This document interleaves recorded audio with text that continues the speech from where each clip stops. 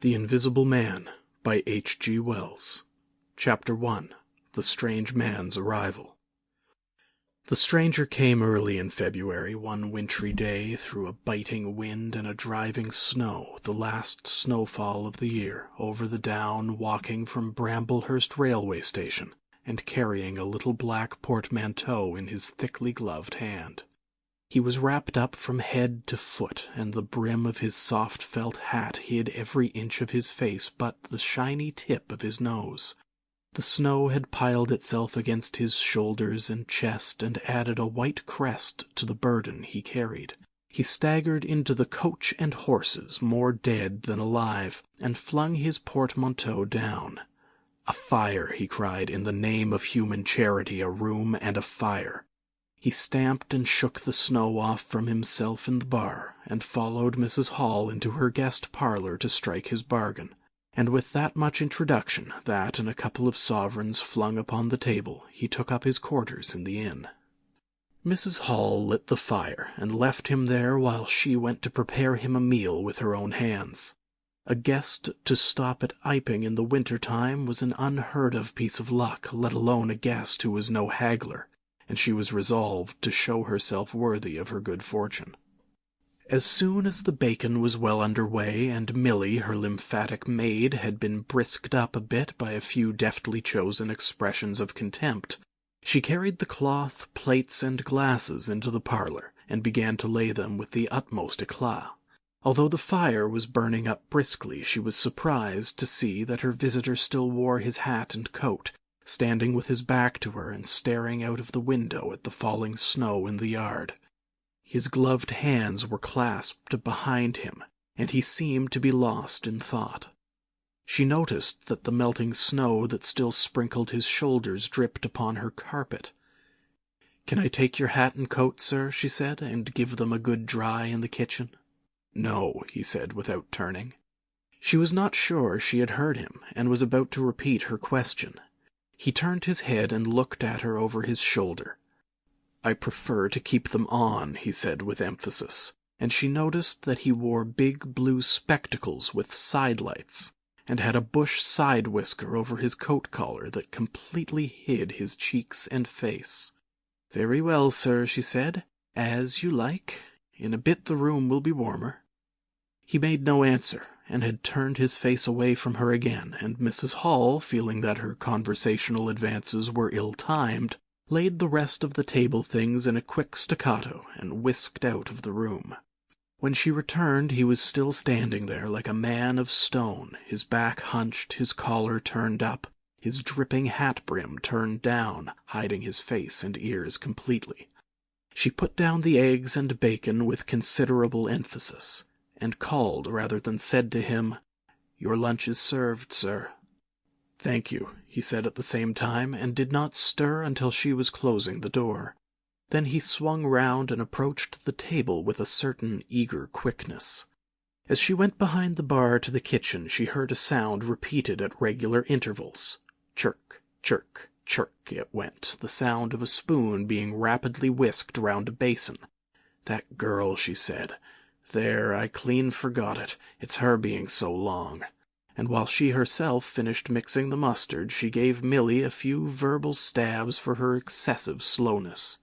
She had cooked the ham and eggs, laid the table, and done everything, while Milly, help indeed, had only succeeded in delaying the mustard, and him a new guest and wanting to stay. Then she filled the mustard pot and, putting it with a certain stateliness upon a gold and black tea-tray, carried it into the parlour. She rapped and entered promptly. As she did so, her visitor moved quickly, so that she got but a glimpse of a white object disappearing behind the table. It would seem he was picking something from the floor. She rapped down the mustard pot on the table, and then she noticed the overcoat and hat had been taken off and put over a chair in front of the fire, and a pair of wet boots threatened rust to her steel fender. She went to these things resolutely. "I suppose I may have them to dry now?" she said in a voice that brooked no denial. "Leave the hat," said her visitor in a muffled voice, and turning she saw he had raised his head and was sitting looking at her. For a moment she stood gaping at him, too surprised to speak. He held a white cloth. It was a serviette he had brought with him over the lower part of his face, so that his mouth and jaws were completely hidden, and that was the reason of his muffled voice. But it was not that which startled Mrs. Hall. It was the fact that all his forehead above his blue glasses was covered by a white bandage, and that another covered his ears, leaving not a scrap of his face exposed excepting only his pink, peaked nose. It was bright, pink and shiny just as it had been at first. He wore a dark brown velvet jacket with a high, black, linen-lined collar turned up about his neck, the thick black hair escaping as it could below and between the cross bandages, projected in curious tails and horns, giving him the strangest appearance conceivable. This muffled and bandaged head was so unlike what she had anticipated that for a moment she was rigid. He did not remove the serviette, but remained holding it, as she saw now, with a brown-gloved hand, and regarding her with his inscrutable blue glasses. "Leave the hat," he said, speaking very distinctly through the white cloth. Her nerves began to recover from the shock that they had received. She placed the hat on the chair again by the fire. "I didn't know, sir," she began, "that—" and she stopped, embarrassed. "Thank you," he said dryly, glancing from her to the door and then at her again. "I'll have them nicely dried, sir, at once," she said, and carried his clothes out of the room. She glanced at his white-swathed head and blue goggles again as she was going out of the door, but his napkin was still in front of his face. She shivered a little as she closed the door behind her, and her face was eloquent of her surprise and perplexity. "I never," she whispered. "There." She went quite softly to the kitchen, and was too preoccupied to ask Milly what she was messing about now when she got there. The visitor sat and listened to her retreating feet. He glanced inquiringly at the window before he removed his serviette and resumed his meal. He took a mouthful, glanced suspiciously at the window, took another mouthful, then rose, and, taking the serviette in his hand, walked across the room and pulled the blind down to the top of the white muslin that obscured the lower panes. This left the room in a twilight. This done, he returned with an easier air to the table and his meal. "The poor soul's had an accident or an operation or something," said Mrs. Hall. "What a turn them bandages did give me, to be sure." She put on some more coal, unfolded the clothes horse, and extended the traveller's coat upon this. "And they goggles! Why, he looked more like a divin' helmet than a human man." She hung his muffler on a corner of the horse. "And holding that handkerchief over his mouth all the time, talking through it. Perhaps his mouth was hurt too, maybe." She turned round as one who suddenly remembers. "Bless my soul alive," she said, going off at a tangent, "ain't you done them taters yet, Milly?" When Mrs. Hall went to clear away the stranger's lunch, her idea that his mouth must also have been cut or disfigured in the accident she supposed him to have suffered was confirmed, for he was smoking a pipe, and all the time that she was in the room he never loosened the silk muffler he had wrapped around the lower part of his face to put the mouthpiece to his lips. Yet it was not forgetfulness, for she saw he glanced at it as it smouldered out. He sat in the corner with his back to the window blind and spoke now, having eaten and drunk and being comfortably warmed through, with less aggressive brevity than before. The reflection of the fire lent a kind of red animation to his big spectacles that they had lacked hitherto. "I have some luggage," he said, "at Bramblehurst Station," and he asked her how he could have it sent. He bowed his bandaged head quite politely in acknowledgment of her explanation. "Tomorrow," he said. "There is no speedier delivery?" and seemed quite disappointed when she answered no. Was she quite sure? No man with a trap who would go over? Mrs. Hall, nothing loath, answered his questions and developed a conversation. "It's a steep road by the downs, sir," she said in answer to the question about a trap, and then, snatching at an opening, said, "It was there a carriage was upsettled 1 year ago and more, a gentleman killed besides his coachman. Accidents, sir, happen in a moment, don't they?" But the visitor was not to be drawn so easily. "They do," he said through his muffler, eyeing her quietly through his impenetrable glasses. "But they take long enough to get well, don't they? There was my sister's son, Tom, just cut his arm with a scythe. tumbled on it in the hay-field, and bless me, he was 3 months tied up, sir. You'd hardly believe it. It's regular given me a dread of a scythe, sir." "I can quite understand that," said the visitor. "He was afraid one time that he'd have to have an operation. He was that bad, sir." The visitor laughed abruptly, a bark of a laugh that he seemed to bite and kill in his mouth. "Was he?" he said. "He was, sir, and no laughing matter to them as had the doing for him as I had, my sister being took up with her little ones so much. There was bandages to do, sir, and bandages to undo, so that if I may make so bold as to say it, sir—" "Will you get me some matches?" said the visitor quite abruptly. "My pipe is out." Mrs. Hall was pulled up suddenly. It was certainly rude of him after telling him all she had done. She gasped at him for a moment and remembered the 2 sovereigns. She went for the matches. "Thanks," he said concisely as she put them down, and turned his shoulder upon her and stared out of the window again. It was altogether too discouraging. Evidently he was sensitive on the topic of operations and bandages. She did not make so bold as to say, however, after all.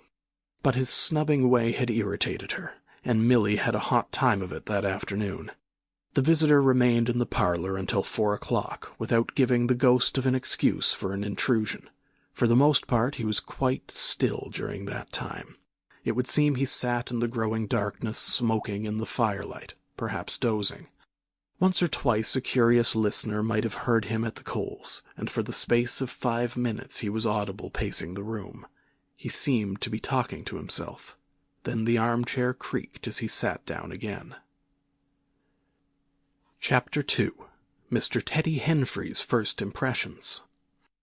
At 4 o'clock, when it was fairly dark and Mrs. Hall was screwing up her courage to go in and ask her visitor if he would take some tea, Teddy Henfrey, the clock jobber, came into the bar. "My sakes, Mrs. Hall," said he, "but this is terrible weather for thin boots." The snow outside was falling faster. Mrs. Hall agreed, and then noticed he had his bag with him. "Now you're here, Mr. Teddy," said she, "I'd be glad if you could give the old clock in the parlor a bit of a look. 'Tis going, and it strikes well and hearty, but the hour hand won't do nothin' but point at 6. And leading the way, she went across to the parlor door and rapped, and entered. Her visitor, she saw as she opened the door, was seated in the armchair before the fire, dozing, it would seem, with his bandaged head drooping on one side. The only light in the room was the red glow from the fire, which lit his eyes like adverse railway signals but left his downcast face in darkness, and the scanty vestiges of the day that came in through the open door. Everything was ruddy, shadowy, and indistinct to her, the more so since she had just been lighting the bar lamp, and her eyes were dazzled. But for a second it seemed to her that the man she looked at had an enormous mouth wide open, a vast and incredible mouth that swallowed the whole of the lower portion of his face. It was the sensation of a moment, the white-bound head, the monstrous goggle eyes, and this huge yawn below it. Then he stirred, started up in his chair, put up his hand. She opened the door wide so that the room was lighter, and she saw him more clearly, with the muffler held up to his face just as she had seen him hold the serviette before. The shadows, she fancied, had tricked her. "Would you mind, sir, this man a-coming to look at the clock, sir?" she said, recovering from the momentary shock. "Look at the clock," he said, staring round in a drowsy manner and speaking over his hand, and then, getting more fully awake, "Certainly." Mrs. Hall went away to get a lamp, and he rose and stretched himself. Then came the light, and Mr. Teddy Henfrey, entering, was confronted by this bandaged person. He was, he says, taken aback. "Good afternoon," said the stranger, regarding him, as Mr. Henfrey says, with a vivid sense of the dark spectacles, like a lobster. "I hope," said Mr. Henfrey, "that it's no intrusion." "None whatever," said the stranger. "Though I understand," he said, turning to Mrs. Hall, "that this room is really to be mine for my own private use." "I thought, sir," said Mrs. Hall, "you'd prefer the clock." "Certainly," said the stranger, "certainly. But, as a rule, I like to be alone and undisturbed. But I'm really glad to have the clock seen to," he said, seeing a certain hesitation in Mr. Henfrey's manner. "Very glad." Mr. Henfrey had intended to apologize and withdraw, but this anticipation reassured him. The stranger turned round with his back to the fireplace and put his hands behind his back. "And presently," he said, "when the clock mending is over, I think I should like to have some tea. But not till the clock mending is over." Mrs. Hall was about to leave the room. She made no conversational advances at this time because she did not want to be snubbed in front of Mr. Henfrey, when her visitor asked her if she had made any arrangements about his boxes at Bramblehurst. She told him she had mentioned the matter to the postman, and that the carrier could bring them over on the morrow. "You are certain that is the earliest?" he said. She was certain, with a marked coldness. "I should explain," he added, "what I was really too cold and fatigued to do before, that I am an experimental investigator." "Indeed, sir," said Mrs. Hall, much impressed. "And my baggage contains apparatus and appliances." "Very useful things indeed they are, sir," said Mrs. Hall, "and I'm very naturally anxious to get on with my inquiries." "Of course, sir." "My reason for coming to Iping," he proceeded, with a certain deliberation of manner, "was a desire for solitude. I do not wish to be disturbed in my work. In addition to my work, an accident—" "I thought as much," said Mrs. Hall to herself, "necessitates a certain retirement. My eyes are sometimes so weak and painful that I have to shut myself up in the dark for hours together, lock myself up. Sometimes, now and then, not at present certainly. At such times the slightest disturbance, the entry of a stranger into the room, is a source of excruciating annoyance to me. It is well that these things should be understood." "Certainly, sir," said Mrs. Hall, "and if I might make so bold as to ask—" "That, I think, is all," said the stranger, with that quietly irresistible air of finality he could assume at will. Mrs. Hall reserved her question and sympathy for a better occasion. After Mrs. Hall had left the room, he remained standing in front of the fire, glaring, so Mr. Henfrey puts it, at the clock mending. Mr. Henfrey not only took off the hands of the clock and the face, but extracted the works, and he tried to work in as slow and quiet and unassuming a manner as possible. He worked with the lamp close to him, and the green shade threw a brilliant light upon his hands and upon the frame and wheels, and left the rest of the room shadowy. When he looked up, colored patches swam in his eyes. Being constitutionally of a curious nature, he had removed the works, a quite unnecessary proceeding, with the idea of delaying his departure and perhaps falling into conversation with the stranger. But the stranger stood there, perfectly silent and still. So still it got on Henfrey's nerves.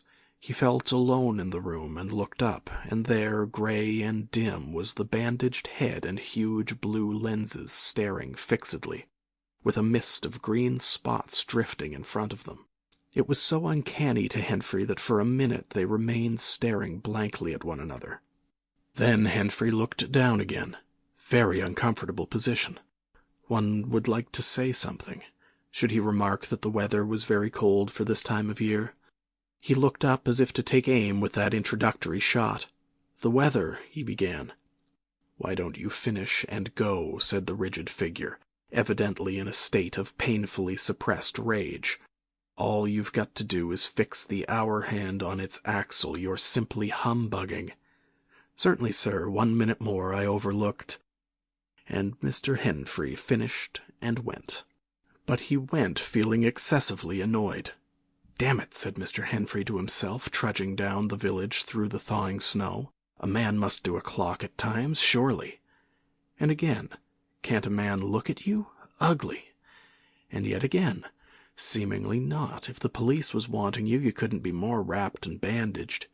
At Gleason's Corner he saw Hall, who had recently married the stranger's hostess at the Coach and Horses, and who now drove the Iping conveyance, when occasional people required it, to Sidderbridge Junction, coming towards him on his return from that place.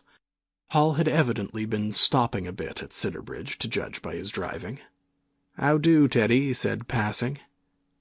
"You got a rum 'un up home," said Teddy. Hall very sociably pulled up. "What's that?" he asked.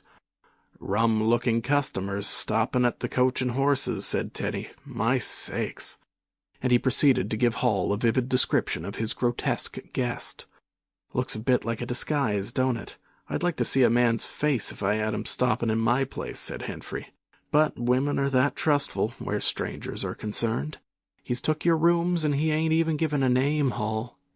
You don't say so, said Hall, who was a man of sluggish apprehension. Yes, said Teddy, by the week. Whatever he is, you can't get rid of him under the week. And he's got a lot of luggage coming tomorrow, so he says. Let's hope it won't be stones and boxes, Hall. He told Hall how his aunt at Hastings had been swindled by a stranger with an empty portmanteau. Altogether, he left Hall vaguely suspicious. Get up, old girl, said Hall. I suppose I must see about this. Teddy trudged on his way with his mind considerably relieved. Instead of seeing about it, however, Hall on his return was severely rated by his wife on the length of time he had spent in Sidderbridge, and his mild inquiries were answered snappishly and in a manner not to the point. But the seed of suspicion Teddy had sown germinated in the mind of Mr. Hall in spite of these discouragements. You whim don't know everything, said Mr. Hall, resolved to ascertain more about the personality of his guest at the earliest possible opportunity. And after the stranger had gone to bed, which he did about 9:30, Mr. Hall went very aggressively into the parlor, and looked very hard at his wife's furniture, just to show that the stranger wasn't master there, and scrutinized closely and a little contemptuously a sheet of mathematical computations the stranger had left. When retiring for the night, he instructed Mrs. Hall to look very closely at the stranger's luggage when it came the next day. You mind your own business, Hall, said Mrs. Hall, and I'll mind mine. She was all the more inclined to snap at Hall because the stranger was undoubtedly an unusually strange sort of stranger, and she was by no means assured about him in her own mind. In the middle of the night she woke up dreaming of huge white heads like turnips that came trailing after her at the end of interminable necks, and with vast black eyes. But, being a sensible woman, she subdued her terrors and turned over and went to sleep. Chapter 3. The 1,001 Bottles. So it was that on the 29th day of February, at the beginning of the thaw, this singular person fell out of infinity into Iping village. Next day his luggage arrived through the slush, and very remarkable luggage it was. There were a couple of trunks, indeed, such as a rational man might need, but in addition there were a box of books, big, fat books of which some were just in an incomprehensible handwriting, and a dozen or more crates, boxes, and cases containing objects packed in straw, as it seemed to Hall, tugging with a casual curiosity at the straw, glass bottles. The stranger, muffled in hat, coat, gloves, and wrapper, came out impatiently to meet Fearenside's cart, while Hall was having a word or so of gossip preparatory to helping bring them in. Out he came, not noticing Fearenside's dog, who was sniffing in a dilettante spirit at Hall's legs. "Come along with those boxes," he said. "I've been waiting long enough." And he came down the steps towards the tail of the cart as if to lay hands on the smaller crate. No sooner had Fearenside's dog caught sight of him, however, than it began to bristle and growl savagely, and when he rushed down the steps it gave an undecided hop, and then sprang straight at his hand. "Whoop!" cried Hall, jumping back, for he was no hero with dogs, and Fearenside howled, "Lie down!" and snatched his whip. They saw the dog's teeth had slipped the hand, heard a kick, saw the dog execute a flanking jump and get home on the stranger's leg, and heard the rip of his trousering. Then the finer end of Fearenside's whip reached his property, and the dog, yelping with dismay, retreated under the wheels of the wagon. It was all the business of a swift half-minute. No one spoke, everyone shouted. The stranger glanced swiftly at his torn glove and at his leg, made as if he would stoop to the latter, then turned and rushed swiftly up the steps into the inn. They heard him go headlong across the passage and up the uncarpeted stairs to his bedroom. "You brute, you," said Fearenside, climbing off the wagon with his whip in his hand, while the dog watched him through the wheel. "Come here," said Fearenside. "You'd better." Hall had stood gaping. "He was bit," said Hall. "I'd better go and see to him." And he trotted after the stranger. He met Mrs. Hall in the passage. "Carrier's darg," he said. "Bitten." He went straight upstairs, and the stranger's door being ajar, he pushed it open and was entering without any ceremony, being of a naturally sympathetic turn of mind. The blind was down and the room dim. He caught a glimpse of a most singular thing, what seemed a handless arm waving towards him, and a face of 3 huge indeterminate spots on white, very like the face of a pale pansy. Then he was struck violently in the chest, hurled back, and the door slammed in his face and locked. It was so rapid that it gave him no time to observe. A waving of indecipherable shapes, a blow, and a concussion. There he stood on the dark little landing, wondering what it might be that he had seen. A couple of minutes after, he rejoined the little group that had formed outside the coach and horses. There was Fearnside telling about it all over again for the 2nd time. There was Mrs. Hall saying his dog didn't have no business to bite her guests. There was Huckster, the general dealer from over the road, interrogative, and Sandy Wadgers from the force, judicial. Besides women and children, all of them saying fatuities. Wouldn't let 'em bite me, I knows. 'Twasn't right to have such dogs. What he bitin' for, then, and so forth. Mr. Hall, staring at them from the steps and listening, found it incredible that he had seen anything so very remarkable happen upstairs. Besides, his vocabulary was altogether too limited to express his impressions. "He don't want no help, he says," he said in answer to his wife's inquiry. "We'd better be a-takin' of his luggage in." "He ought to have cauterized it at once," said Mr. Huckster, "especially if it's at all inflamed." "I'd shoot him, that's what I'd do," said a lady in the group. Suddenly the dog began growling again. "Come along," cried an angry voice in the doorway, and there stood the muffled stranger with his collar turned up and his hat brim bent down. "The sooner you get those things in, the better I'll be pleased." It is stated by an anonymous bystander that his trousers and gloves had been changed.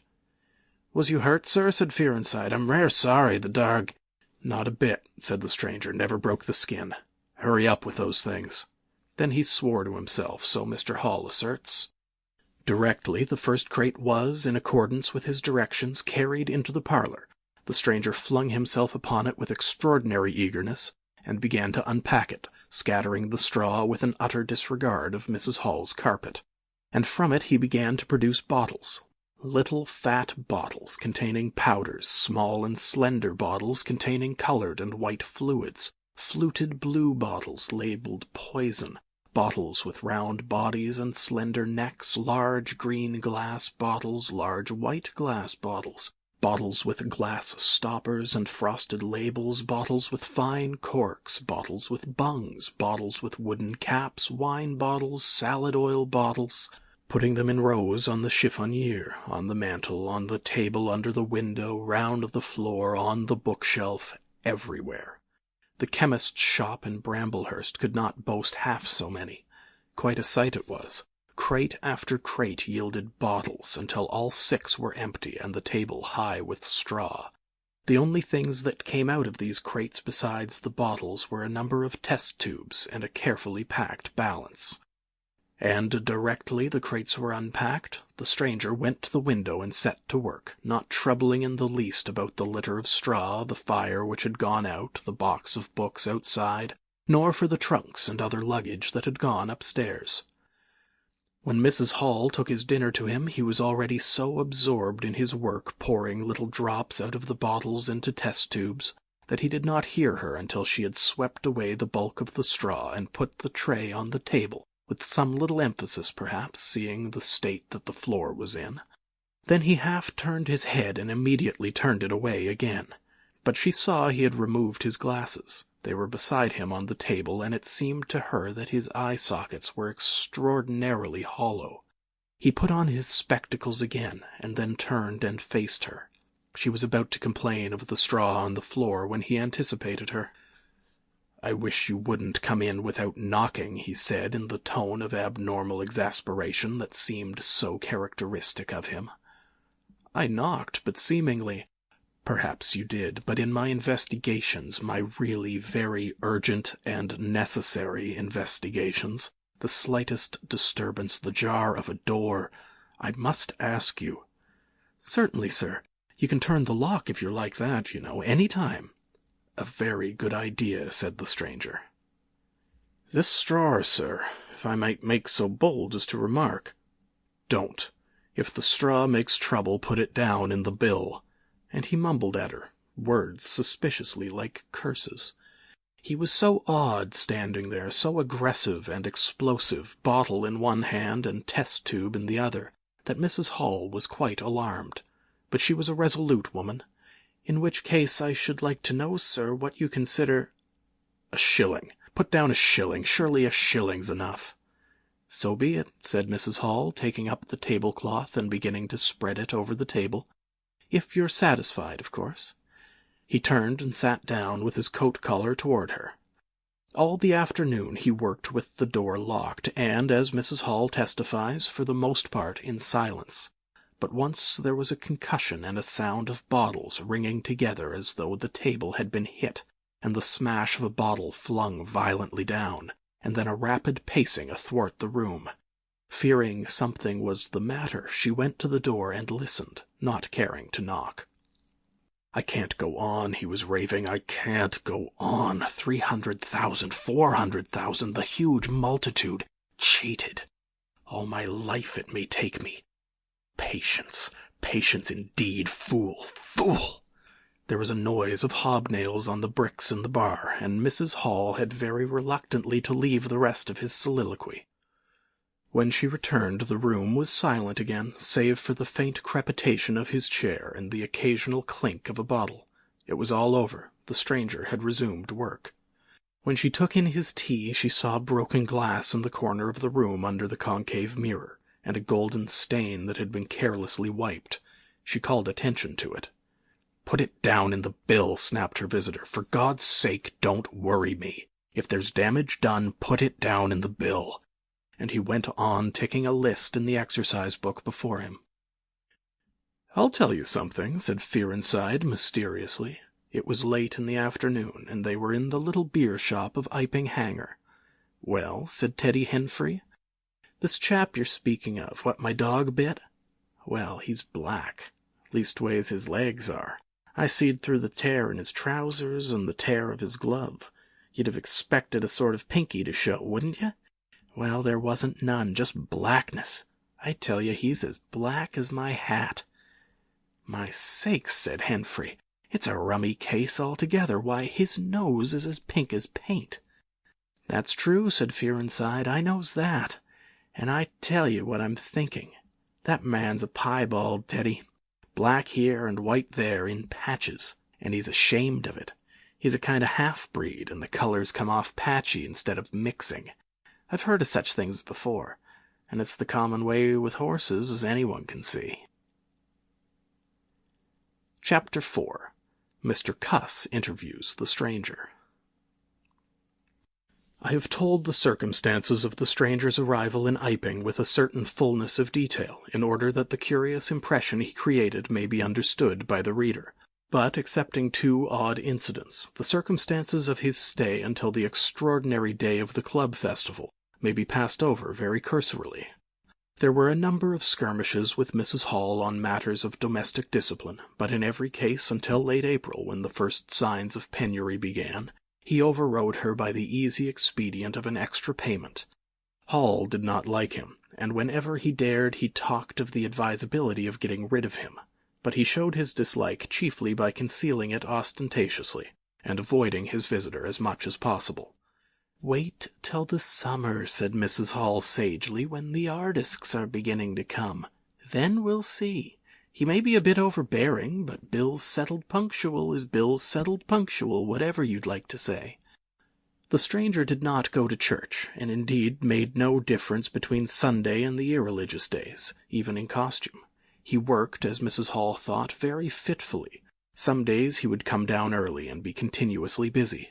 On others he would rise late, pace his room, fretting audibly for hours together, smoke, sleep in the armchair by the fire. Communication with the world beyond the village he had none. His temper continued very uncertain. For the most part his manner was that of a man suffering under almost unendurable provocation, and once or twice things were snapped, torn, crushed, or broken in spasmodic gusts of violence. He seemed under a chronic irritation of the greatest intensity. His habit of talking to himself in a low voice grew steadily upon him, but though Mrs. Hall listened conscientiously, she could make neither head nor tail of what she heard. He rarely went abroad by daylight, but at twilight he would go out muffled up invisibly, whether the weather were cold or not, and he chose the loneliest paths and those most overshadowed by trees and banks. His goggling spectacles and ghastly bandaged face under the penthouse of his hat came with a disagreeable suddenness out of the darkness upon one or two home-going labourers, and Teddy Henfrey, tumbling out of the Scarlet Coat one night at 9:30, was scared shamefully by the stranger's skull-like head. He was walking hat in hand, lit by the sudden light of the opened inn door. Such children as saw him at nightfall dreamt of bogies, and it seemed doubtful whether he disliked boys more than they disliked him, or the reverse, but there was certainly a vivid enough dislike on either side. It was inevitable that a person of so remarkable an appearance and bearing should form a frequent topic in such a village as Iping. Opinion was greatly divided about his occupation. Mrs. Hall was sensitive on the point.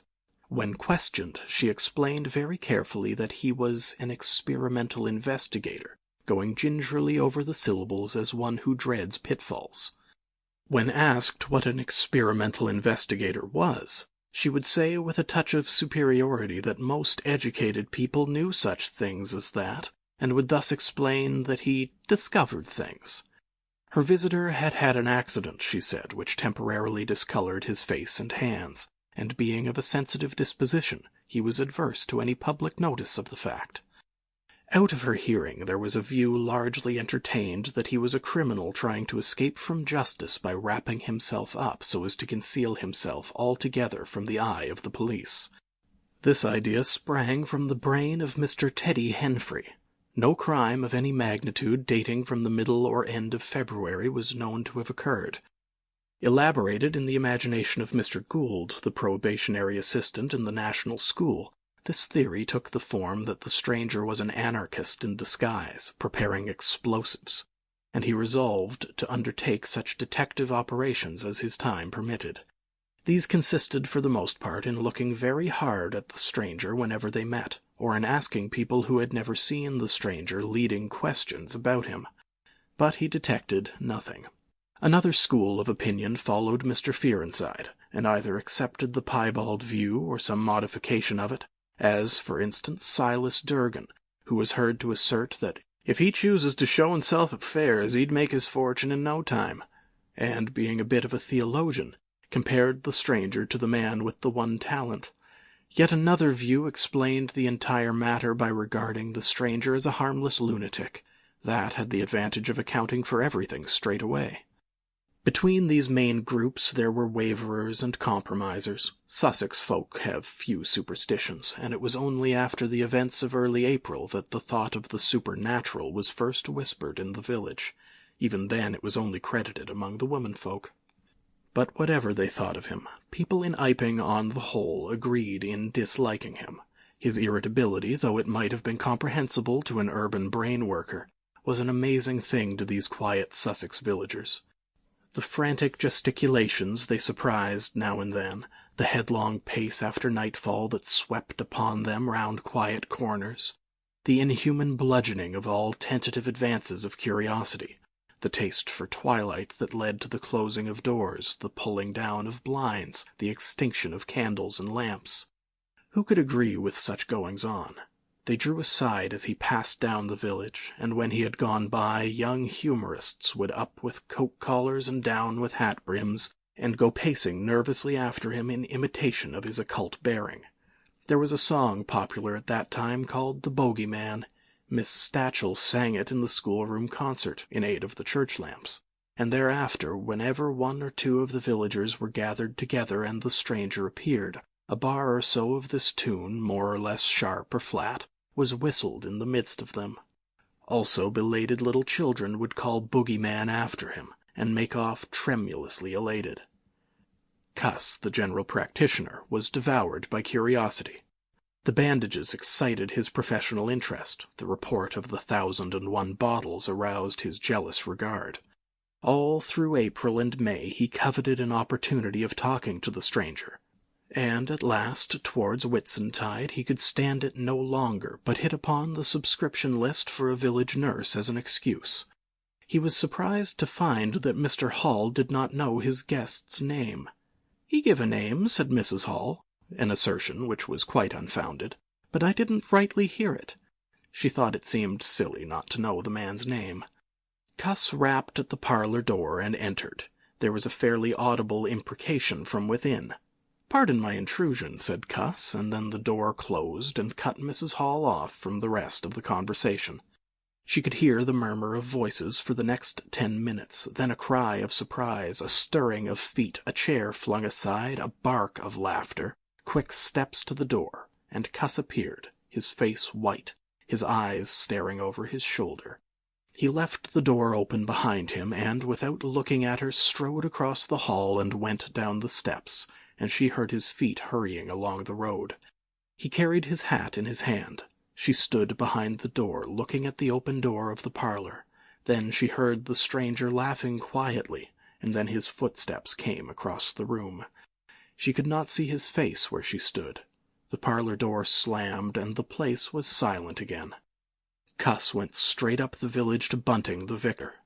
"Am I mad?" Cuss began abruptly as he entered the shabby little study. "Do I look like an insane person?" "What's happened?" said the vicar, putting the ammonite on the loose sheets of his forthcoming sermon. "That chap at the inn." "Well?" "Give me something to drink," said Cuss, and he sat down. When his nerves had been steadied by a glass of cheap sherry, the only drink the good vicar had available, he told him of the interview he had just had. "Went in," he gasped, "and began to demand a subscription for that nurse fund. He'd stuck his hands in his pockets as I came in, and he sat down lumpily in his chair, sniffed. I told him I'd heard he took an interest in scientific things. He said yes, sniffed again, kept on sniffing all the time, evidently recently caught an infernal cold. No wonder wrapped up like that. I developed the nurse idea, and all the while kept my eyes open. Bottles, chemicals, everywhere. Balance, test tubes and stands, and a smell of evening primrose. Would he subscribe? He said he'd consider it. Asked him point blank, was he researching? Said he was. A long research. Got quite cross. A damnable long research, said he, blowing the cork out, so to speak. Oh, said I, and out came the grievance. The man was just on the boil, and my question boiled him over. He had been given a prescription, most valuable prescription. What for, he wouldn't say. Was it medical? Damn you, what are you fishing after? I apologized. Dignified sniff and cough. He resumed. He'd read it. 5 ingredients. Put it down, turned his head. Draught of air from the window lifted the paper. Swish, rustle. He was working in a room with an open fireplace, he said. Saw a flicker, and there was the prescription burning and lifting chimneyward. Rushed towards it just as it whisked up the chimney. So, just at that point, to illustrate his story, out came his arm. Well? No hand. Just an empty sleeve. Lord, I thought, that's a deformity. Got a cork arm, I suppose, and has taken it off. Then I thought, there's something odd in that. What the devil keeps that sleeve up and open if there's nothing in it?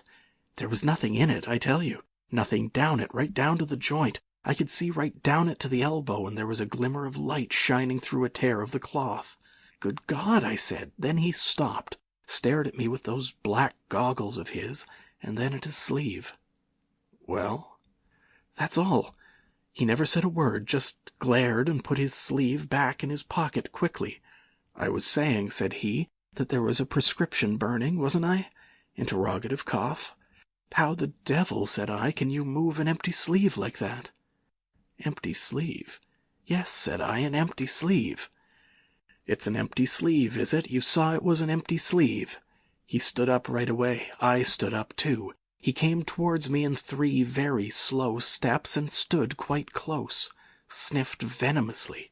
I didn't flinch, though I'm hanged if that bandaged knob of his and those blinkers aren't enough to unnerve anyone coming quietly up to you. You said it was an empty sleeve, he said. Certainly, I said. At staring and saying nothing, a bare-faced man, unspectacled, starts scratch. Then very quietly he pulled his sleeve out of his pocket again and raised his arm towards me as though he would show it to me again. He did it very, very slowly. I looked at it, seemed an age. "Well," said I, clearing my throat, "there's nothing in it." Had to say something. I was beginning to feel frightened. I could see right down it. He extended it straight towards me, slowly, slowly, just like that, until the cuff was 6 inches from my face. Queer thing to see an empty sleeve come at you like that. And then... well, something exactly like a finger and thumb, it felt, nipped my nose. Bunting began to laugh. "There wasn't anything there," said Cuss, his voice running up into a shriek at the "there." "It's all very well for you to laugh, but I tell you I was so startled, I hit his cuff hard and turned around and cut out of the room. I left him." Cuss stopped. There was no mistaking the sincerity of his panic. He turned round in a helpless way and took a second glass of the excellent Vicar's very inferior sherry. "When I hit his cuff," said Cuss, "I tell you it felt exactly like hitting an arm. And there wasn't an arm. There wasn't the ghost of an arm." Mr. Bunting thought it over. He looked suspiciously at Cuss. "It's a most remarkable story," he said. He looked very wise and grave indeed. "It's really," said Mr. Bunting with a judicial emphasis, "a most remarkable story." Chapter 5. The Burglary at the Vicarage. The facts of the burglary at the vicarage came to us chiefly through the medium of the vicar and his wife. It occurred in the small hours of Whit Monday, the day devoted in Iping to the club festivities. Mrs. Bunting, it seems, woke up suddenly in the stillness that comes before the dawn with the strong impression that the door of their bedroom had opened and closed. She did not arouse her husband at first, but sat up in bed listening. She then distinctly heard the pad, pad, pad of bare feet coming out of the adjoining dressing-room and walking along the passage towards the staircase. As soon as she felt assured of this, she aroused the Reverend Mr. Bunting as quietly as possible. He did not strike a light, but putting on his spectacles, her dressing-gown, and his bath-slippers, he went out on the landing to listen. He heard quite distinctly a fumbling going on at his study desk downstairs, and then a violent sneeze. At that he returned to his bedroom, armed himself with the most obvious weapon, the poker, and descended the staircase as noiselessly as possible. Mrs. Bunting came out on the landing. The hour was about 4, and the ultimate darkness of the night was past. There was a faint shimmer of light in the hall, but the study doorway yawned impenetrably black. Everything was still except the faint creaking of the stairs under Mr. Bunting's tread, and the slight movements in the study. Then something snapped, the drawer was opened, and there was a rustle of papers. Then came an imprecation, and a match was struck, and the study was flooded with yellow light. Mr. Bunting was now in the hall, and through the crack of the door he could see the desk and the open drawer and a candle burning on the desk. But the robber he could not see. He stood there in the hall, undecided what to do, and Mrs. Bunting, her face white and intent, crept slowly downstairs after him. One thing kept Mr. Bunting's courage, the persuasion that this burglar was a resident in the village. They heard the chink of money and realized that the robber had found the housekeeping reserve of gold, £2.10 in half-sovereigns altogether. At that sound Mr. Bunting was nerved to abrupt action. Gripping the poker firmly, he rushed into the room, closely followed by Mrs. Bunting. "Surrender!" cried Mr. Bunting fiercely, and then stooped amazed. Apparently the room was perfectly empty. Yet their conviction that they had that very moment heard somebody moving in the room had amounted to a certainty. For half a minute, perhaps, they stood gaping. Then Mrs. Bunting went across the room and looked behind the screen, while Mr. Bunting, by a kindred impulse, peered under the desk. Then Mrs. Bunting turned back the window curtains, and Mr. Bunting looked up the chimney and probed it with the poker. Then Mrs. Bunting scrutinized the waste-paper basket, and Mr. Bunting opened the lid of the coal scuttle. Then they came to a stop, and stood with eyes interrogating each other. "I could have sworn," said Mrs. Bunting, "The candle," said Mr. Bunting. "Who lit the candle?" "The drawer," said Mrs. Bunting, "and the money's gone." She went hastily to the doorway. Of all the strange occurrences— There was a violent sneeze in the passage. They rushed out, and as they did so the kitchen door slammed. "Bring the candle," said Mr. Bunting, and led the way. They both heard a sound of bolts being hastily shot back. As he opened the kitchen door, he saw through the scullery that the back door was just opening, and the faint light of early dawn displayed the dark masses of the garden beyond. He is certain that nothing went out of the door. It opened, stood open for a moment, and then closed with a slam. As it did so, the candle Mrs. Bunting was carrying from the study flickered and flared. It was a minute or more before they entered the kitchen. The place was empty. They refastened the back door, examined the kitchen, pantry, and scullery thoroughly, and at last went down into the cellar. There was not a soul to be found in the house, search as they would.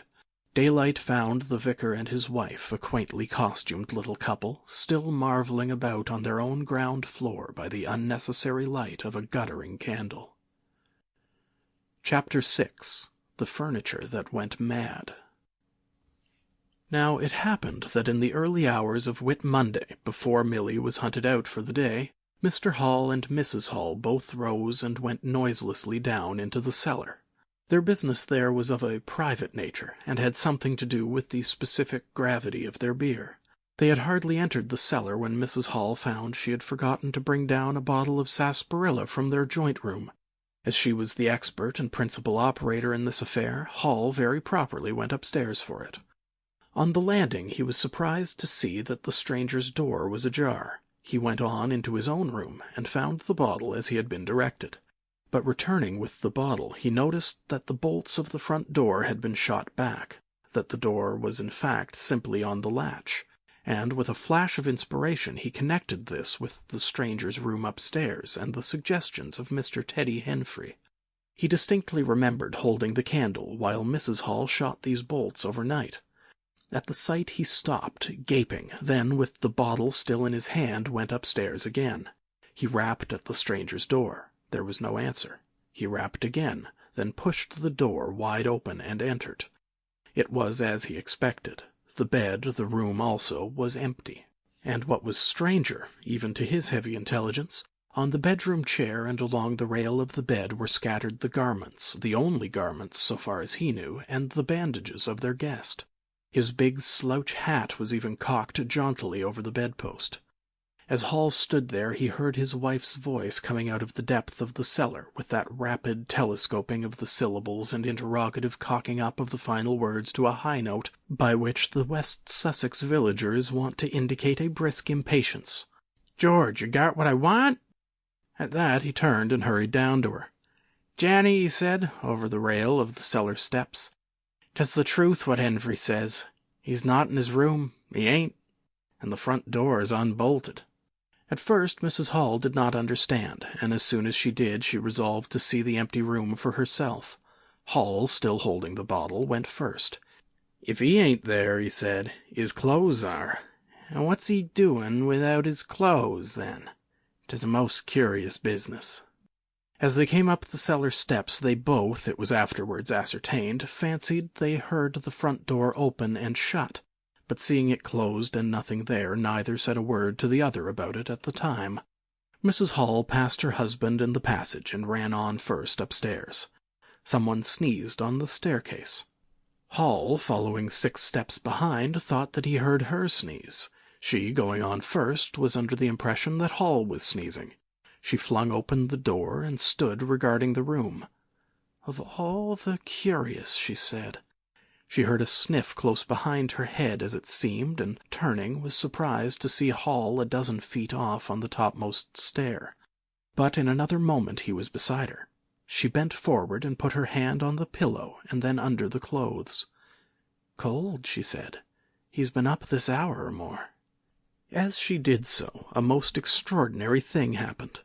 The bedclothes gathered themselves together, leapt up suddenly into a sort of peak, and then jumped headlong over the bottom rail. It was exactly as if a hand had clutched them in the center and flung them aside. Immediately after, the stranger's hat hopped off the bedpost, described a whirling flight in the air through the better part of a circle, and then dashed straight at Mrs. Hall's face. Then as swiftly came the sponge from the washstand, and then the chair, flinging the stranger's coat and trousers carelessly aside, and laughing dryly in a voice singularly like the stranger's, turned itself up with its 4 legs at Mrs. Hall, seemed to take aim at her for a moment, and charged at her. She screamed and turned, and then the chair legs came gently but firmly against her back and impelled her and Hall out of the room. The door slammed violently and was locked. The chair and bed seemed to be executing a dance of triumph for a moment, and then abruptly everything was still. Mrs. Hall was left in an almost fainting condition in Mr. Hall's arms on the landing. It was with the greatest difficulty that Mr. Hall and Milly, who had been roused by her scream of alarm, succeeded in getting her downstairs and applying the restoratives customary in such cases. "'Tis spirits," said Mrs. Hall. "I know 'tis spirits. I've read in papers of 'en. Tables and chairs leapin' and dancin'." "Take a drop more, Janny," said Hall. "'Twill steady ye." "Lock him out," said Mrs. Hall. "Don't let him come in again. I half guessed. I might have known. With them goggling eyes and bandaged head and never going to church of a Sunday. And all they bottles. More'n it's right for anyone to have. He's put the spirits into the furniture. My good old furniture. 'Twas in that very chair my poor dear mother used to sit when I was a little girl. To think it should rise up against me now." "Just a drop more, Janny," said Hall. "Your nerves is all upset." They sent Milly across the street through the golden 5 o'clock sunshine to rouse up Mr. Sandy Wodgers, the blacksmith. Mr. Hall's compliments and the furniture upstairs was behaving most extraordinary. Would Mr. Wodgers come round? He was a knowing man, was Mr. Wodgers, and very resourceful. He took quite a grave view of the case. "I'm damned if it ain't witchcraft," was the view of Mr. Sandy Wodgers. "You aren't horseshoes for such gentry as he." He came round greatly concerned. They wanted him to lead the way upstairs to the room, but he didn't seem to be in any hurry. He preferred to talk in the passage. Over the way, Huckster's apprentice came out and began taking down the shutters of the tobacco window. He was called over to join the discussion. Mr. Huckster naturally followed over in the course of a few minutes. The Anglo-Saxon genius for parliamentary government asserted itself. There was a great deal of talk and no decisive action. "Let's have the facts first," insisted Mr. Sandy Wodgers. "Let's be sure we'd be acting perfectly right in bustin' that there door open. A door unbust is always open to bustin', but you can't unbust a door once you've busted 'en." And suddenly and most wonderfully the door of the room upstairs opened of its own accord, and as they looked up in amazement they saw descending the stairs the muffled figure of the stranger, staring more blackly and blankly than ever with those unreasonably large blue glass eyes of his. He came down stiffly and slowly, staring all the time. He walked across the passage staring, then stopped. "Look there," he said, and their eyes followed the direction of his gloved finger and saw a bottle of sarsaparilla hard by the cellar door. Then he entered the parlor, and suddenly, swiftly, viciously slammed the door in their faces. Not a word was spoken until the last echoes of the slam had died away. They stared at one another. "Well, if that don't lick everything," said Mr. Wodgers, and left the alternative unsaid. "I'd go in and ask about it," said Wodgers to Mr. Hall. "I'd demand an explanation." It took some time to bring the landlady's husband up to that pitch. At last he rapped, opened the door, and got as far as, "Excuse me." "Go to the devil," said the stranger in a tremendous voice, "and shut that door after you." So that brief interview terminated. Chapter 7. The Unveiling of the Stranger. The stranger went into the little parlor of the Coach and Horses about 5:30 in the morning, and there he remained until near midday, the blinds down, the door shut, and none after Hall's repulse venturing near him. All that time he must have fasted. Thrice he rang his bell, the third time furiously and continuously, but no one answered him. "Him and his go to the devil, indeed," said Mrs. Hall. Presently came an imperfect rumor of the burglary at the vicarage, and two were put together. Hall, assisted by Wodgers, went off to find Mr. Shuckleforth, the magistrate, and to take his advice. No one ventured upstairs. How the stranger occupied himself is unknown. Now and then he would stride violently up and down, and twice came an outburst of curses, a tearing of paper, and a violent smashing of bottles. The little group of scared but curious people increased. Mrs. Huxter came over. Some gay young fellows resplendent in black ready-made jackets and piqué paper ties, for it was Whit Monday, joined the group with confused interrogations. Young Archie Harker distinguished himself by going up the yard and trying to peep under the window blinds. He could see nothing, but gave reason for supposing that he did, and others of the Iping youth presently joined him. It was the finest of all possible Whit Mondays, and down the village street stood a row of nearly a dozen booths, a shooting gallery, and on the grass by the forge were 3 yellow and chocolate wagons, and some picturesque strangers of both sexes putting up a coconut shy. The gentlemen wore blue jerseys, the ladies white aprons, and quite fashionable hats with heavy plumes. Wodger of the Purple Fawn and Mr. Jaggers, the cobbler, who also sold old second-hand ordinary bicycles, were stretching a string of Union Jacks and Royal Ensigns, which had originally celebrated the first Victorian Jubilee, across the road. And inside, in the artificial darkness of the parlour, into which only one thin jet of sunlight penetrated, the stranger, hungry we must suppose, and fearful, hidden in his uncomfortable hot wrappings, poured through his dark glasses upon his paper, or chinked his dirty little bottles, and occasionally swore savagely at the boys, audible if invisible, outside the windows. In the corner by the fireplace lay the fragments of 6 smashed bottles, and a pungent twang of chlorine tainted the air. So much we know from what was heard at the time and what was subsequently seen in the room. About noon he suddenly opened his parlour door, and stood glaring fixedly at the 3 or 4 people in the bar. "Mrs. Hall," he said. Somebody went sheepishly and called for Mrs. Hall. Mrs. Hall appeared after an interval, a little short of breath, but all the fiercer for that. Hall was still out. She had deliberated over this scene, and she came holding a little tray with an unsettled bill upon it. "Is't your bill you're wanting, sir?" she said. "Why wasn't my breakfast laid? Why haven't you prepared my meals and answered my bell? Do you think I live without eating?" "Why isn't my bill paid?" said Mrs. Hall. "That's what I want to know." "I told you 3 days ago I was awaiting a remittance." "I told you 2 days ago I wasn't going to await no remittances. You can't grumble if your breakfast waits a bit if my bill's been waiting these 5 days, can you?" The stranger swore briefly but vividly. "Now," from the bar. "And I'd thank you kindly, sir, if you'd keep your swearing to yourself, sir," said Mrs. Hall. The stranger stood looking more like an angry diving helmet than ever. It was universally felt in the bar that Mrs. Hall had the better of him. His next words showed as much. "Look here, my good woman." "Don't good woman me," said Mrs. Hall. "I've told you my remittance hasn't come." "Remittance, indeed," said Mrs. Hall. "Still, I dare say, in my pocket." "You told me 3 days ago you hadn't anything but a sovereign's worth of silver upon you." "Well, I've found some more." "Hullo," from the bar. "I wonder where you found it," said Mrs. Hall. That seemed to annoy the stranger very much. He stamped his foot. "What do you mean?" he said. "That I wonder where you found it," said Mrs. Hall. "And before I take any bills, or get any breakfasts, or do any such things whatsoever, you got to tell me 1 or 2 things I don't understand, and what nobody don't understand, and what everybody is very anxious to understand.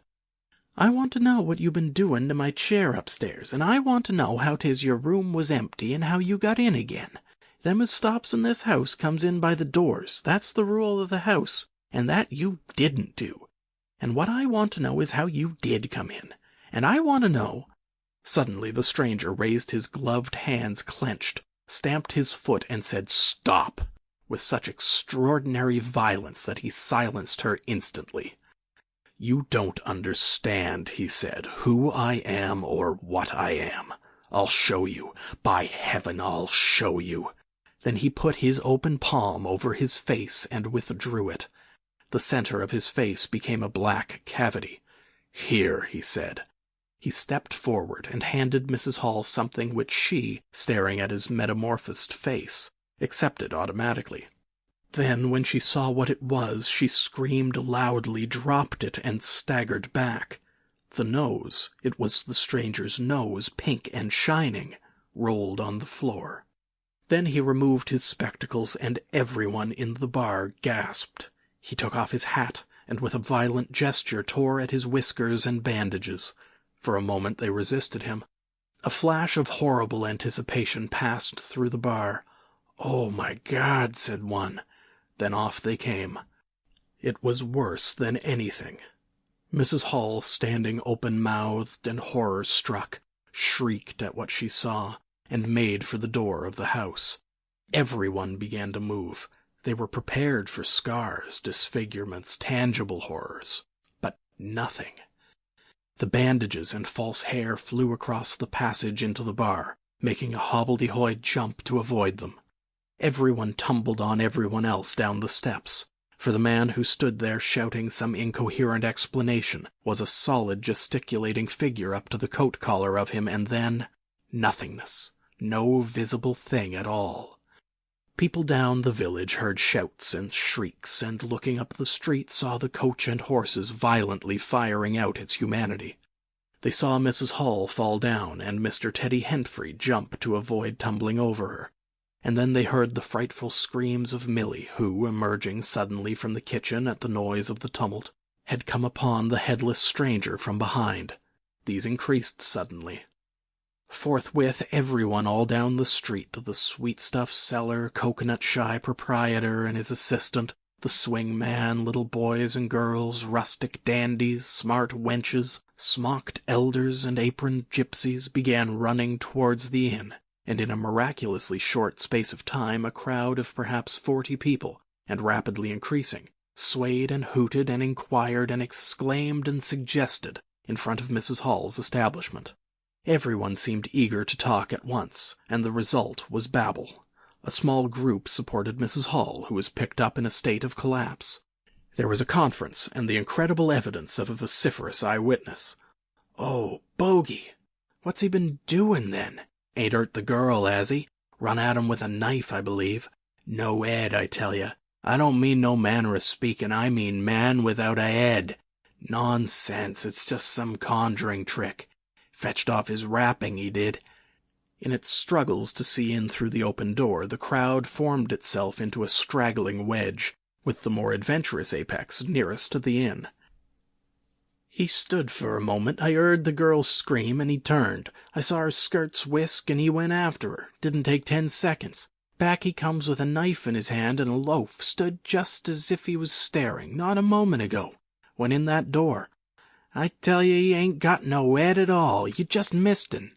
There was a disturbance behind, and the speaker stopped to step aside for a little procession that was marching very resolutely towards the house.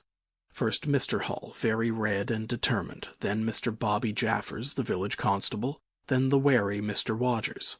They had come in now armed with a warrant. People shouted conflicting information of the recent circumstances. "Ed or no Ed," said Jaffers, "I got arrestin', and arrestin' I will." Mr. Hall marched up the steps, marched straight to the door of the parlor, and flung it open. "Constable," he said, "do your duty." Jaffers marched in, Hall next, Wodgers last. They saw in the dim light the headless figure facing them, with a gnawed crust of bread in one gloved hand and a chunk of cheese in the other. "That's him," said Hall. "What the devil's this?" came in a tone of angry expostulation from above the collar of the figure. "You're a damned rum customer, mister," said Mr. Jaffers, "but head or no head, the warrant says body and duty's duty." "Keep off," said the figure, starting back. Abruptly he whipped down the bread and cheese, and Mr. Hall just grasped the knife on the table in time to save it. Off came the stranger's left glove, and was slapped in Mr. Jaffers' face. In another moment Jaffers, cutting short some statement concerning a warrant, had gripped him by the handless wrist and caught his invisible throat. He got a sounding kick on the shin that made him shout, but he kept his grip. Hall sent the knife sliding along the table to Wodgers, who acted as goalkeeper for the offensive, so to speak, and then stepped forward as Jaffers and the stranger swayed and staggered towards him, clutching and hitting in. A chair stood in the way, and went aside with a crash as they came down together. "Get the feet," said Jaffers between his teeth. Mr. Hall, endeavoring to act on instructions, received a sounding kick in the ribs that disposed of him for a moment, and Mr. Wodgers, seeing the decapitated stranger had rolled over and got the upper side of Jaffers, retreated towards the door, knife in hand, and so collided with Mr. Huxter and the Sitterbridge carter coming to the rescue of law and order. At the same moment down came 3 or 4 bottles from the chiffonier and shot a web of pungency into the air of the room. "I'll surrender," cried the stranger, though he had Jaffers down, and in another moment he stood up panting, a strange figure, headless and handless, for he had pulled off his right glove now as well as his left. "It's no good," he said, as if sobbing for breath. It was the strangest thing in the world to hear that voice coming as if out of empty space, but the Sussex peasants are perhaps the most matter-of-fact people under the sun. Jaffers got up also and produced a pair of handcuffs. Then he stared. "I say," said Jaffers, brought up short by a dim realization of the incongruity of the whole business. "Darn it, can't use 'em as I can see." The stranger ran his arm down his waistcoat, and as if by a miracle the buttons to which his empty sleeve pointed became undone. Then he said something about his shin and stooped down.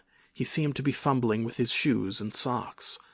"Why," said Huxter suddenly, "that's not a man at all. It's just empty clothes. Look, you can see down his collar and the linings of his clothes. I could put my arm—" He extended his hand.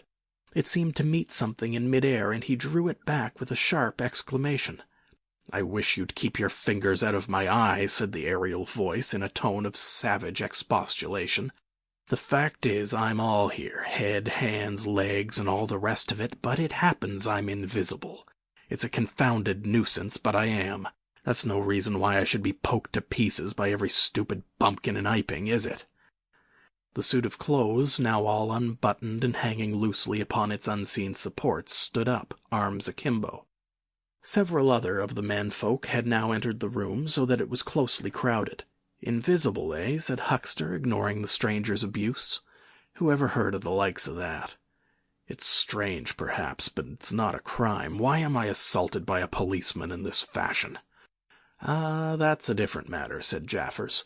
"No doubt you are a bit difficult to see in this light, but I got a warrant and it's all correct. What I'm after ain't no invisibility, it's burglary. There's a house been broke into and money took." "Well?" "And circumstances certainly point—" "Stuff and nonsense," said the invisible man. "I hope so, sir, but I've got my instructions." "Well," said the stranger, I'll come, but no handcuffs." "It's the regular thing," said Jaffers. "No handcuffs," stipulated the stranger. "Pardon me."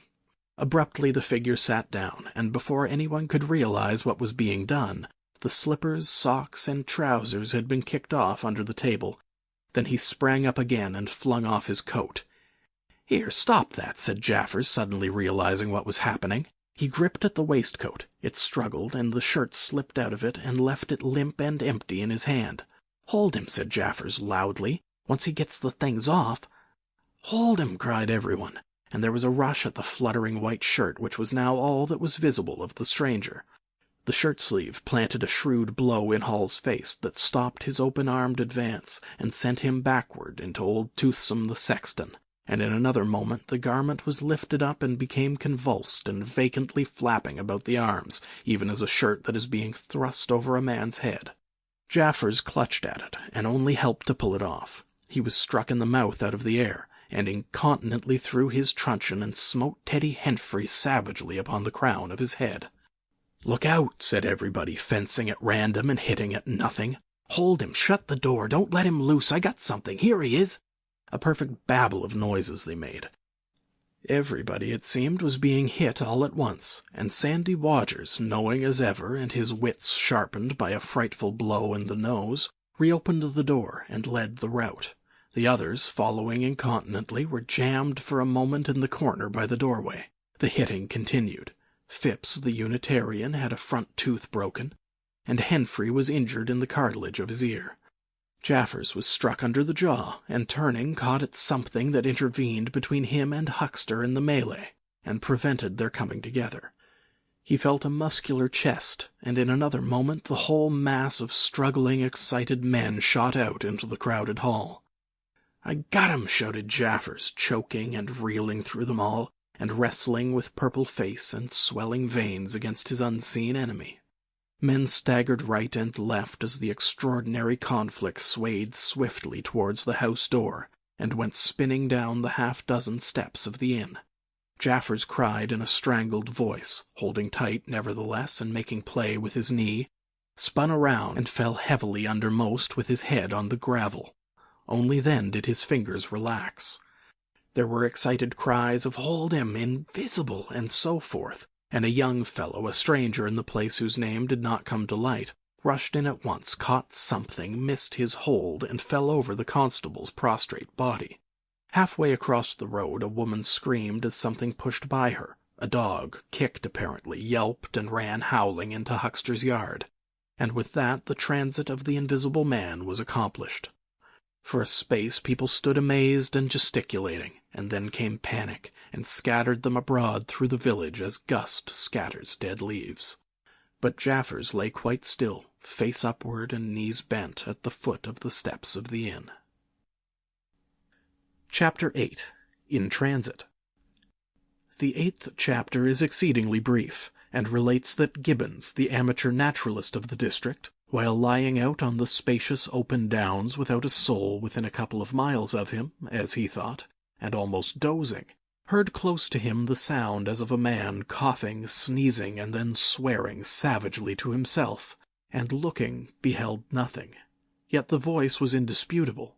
It continued to swear with that breadth and variety that distinguishes the swearing of a cultivated man. It grew to a climax, diminished again, and died away in the distance, going, as it seemed to him, in the direction of Aberdeen. It lifted to a spasmodic sneeze and ended. Gibbons had heard nothing of the morning's occurrences, but the phenomenon was so striking and disturbing that his philosophical tranquillity vanished. He got up hastily, and hurried down the steepness of the hill towards the village as fast as he could go. Chapter 9. Mr. Thomas Marvel. You must picture Mr. Thomas Marvel as a person of copious, flexible visage, a nose of cylindrical protrusion, a liquorish, ample, fluctuating mouth, and a beard of bristling eccentricity. His figure inclined to embonpoint. His short limbs accentuated this inclination. He wore a furry silk hat, and the frequent substitution of twine and shoelaces for buttons, apparent at critical points of his costume, marked a man essentially bachelor. Mr. Thomas Marvel was sitting with his feet in a ditch by the roadside over the down towards Aberdeen, about 1.5 miles out of Iping. His feet, save for socks of irregular openwork, were bare, his big toes were broad and pricked like the ears of a watchful dog. In a leisurely manner, he did everything in a leisurely manner, he was contemplating trying on a pair of boots. They were the soundest boots he had come across for a long time, but too large for him, whereas the ones he had were, in dry weather, a very comfortable fit, but too thin-soled for damp. Mr. Thomas Marvel hated roomy shoes, but then he hated damp. He had never properly thought out which he hated most, and it was a pleasant day, and there was nothing better to do. So he put the 4 shoes in a graceful group on the turf and looked at them, and seeing them there among the grass and springing agrimony, it suddenly occurred to him that both pairs were exceedingly ugly to see. He was not at all startled by a voice behind him. "They're boots, anyhow," said the voice. "They are. Charity boots," said Mr. Thomas Marvel, with his head on one side, regarding them distastefully. "And which is the ugliest pair in the whole blessed universe, I'm darned if I know." Said the voice. "I've worn worse. In fact, I've worn none. But none so audaciously ugly, if you'll allow the expression. I've been cadging boots, in particular, for days, because I was sick of them. They're sound enough, of course, but a gentleman on tramp sees such a thunderin' lot of his boots. And if you'll believe me, I've raised nothing in the whole blessed country, try as I would, but them.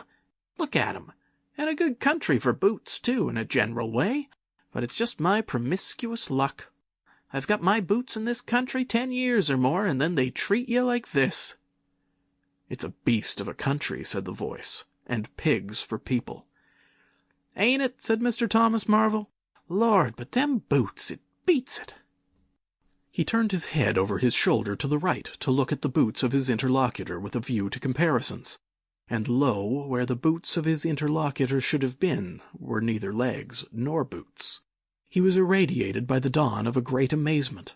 "Where are ye?" said Mr. Thomas Marvel over his shoulder and coming on all fours. He saw a stretch of empty downs with the wind swaying the remote green-pointed furze bushes. "Am I drunk?" said Mr. Marvel. "Have I had visions? Was I talking to myself? What the—" "Don't be alarmed," said a voice. "None of your ventriloqualizing me," said Mr. Thomas Marvel, rising sharply to his feet. "Where are ye? Alarmed indeed." "Don't be alarmed," repeated the voice. "You'll be alarmed in a minute, you silly fool," said Mr. Thomas Marvel. "Where are ye? Let me get my mark on you." "Are you buried?" said Mr. Thomas Marvel after an interval. There was no answer, and Mr. Thomas Marvel stood bootless and amazed, his jacket nearly thrown off. "Pewit," said a pewit, very remote. "Pewit, indeed," said Mr. Thomas Marvel. "This ain't no time for foolery." The down was desolate, east and west, north and south. The road, with its shallow ditches and white bordering stakes, ran smoothly and empty north and south, and, save for that pewit, the blue sky was empty too. "So help me," said Mr. Thomas Marvel, shuffling his coat onto his shoulders again. "It's the drink. I might have known." "It's not the drink," said the voice. "You keep your nerves steady." "Ow!" said Mr. Marvel, and his face grew white amidst its patches. "It's the drink," his lips repeated noiselessly. He remained staring about him, rotating slowly backwards. "I could have swore I heard a voice," he whispered. "Of course you did." "It's there again," said Mr. Marvel, closing his eyes and clasping his hand on his brow with a tragic gesture. He was suddenly taken by the collar and shaken violently, and left more dazed than ever. "Don't be a fool," said the voice. "I'm off my blooming chump," said Mr. Marvel. "It's no good. It's fretting about them blasted boots. I'm off my blessed blooming chump. Or it's spirits." "Neither one thing nor the other," said the voice. "Listen." "Chump," said Mr. Marvel. "1 minute," said the voice, penetratingly, tremulous with self-control. "Well," said Mr. Thomas Marvel, with a strange feeling of having been dug in the chest by a finger. "You think I'm just imagination?" "Just imagination." "What else can you be?" said Mr. Thomas Marvel, rubbing the back of his neck. "Very well," said the voice in a tone of relief. "Then I'm going to throw flints at you till you think differently." "But where are you?" The voice made no answer. Whiz came a flint apparently out of the air and missed Mr. Marvel's shoulder by a hair's breadth. Mr. Marvel, turning, saw a flint jerk up into the air, trace a complicated path, hang for a moment, and then fling at his feet with almost invisible rapidity. He was too amazed to dodge. Whiz it came and ricocheted from a bare toe into the ditch. Mr. Thomas Marvel jumped a foot and howled aloud. Then he started to run, tripped over an unseen obstacle, and came head over heels into a sitting position. "Now," said the voice, as a third stone curved upward and hung in the air above the tramp. "Am I imagination?" Mr. Marvel, by way of reply, struggled to his feet, and was immediately rolled over again. He lay quiet for a moment. "If you struggle any more," said the voice, "I shall throw the flint at your head." "It's a fair do," said Mr. Thomas Marvel, sitting up, taking his wounded toe in hand, and fixing his eye on the third missile. "I don't understand it. Stones flinging themselves, stones talking. Put yourself down. Rot away. I'm done." The third flint fell. "It's very simple," said the voice. "I'm an invisible man." "Tell us something I don't know," said Mr. Marvel, gasping with pain. Where you've hid, how you do it, I don't know. I'm beat. That's all, said the voice. I'm invisible. That's what I want you to understand. Anyone could see that. There's no need for you to be so confounded impatient, mister. Now then, give us a notion. How are you hid? I'm invisible. That's the great point, and what I want you to understand is this. But whereabouts? Interrupted Mr. Marvel. Here, 6 yards in front of you. Oh, come, I ain't blind. You'll be telling me next you're just thin air. I'm not one of your ignorant tramps. Yes, I am. Thin air. You're looking through me. What? Ain't there any stuff to you? A vox, what is it? Jabber, is it that? I am just a human being. Solid, needing food and drink, needing covering too. But I'm invisible. You see? Invisible. Simple idea. Invisible. What, real like? Yes, real. Let's have a hand of you, said Mr. Marvel, if you are real. It won't be so darn out of the way like then. Lord, he said, how you made me jump, gripping me like that. He felt the hand that had closed round his wrist with his disengaged fingers, and his fingers went timorously up the arm, patted a muscular chest, and explored a bearded face. Marvel's face was astonishment. I'm dashed, he said, if this don't beat cockfighting. Most remarkable. And there I can see a rabbit clean through you 1/2 a mile away. Not a bit of you visible.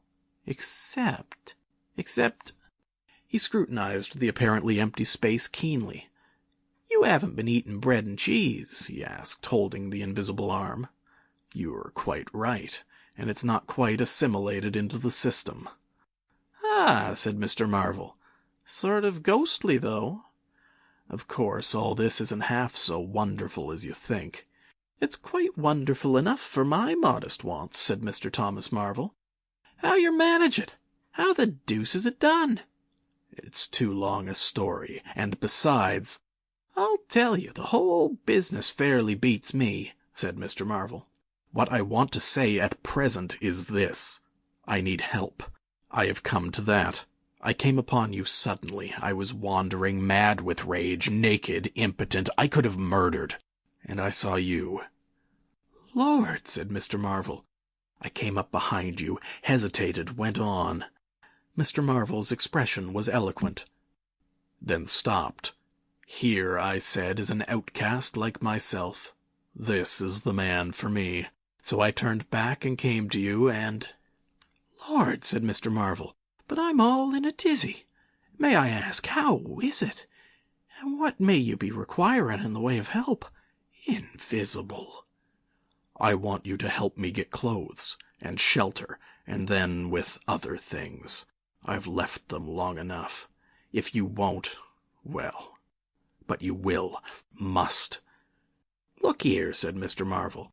I'm too flabbergasted. Don't knock me about any more, and leave me go.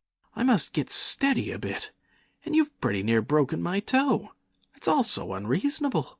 Empty downs, empty sky, nothing visible for miles except the bosom of nature. And then comes a voice out of heaven, and stones, and a fist, Lord! Pull yourself together, said the voice, for you have to do the job I have chosen for you. Mr. Marvel blew out his cheeks, and his eyes were round. I've chosen you, said the voice. You are the only man except some of those fools down there who knows there is such a thing as an invisible man. You have to be my helper. Help me, and I will do great things for you. An invisible man is a man of power. He stopped for a moment to sneeze violently. But if you betray me, he said, if you fail to do as I direct you...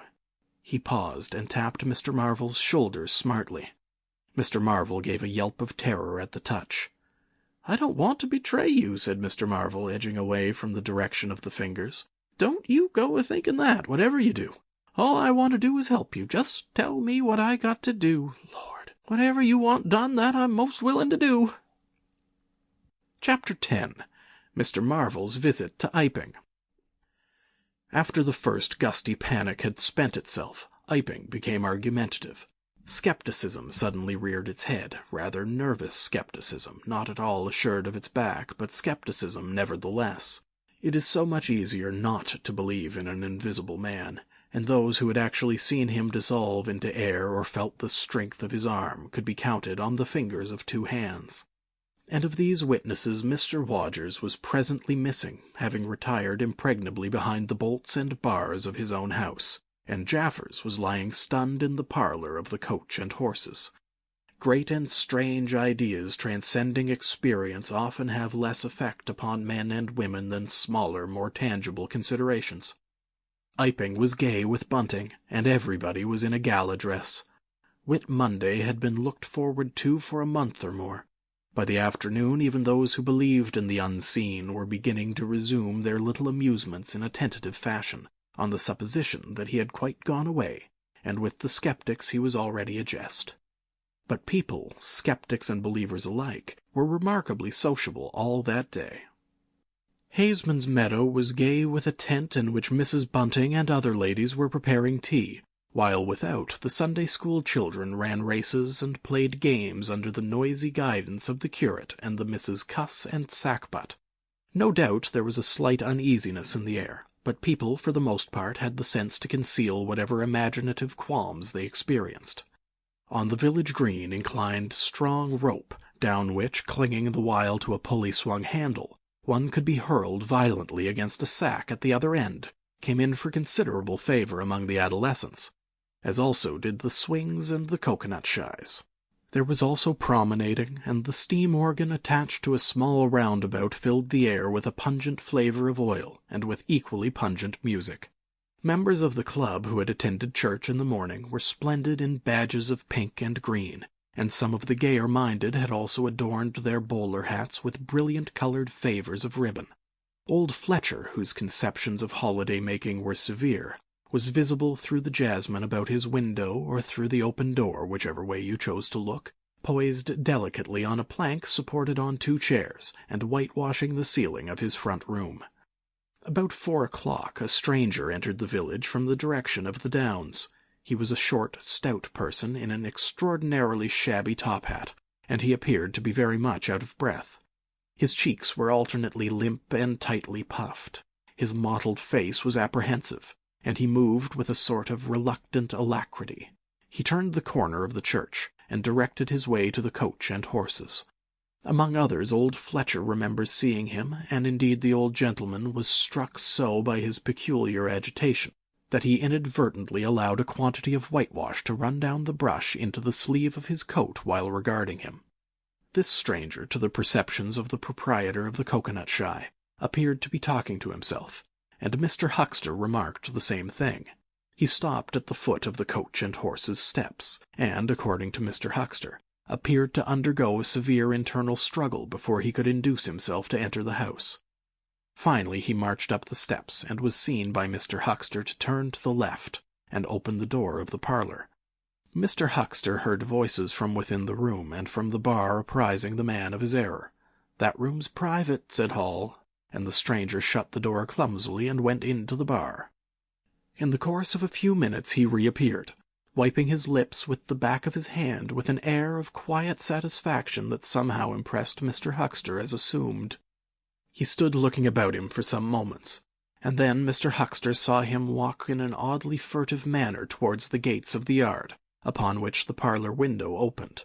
The stranger, after some hesitation, leant against one of the gate-posts, produced a short clay pipe, and prepared to fill it.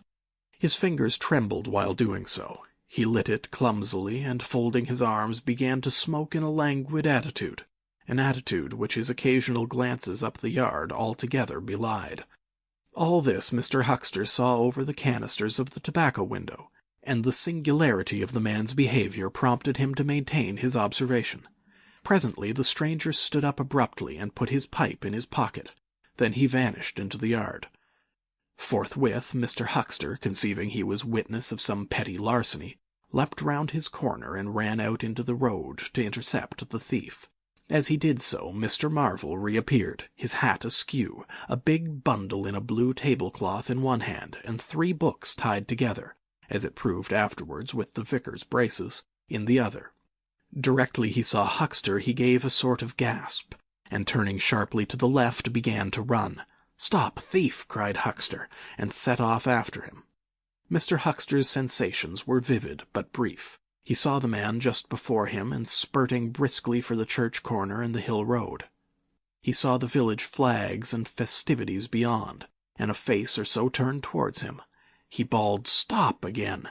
He had hardly gone 10 strides before his shin was caught in some mysterious fashion, and he was no longer running, but flying with inconceivable rapidity through the air.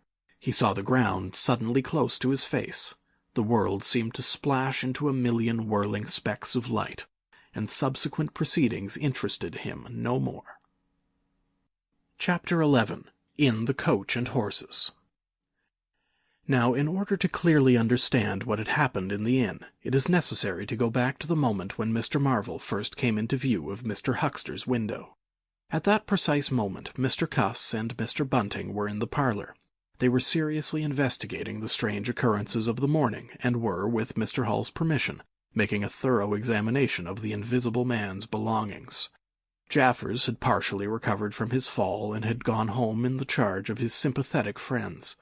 The stranger's scattered garments had been removed by Mrs. Hall and the room tidied up, and on the table under the window where the stranger had been wont to work, Cuss had almost hit at once on 3 big books in manuscript labeled Diary. "Diary," said Cuss, putting the 3 books on the table. "Now, at any rate, we shall learn something." The vicar stood with his hands on the table. "Diary," repeated Cuss, sitting down, putting 2 volumes to support the 3rd, and opening it. No name on the flyleaf. Bother. Cipher and figures. The vicar came round to look over his shoulder. Cuss turned the pages over with a face suddenly disappointed. Dear me, it's all cipher, Bunting." "There are no diagrams?" asked Mr. Bunting. "No illustrations throwing light?" "See for yourself," said Mr. Cuss. "Some of it's mathematical, and some of it's Russian or some such language, to judge by the letters. And some of it's Greek.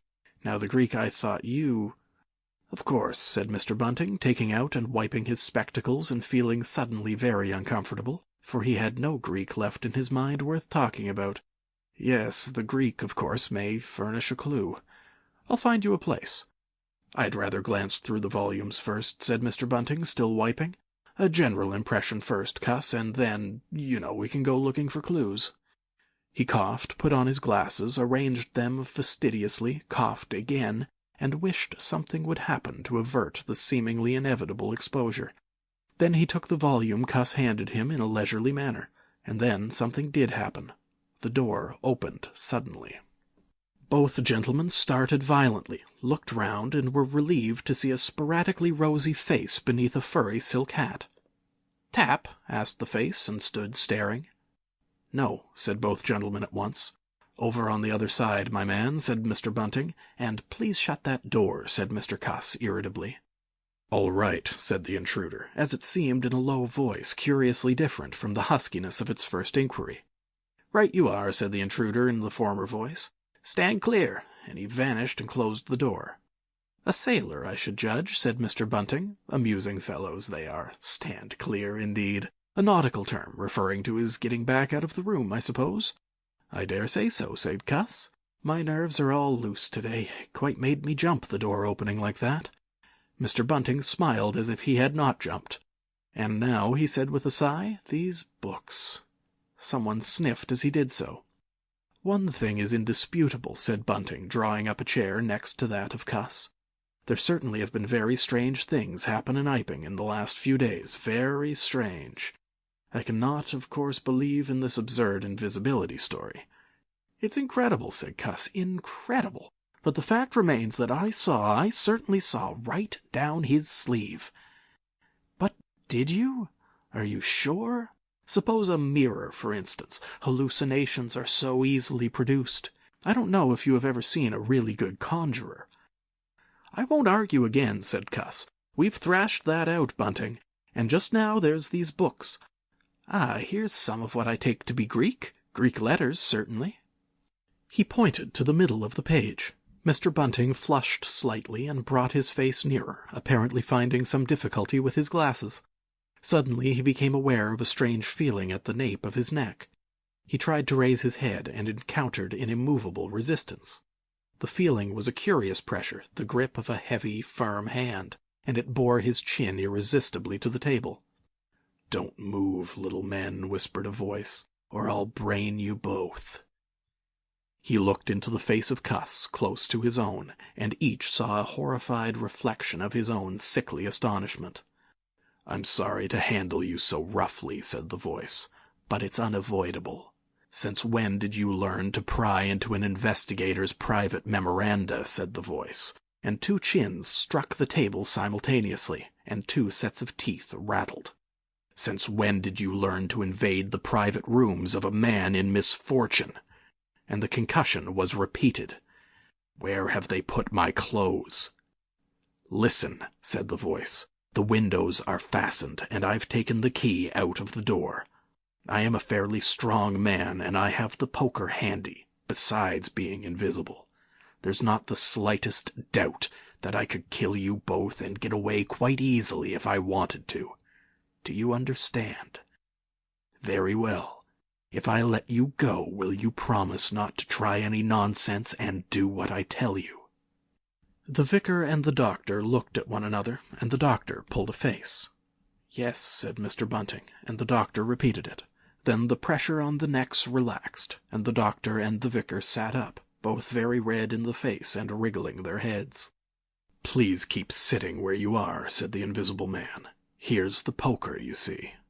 When I came into this room," continued the Invisible Man, after presenting the poker to the tip of the nose of each of his visitors, "I did not expect to find it occupied, and I expected to find, in addition to my books of memoranda, an outfit of clothing. Where is it? No, don't rise. I can see it's gone. Now, just at present, though the days are quite warm enough for an invisible man to run about stark, the evenings are quite chilly. I want clothing and other accommodation, and I must also have those 3 books. Chapter 12. The Invisible Man Loses His Temper.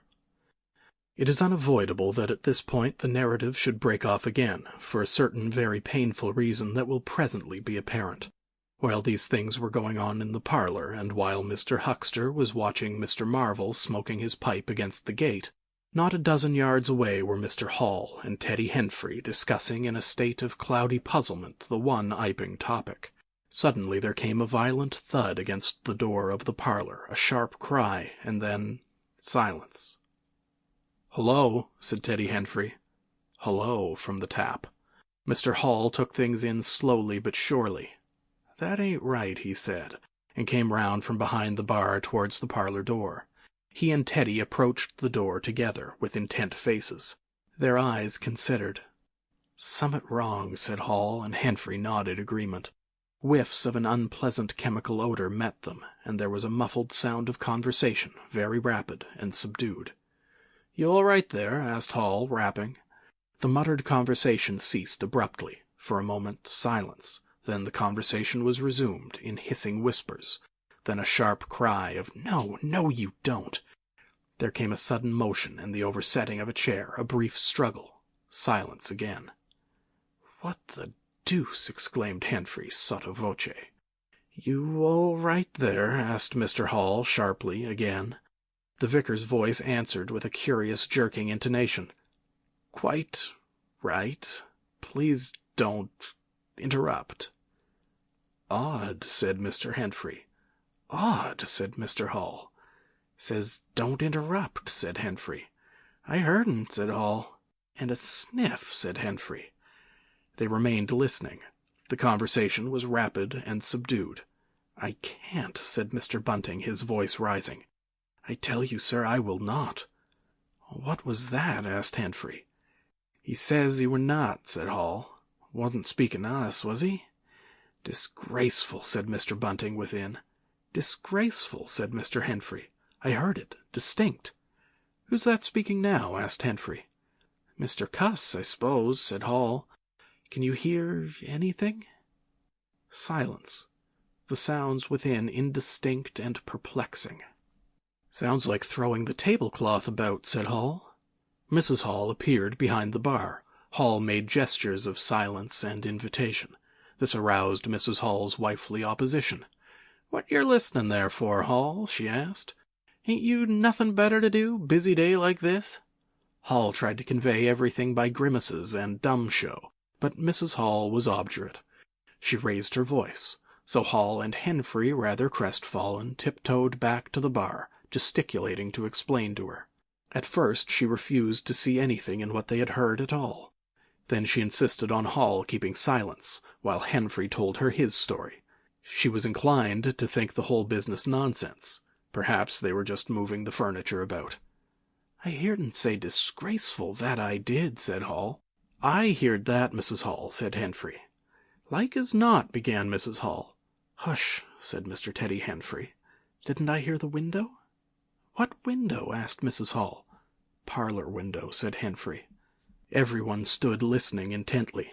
Mrs. Hall's eyes, directed straight before her, saw without seeing the brilliant oblong of the inn door, the road white and vivid, and Huckster's shop front blistering in the June sun. Abruptly Huckster's door opened, and Huckster appeared, eyes staring with excitement, arms gesticulating. "Yap!" cried Huckster. "Stop, thief!" And he ran obliquely across the oblong toward the yard gates, and vanished.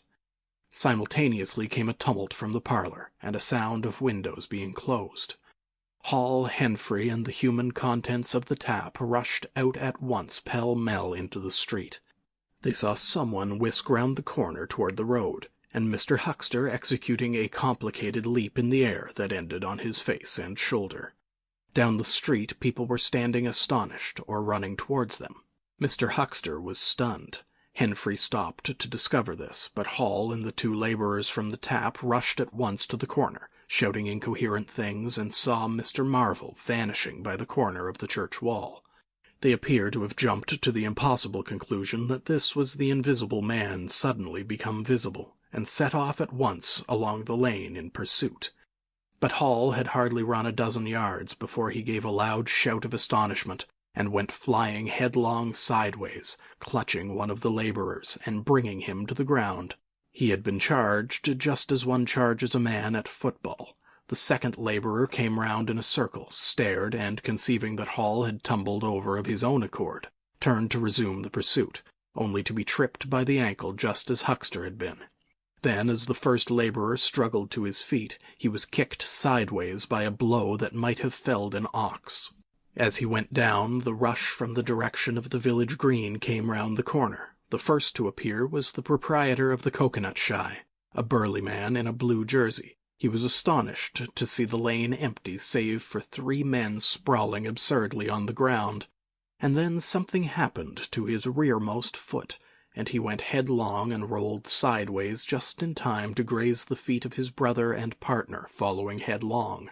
The two were then kicked, knelt on, fallen over, and cursed by quite a number of over-hasty people. Now when Hall and Henfrey and the laborers ran out of the house, Mrs. Hall, who had been disciplined by years of experience, remained in the bar next the till, and suddenly the parlor door was opened, and Mr. Cuss appeared, and without glancing at her rushed at once down the steps toward the corner. "Hold him," he cried. "Don't let him drop that parcel." He knew nothing of the existence of Marvel, for the invisible man had handed over the books and bundle in the yard. The face of Mr. Cuss was angry and resolute, but his costume was defective, a sort of limp white kilt that could only have passed muster in Greece.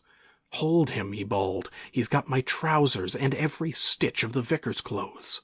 "Tend to him in a minute," he cried to Henfrey as he passed the prostrate Huckster, and coming round the corner to join the tumult, was promptly knocked off his feet into an indecorous sprawl. Somebody in full flight trod heavily on his finger.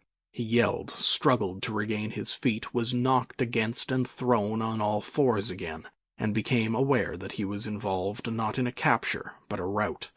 Everyone was running back to the village. He rose again and was hit severely behind the ear. He staggered and set off back to the coach and horses forthwith, leaping over the deserted Huckster, who was now sitting up, on his way. Behind him, as he was halfway up the inn steps, he heard a sudden yell of rage, rising sharply out of the confusion of cries, and a sounding smack in someone's face. He recognized the voice as that of the Invisible Man, and the note was that of a man suddenly infuriated by a painful blow. In another moment Mr. Cuss was back in the parlor. "He's coming back, Bunting," he said, rushing in. "Save yourself." Mr. Bunting was standing in the window, engaged in an attempt to clothe himself in the hearth-rug and a West Surrey Gazette. "Who's coming?" he said, so startled that his costume narrowly escaped disintegration. "Invisible Man," said Cuss, and rushed on to the window. "We'd better clear out from here. He's fighting mad. Mad!" In another moment he was out in the yard. "Good heavens!" said Mr. Bunting, hesitating between two horrible alternatives. He heard a frightful struggle in the passage of the inn, and his decision was made. He clambered out of the window, adjusted his costume hastily, and fled up the village as fast as his fat little legs would carry him.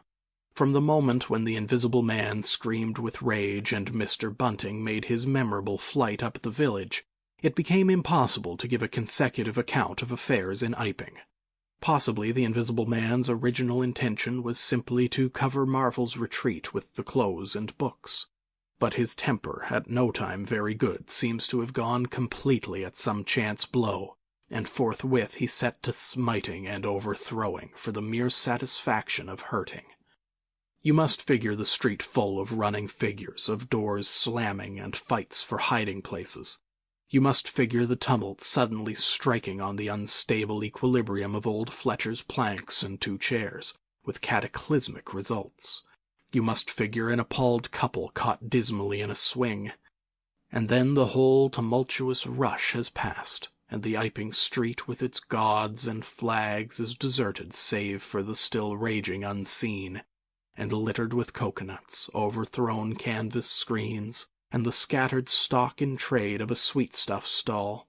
Everywhere there is a sound of closing shutters and shoving bolts, and the only visible humanity is an occasional flitting eye under a raised eyebrow in the corner of a window-pane. The Invisible Man amused himself for a little while by breaking all the windows in the Coach and Horses, and then he thrust a street lamp through the parlor window of Mrs. Gribble. He, it must have been, who cut the telegraph wire to Aberdeen just beyond Higgins' cottage on the Aberdeen road. And after that, as his peculiar qualities allowed, he passed out of human perceptions altogether, and he was neither heard, seen, nor felt in Iping any more. He vanished, absolutely, but it was the best part of 2 hours before any human being ventured out again into the desolation of Iping Street. Chapter 13. Mr. Marvel discusses his resignation. When the dusk was gathering and Iping was just beginning to peep timorously forth again upon the shattered wreckage of its bank holiday, a short, thick-set man in a shabby silk hat was marching painfully through the twilight behind the beechwoods on the road to Bramblehurst. He carried 3 books bound together by some sort of ornamental elastic ligature, and a bundle wrapped in a blue tablecloth. His rubicund face expressed consternation and fatigue. He appeared to be in a spasmodic sort of hurry. He was accompanied by a voice other than his own, and ever again he winced under the touch of unseen hands. "If you give me the slip again," said the voice, "if you attempt to give me the slip again—" "Lord," said Mr. Marvel, "that shoulder's a mass of bruises as it is." "On my honor," said the voice, "I will kill you." "I didn't try to give you the slip," said Marvel in a voice that was not far remote from tears. "I swear I didn't. I didn't know the blessed turning, that was all. How the devil was I to know the blessed turning? As it is, I've been knocked about." "You'll get knocked about a great deal more if you don't mind," said the voice, and Mr. Marvel abruptly became silent. He blew out his cheeks, and his eyes were eloquent of despair. "It's bad enough to let these floundering yokels explode my little secret without your cutting off with my books. It's lucky for some of them they cut and ran when they did. Here am I. No one knew I was invisible. And now what am I to do?" "What am I to do?" asked Marvel sotto voce. "It's all about. It will be in the papers, everybody will be looking for me, everyone on their guard." The voice broke off into vivid curses and ceased. The despair of Mr. Marvel's face deepened, and his pace slackened. "Go on," said the voice. Mr. Marvel's face assumed a grayish tint between the ruddier patches. "Don't drop those books, stupid," said the voice, sharply, overtaking him. "The fact is," said the voice, "I shall have to make use of you. You're a poor tool, but I must." "I am a miserable tool," said Marvel. "You are," said the voice. "I'm the worst possible tool you could have," said Marvel. "I'm not strong," he said after a discouraging silence. "I'm not over-strong," he repeated. "No." "And my heart's weak. That little business, I pulled it through, of course, but bless you, I could have dropped." "Well?" "I haven't the nerve and strength for the sort of thing you want." "I'll stimulate you." "I wish you wouldn't. I wouldn't like to mess up your plans, you know, but I might out of sheer funk and misery." "You'd better not," said the voice, with quiet emphasis. "I wish I was dead," said Marvel. "It ain't justice," he said. "You must admit it seems to me I've a perfect right—" "Get on," said the voice. Mr. Marvel mended his pace, and for a time they went in silence again. "It's devilish hard," said Mr. Marvel. This was quite ineffectual. He tried another tack. "What do I make by it?" he began again in a tone of unendurable wrong. "Oh, shut up," said the voice with sudden amazing vigor. "I'll see to you all right. You do what you're told. You'll do it all right. You're a fool and all that, but you'll do." "I tell you, sir, I'm not the man for it. Respectfully, but it is so." "If you don't shut up, I shall twist your wrist again," said the Invisible Man. "I want to think." Presently 2 oblongs of yellow light appeared through the trees, and the square tower of a church loomed through the gloaming. "I shall keep my hand on your shoulder," said the voice, "all through the village. Go straight through, and try no foolery.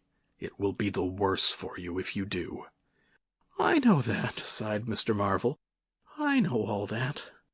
The unhappy-looking figure in the obsolete silk hat passed up the street of the little village with his burdens, and vanished into the gathering darkness beyond the lights of the windows. Chapter 14. At Port Stowe. 10 o'clock the next morning found Mr. Marvel, unshaven, dirty, and travel-stained, sitting with the books beside him and his hands deep in his pockets, looking very weary, nervous, and uncomfortable, and inflating his cheeks at infrequent intervals, on the bench outside a little inn on the outskirts of Port Stowe. Beside him were the books, but now they were tied with string. The bundle had been abandoned in the pine woods beyond Bramblehurst in accordance with a change in the plans of the Invisible Man. Mr. Marvel sat on the bench, and although no one took the slightest notice of him, his agitation remained at fever heat. His hands would go ever and again to his various pockets with a curious, nervous fumbling. When he had been sitting for the best part of an hour, however, an elderly mariner carrying a newspaper came out of the inn and sat down beside him. "Pleasant day," said the mariner. Mr. Marvel glanced about him with something very like terror. "Very," he said. "Just seasonable weather for the time of year," said the mariner, taking no denial. "Quite," said Mr. Marvel. The mariner produced a toothpick, and, saving his regard, was engrossed thereby for some minutes. His eyes, meanwhile, were at liberty to examine Mr. Marvel's dusty figure, and the books beside him. As he had approached Mr. Marvel, he had heard a sound like the dropping of coins into a pocket. He was struck by the contrast of Mr. Marvel's appearance with this suggestion of opulence. Then his mind wandered back again to a topic that had taken a curiously firm hold of his imagination. "Books," he said suddenly, noisily finishing with the toothpick. Mr. Marvel started and looked at them. "Oh, yes," he said. "Yes, they're books." "There's some extraordinary things in books," said the mariner. "I believe you," said Mr. Marvel. "And some extraordinary things out of 'em," said the mariner. "True, likewise," said Mr. Marvel. He eyed his interlocutor, and then glanced about him. "There's some extraordinary things in newspapers, for example," said the mariner. "There are." "In this newspaper," said the mariner. "Ah," said Mr. Marvel. "There's a story," said the mariner, fixing Mr. Marvel with an eye that was firm and deliberate. "There's a story about an invisible man, for instance." Mr. Marvel pulled his mouth askew and scratched his cheek and felt his ears glowing. "What will they be writing next?" he asked faintly. "Austria or America?" "Neither," said the mariner. "Here." "Lord," said Mr. Marvel, starting. "When I say here," said the mariner, to Mr. Marvel's intense relief, "I don't of course mean here in this place. I mean hereabouts." "An invisible man," said Mr. Marvel. "And what's he been up to?" "Everything," said the mariner, controlling Marvel with his eye, and then amplifying, "every blessed thing." "I ain't seen a paper these 4 days," said Marvel. "Iping's the place he started at," said the mariner. "Indeed," said Mr. Marvel. "He started there, and where he came from nobody don't seem to know. Here it is, peculiar story from Iping, and it says in this paper that the evidence is extraordinary strong. Extraordinary." "Lord," said Mr. Marvel. "But then it's an extraordinary story. There's a clergyman and a medical gent witnesses. Saw him all right and proper. Or leastways didn't see him. He was staying, it says, at the Coach and Horses, and no one don't seem to have been aware of his misfortune, it says, aware of his misfortune, until an altercation in the inn, it says. His bandages on his head was torn off. It was then observed that his head was invisible. Attempts were at once made to secure him, but casting off his garments, it says, he succeeded in escaping. But not until after a desperate struggle in which he had inflicted serious injuries, it says, on our worthy and able constable, Mr. J.A. Jaffers. Pretty straight story, eh? Names and everything." "Lord," said Mr. Marvel, looking nervously about him, trying to count the money in his pockets by his unaided sense of touch, and full of a strange and novel idea. "It sounds most astonishing." "Don't it? Extraordinary, I call it. Never heard tell of invisible men before, I haven't, but nowadays one hears such a lot of extraordinary things that—" "That all he did?" asked Marvel, trying to seem at his ease. "It's enough, ain't it?" said the mariner. "Didn't go back by any chance?" asked Marvel. "Just escaped, and that's all, eh?" "All," said the mariner. "Why, ain't it enough?" "Quite enough," said Marvel. "I should think it was enough," said the mariner. "I should think it was enough." "He didn't have any pals? It don't say he had any pals, does it?" asked Mr. Marvel, anxious. "Ain't one of a sort enough for you?" asked the mariner. "No, thank heavens, as one might say, he didn't." He nodded his head slowly. "It makes me regular uncomfortable, the bare thought of that chap running about the country. He is present at large, and from certain evidence it is supposed that he has took, I suppose they mean, the road to Port Stowe. You see, we're right in it. None of your American wonders this time. And just think of the things he might do. Where'd you be if he took a drop over and above and had a fancy to go for you? Suppose he wants to rob. Who can prevent him? And he can trespass, he can burgle, he could walk through a cordon of policemen as easy as me or you could give the slip to a blind man. Easier, for these here blind chaps here uncommon sharp, I'm told. And wherever there was liquor, he fancied—" "He's got a tremendous advantage, certainly," said Mr. Marvel. "And, well—" "You're right," said the mariner. "He has." All this time Mr. Marvel had been glancing about him intently, listening for faint footfalls, trying to detect imperceptible movements. He seemed on the point of some great resolution. He coughed behind his hand. He looked about him again, listened, bent towards the mariner, and lowered his voice. "The fact of it is, I happen to know just a thing or two about this invisible man, from private sources."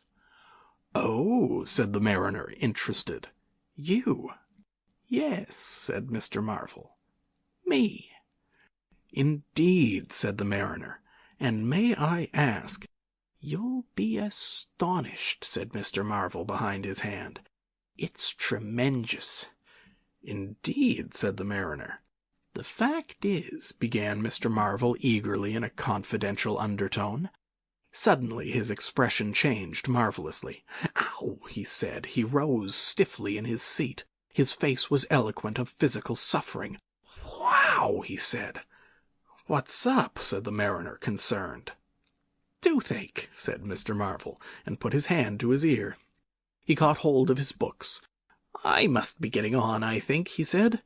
He edged in a curious way along the seat away from his interlocutor. "But you was just a-going to tell me about this here invisible man," protested the mariner. Mr. Marvel seemed to consult with himself. "Hoax," said a voice. "It's a hoax," said Mr. Marvel. "But it's in the paper," said the mariner. "Hoax all the same," said Marvel. "I know the chap that started the lie. There ain't no invisible man whatsoever, blimey." "But how about this paper? Do you mean to say—" "Not a word of it," said Marvel, stoutly. The mariner stared, paper in hand. Mr. Marvel jerkily faced about. "Wait a bit," said the mariner, rising and speaking slowly. "Do you mean to say—" "I do," said Mr. Marvel. "Then why did you let me go on and tell you all this blarsted stuff, then? What do you mean by letting a man make a fool of himself like that for, eh?" Mr. Marvel blew out his cheeks. The mariner was suddenly very red indeed. He clenched his hands. "I've been talking here this 10 minutes," he said, "and you little pot-bellied, leathery-faced son of an old boot, couldn't have had the elementary manners." "Don't you come bandying words with me," said Mr. Marvel. "Bandying words? I'm a jolly good mind—" "Come up," said a voice, and Mr. Marvel was suddenly whirled about and started marching off in a curious spasmodic manner. "You'd better move on," said the mariner. "Who's moving on?" said Mr. Marvel. He was receding obliquely with a curious hurrying gait, with occasional violent jerks forward. Some way along the road he began a muttered monologue, protests and recriminations. "Silly devil," said the mariner, legs wide apart, elbows akimbo, watching the receding figure. "I'll show you, you silly ass, hoaxing me. It's here, on the paper." Mr. Marvel retorted incoherently, and, receding, was hidden by a bend in the road, but the mariner still stood magnificent in the midst of the way, until the approach of a butcher's cart dislodged him. Then he turned himself towards Port Stowe. "Full of extraordinary asses," he said softly to himself. "Just to take me down a bit, that was his silly game. It's on the paper." And there was another extraordinary thing he was presently to hear, that had happened quite close to him. And that was a vision of a fistful of money, no less, travelling without visible agency, along by the wall at the corner of St. Michael's Lane. A brother mariner had seen this wonderful sight that very morning. He had snatched at the money forthwith, and had been knocked headlong, and when he had got to his feet the butterfly money had vanished. Our mariner was in the mood to believe anything, he declared, but that was a bit too stiff. Afterwards, however, he began to think things over. The story of the flying money was true, and all about that neighbourhood, even from the august London and Country Banking Company, from the tills of shops and inns, doors standing that sunny weather entirely open, money had been quietly and dexterously making off that day in handfuls and rouleaux, floating quietly along by walls and shady places, dodging quickly from the approaching eyes of men. And it had, though no man had traced it, invariably ended its mysterious flight in the pocket of that agitated gentleman in the obsolete silk hat, sitting outside the little inn on the outskirts of Port Stowe. It was 10 days after, and indeed only when the Burdock story was already told, that the mariner collated these facts and began to understand how near he had been to the wonderful invisible man. Chapter 15. The Man Who Was Running. In the early evening time, Dr. Kemp was sitting in his study in the belvedere on the hill overlooking Burdock. It was a pleasant little room with 3 windows, north, west, and south, and bookshelves covered with books and scientific publications, and a broad writing table, and under the north window a microscope, glass slips, minute instruments, some cultures, and scattered bottles of reagents. Dr. Kemp's solar lamp was lit, albeit the sky was still bright with the sunset light, and his blinds were up because there was no offense of peering outsiders to require them pulled down. Dr. Kemp was a tall and slender young man, with flaxen hair and a mustache almost white, and the work he was upon would earn him, he hoped, the fellowship of the Royal Society, so highly did he think of it. And his eye, presently wandering from his work, caught the sunset blazing at the back of the hill that is over against his own. For a moment perhaps he sat, pen in mouth, admiring the rich golden color above the crest, and then his attention was attracted by the little figure of a man, inky black, running over the hill brow towards him. He was a shortish little man, and he wore a high hat, and he was running so fast that his legs verily twinkled. "Another of those fools," said Dr. Kemp, "like that ass who ran into me this morning round a corner with 'The Visible Man a-coming, sir.' I can't imagine what possesses people. One might think we were in the 13th century." He got up, went to the window, and stared at the dusky hillside, and the dark little figure tearing down it. "He seems in a confounded hurry," said Dr. Kemp, "but he doesn't seem to be getting on. If his pockets were full of lead he couldn't run heavier." "Spurted, sir," said Dr. Kemp. In another moment the higher of the villas that had clambered up the hill from Burdock had occulted the running figure. He was visible again for a moment, and then again, 3 times between the 3 detached houses that came next, and then the terrace hid him. "Asses," said Dr. Kemp, swinging round on his heel and walking back to his writing table. But those who saw the fugitive nearer, and perceived the abject terror on his perspiring face, being themselves in the open roadway, did not share in the doctor's contempt. By the man pounded, and as he ran he chinked like a well-filled purse that is tossed to and fro. He looked neither to the right nor the left, but his dilated eyes stared straight downhill to where the lamps were being lit, and the people were crowded in the street. And his ill-shaped mouth fell apart, and a glary foam lay on his lips, and his breath came hoarse and noisy. All he passed stopped and began staring up the road and down, and interrogating one another with an inkling of discomfort for the reason of his haste. And then, presently, far up the hill, a dog playing in the road yelped and ran under a gate, and as they still wondered something, a wind, a pad, pad, pad, a sound like panting breathing, rushed by.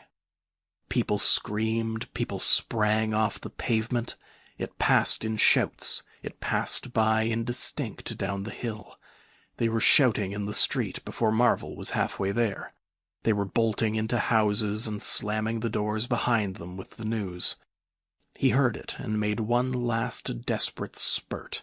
Fear came striding by, rushed ahead of him, and in a moment had seized the town. "The Invisible Man is coming! The Invisible Man!" Chapter 16. In the Jolly Cricketers. The Jolly Cricketers is just at the bottom of the hill where the tram lines begin. The barman leant his fat red arms on the counter and talked of horses with an anemic cabman, while a black-bearded man in grey snapped up biscuit and cheese, drank Burton, and conversed in American with a policeman off duty. "What's the shouting about?" said the anemic cabman, going off at a tangent, trying to see up the hill over the dirty yellow blind in the low window of the inn. Somebody ran by outside. "Fire, perhaps," said the barman. Footsteps approached, running heavily. The door was pushed open violently, and Marvel, weeping and dishevelled, his hat gone, the neck of his coat torn open, rushed in, made a convulsive turn, and attempted to shut the door. It was held half open by a strap. "Coming!" he bawled, his voice shrieking with terror. "He's coming! The Visible Man after me! For God's sake, help! Help! Help!" "Shut the doors," said the policeman. "Who's coming? What's the row?" He went to the door, released the strap, and it slammed. The American closed the other door. "Let me go inside," said Marvel, staggering and weeping, but still clutching the books. "Let me go inside. Lock me in somewhere. I tell you, he's after me. I give him the slip. He said he'd kill me, and he will." "You're safe," said the man with the black beard. "The door's shut. What's it all about?" "Let me go inside," said Marvel, and shrieked aloud as a blow suddenly made the fastened door shiver, and was followed by a hurried rapping and a shouting outside. "Hello," cried the policeman. "Who's there?" Mr. Marvel began to make frantic dives at panels that looked like doors. "He'll kill me. He's got a knife or something, for God's sake." "Here you are," said the barman. "Come in here," and he held up the flap of the bar. Mr. Marvel rushed behind the bar as the summons outside was repeated. "Don't open the door," he screamed. "Please don't open the door. Where shall I hide?" This invisible man, then?" asked the man with the black beard, with one hand behind him. "I guess it's about time we saw him." The window of the inn was suddenly smashed in, and there was a screaming and running to and fro in the street. The policeman had been standing on the settee staring out, craning to see who was at the door. He got down with raised eyebrows. "It's that," he said. The barman stood in front of the parlor door, which was now locked on Mr. Marvel, stared at the smashed window, and came round to the two other men. Everything was suddenly quiet. "I wish I had my truncheon," said the policeman, going irresolutely to the door. "Once we open, in he comes. There's no stopping him." "Don't you be in too much a hurry about that door," said the anemic cabman anxiously. "Draw the bolts," said the man with the black beard, "and if he comes—" He showed a revolver in his hand. "That won't do," said the policeman. "That's murder." "I know what country I'm in," said the man with the beard. "I'm going to let off at his legs. Draw the bolts." "Not with that blinking thing going off behind me," said the barman, craning over the blind. "Very well," said the man with the black beard, and, stooping down, revolver ready, drew them himself. Barman, cabman, and policeman faced about. "Come in," said the bearded man in an undertone, standing back and facing the unbolted doors with his pistol behind him. No one came in. The door remained closed. 5 minutes afterwards, when a second cabman pushed his head in cautiously, they were still waiting, and an anxious face peered out of the bar parlor and supplied information. "Are all the doors of the house shut?" asked Marvel. "He's going round, prowling round. He's artful as the devil." "Good Lord," said the burly barman. "There's the back. Just watch them doors, I say." He looked about him helplessly. The bar parlor door slammed, and they heard the key turn. "There's the yard door and the private door, the yard door." He rushed out of the bar. In a minute he reappeared with a carving knife in his hand. The yard door was open, he said, and his fat under lip dropped. "He may be in the house now," said the first cabman. "He's not in the kitchen," said the barman. "There's 2 women there, and I've stabbed every inch of it with this little beef slicer. And they don't think he's come in. They haven't noticed." "Have you fastened it?" asked the first cabman. "I'm out of frocks," said the barman. The man with the beard replaced his revolver, and even as he did so, the flap of the bar was shut down, and the bolt clicked, and then with a tremendous thud the catch of the door snapped, and the bar parlor door burst open. They heard Marvel squeal like a caught leveret, and forthwith they were clambering over the bar to his rescue. The bearded man's revolver cracked, and the looking-glass at the back of the parlor stared and came smashing and tinkling down. As the barman entered the room, he saw Marvel, curiously crumpled up and struggling against the door that led to the yard and kitchen. The door flew open while the barman hesitated, and Marvel was dragged into the kitchen. There was a scream and a clatter of pans. Marvel, head down and lugging back obstinately, was forced to the kitchen door, and the bolts were drawn. Then the policeman, who had been trying to pass the barman, rushed in, followed by one of the cabmen, gripped the wrist of the invisible hand that collared Marvel, was hit in the face and went reeling back. The door opened, and Marvel made a frantic effort to obtain a lodgment behind it. Then the cabman collared something. "I got him," said the cabman. The barman's red hands came clawing at the unseen. "Here he is," said the barman. Mr. Marvel, released, suddenly dropped to the ground and made an attempt to crawl behind the legs of the fighting men. The struggle blundered round the edge of the door. The voice of the invisible man was heard for the first time, yelling out sharply as the policeman trod on his foot. Then he cried out passionately, and his fists flew round like flails. The cabman suddenly whooped and doubled up, kicked under the diaphragm. The door into the bar parlor from the kitchen slammed and covered Mr. Marvel's retreat. The men in the kitchen found themselves clutching at and struggling with empty air. "Where's he gone?" cried the man with the beard. "Out?" "This way," said the policeman, stepping out into the yard and stopping. A piece of tile whizzed by his head and smashed among the crockery on the kitchen table. "I'll show him," shouted the man with the black beard, and suddenly a steel barrel shone over the policeman's shoulder, and 5 bullets had followed one another into the twilight whence the missile had come. As he fired, the man with the beard moved his hand in a horizontal curve, so that his shots radiated out into the narrow yard like spokes from a wheel. A silence followed. "5 cartridges," said the man with the black beard. "That's the best of all. 4 aces and a joker. Get a lantern, someone, and come feel about for his body." Chapter 17. Dr. Kemp's Visitor. Dr. Kemp had continued writing in his study until the shots aroused him. Crack, crack, crack they came one after the other. "Hello," said Dr. Kemp, putting his pen into his mouth again and listening. "Who's letting off revolvers in Burdock? What are the asses at now?"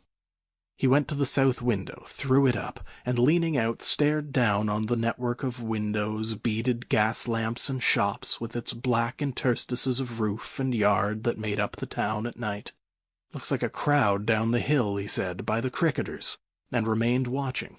Thence his eyes wandered over the town to far away where the ship's lights shone, and the pier glowed, a little illuminated, faceted pavilion like a gem of yellow light.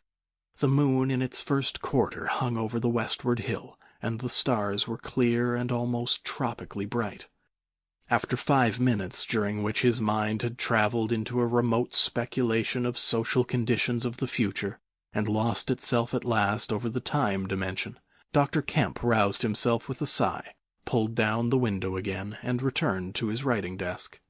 It must have been about an hour after this that the front doorbell rang. He had been writing slackly and with intervals of abstraction since the shots. He sat listening. He heard the servant answer the door, and waited for her feet on the staircase, but she did not come. "Wonder what that was," said Dr. Kemp.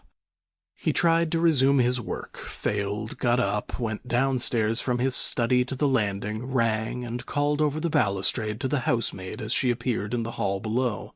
"Was that a letter?" he asked. "Only a runaway ring, sir," she answered.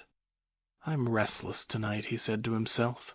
He went back to his study, and this time attacked his work resolutely. In a little while he was hard at work again, and the only sounds in the room were the ticking of the clock and the subdued shrillness of his quill, hurrying in the very center of the circle of light his lampshade threw on his table. It was 2 o'clock before Dr. Kemp had finished his work for the night. He rose, yawned, and went downstairs to bed. He had already removed his coat and vest when he noticed that he was thirsty. He took a candle and went down to the dining room in search of a siphon and whiskey. Dr. Kemp's scientific pursuits have made him a very observant man, and as he recrossed the hall he noticed a dark spot on the linoleum near the mat at the foot of the stairs. He went on upstairs, and then it suddenly occurred to him to ask himself what the spot on the linoleum might be. Apparently some subconscious element was at work. At any rate, he turned with his burden, went back to the hall, put down the siphon and whiskey, and, bending down, touched the spot. Without any great surprise, he found it had the stickiness and color of drying blood. He took up his burden again and returned upstairs, looking about him and trying to account for the blood spot. On the landing he saw something and stopped, astonished. The door handle of his own room was blood-stained. He looked at his own hand. It was quite clean, and then he remembered that the door of his room had been open when he came down from his study, and that consequently he had not touched the handle at all. He went straight into his room, his face quite calm, perhaps a trifle more resolute than usual. His glance, wandering inquisitively, fell on the bed. On the counterpane was a mess of blood, and the sheet had been torn. He had not noticed this before because he had walked straight to the dressing-table. On the further side the bedclothes were depressed as if someone had been recently sitting there. Then he had an odd impression that he heard a low voice say, "Good heavens, Kemp!" But Dr. Kemp was no believer in voices. He stood staring at the tumbled sheets. Was that really a voice? He looked about again, but noticed nothing further than the disordered and blood-stained bed. Then he distinctly heard a movement across the room, near the wash-hand stand. All men, however highly educated, retain some superstitious inklings. The feeling that is called eerie came upon him. He closed the door of the room, came forward to the dressing-table, and put down his burdens. Suddenly, with a start, he perceived a coiled and blood-stained bandage of linen rag hanging in mid-air between him and the wash-hand stand. He stared at this in amazement. It was an empty bandage, a bandage properly tied but quite empty. He would have advanced to grasp it, but a touch arrested him, and a voice speaking quite close to him. "Kemp," said the voice. "Eh?" said Kemp with his mouth open. "Keep your nerve," said the voice. "I'm an invisible man." Kemp made no answer for a space, simply stared at the bandage. "Invisible man," he said. "I am an invisible man." The story he had been active to ridicule only that morning rushed through Kemp's brain. He does not appear to have been either very much frightened or very greatly surprised at the moment. Realization came later. "I thought it was all a lie," he said. The thought uppermost in his mind was the reiterated arguments of the morning. "Have you a bandage on?" he asked. "Yes," said the invisible man. "Oh," said Kemp, and then roused himself. "I say," he said, "but this is nonsense. It's some trick." He stepped forward suddenly, and his hand, extended towards the bandage, met invisible fingers. He recoiled at the touch, and his color changed.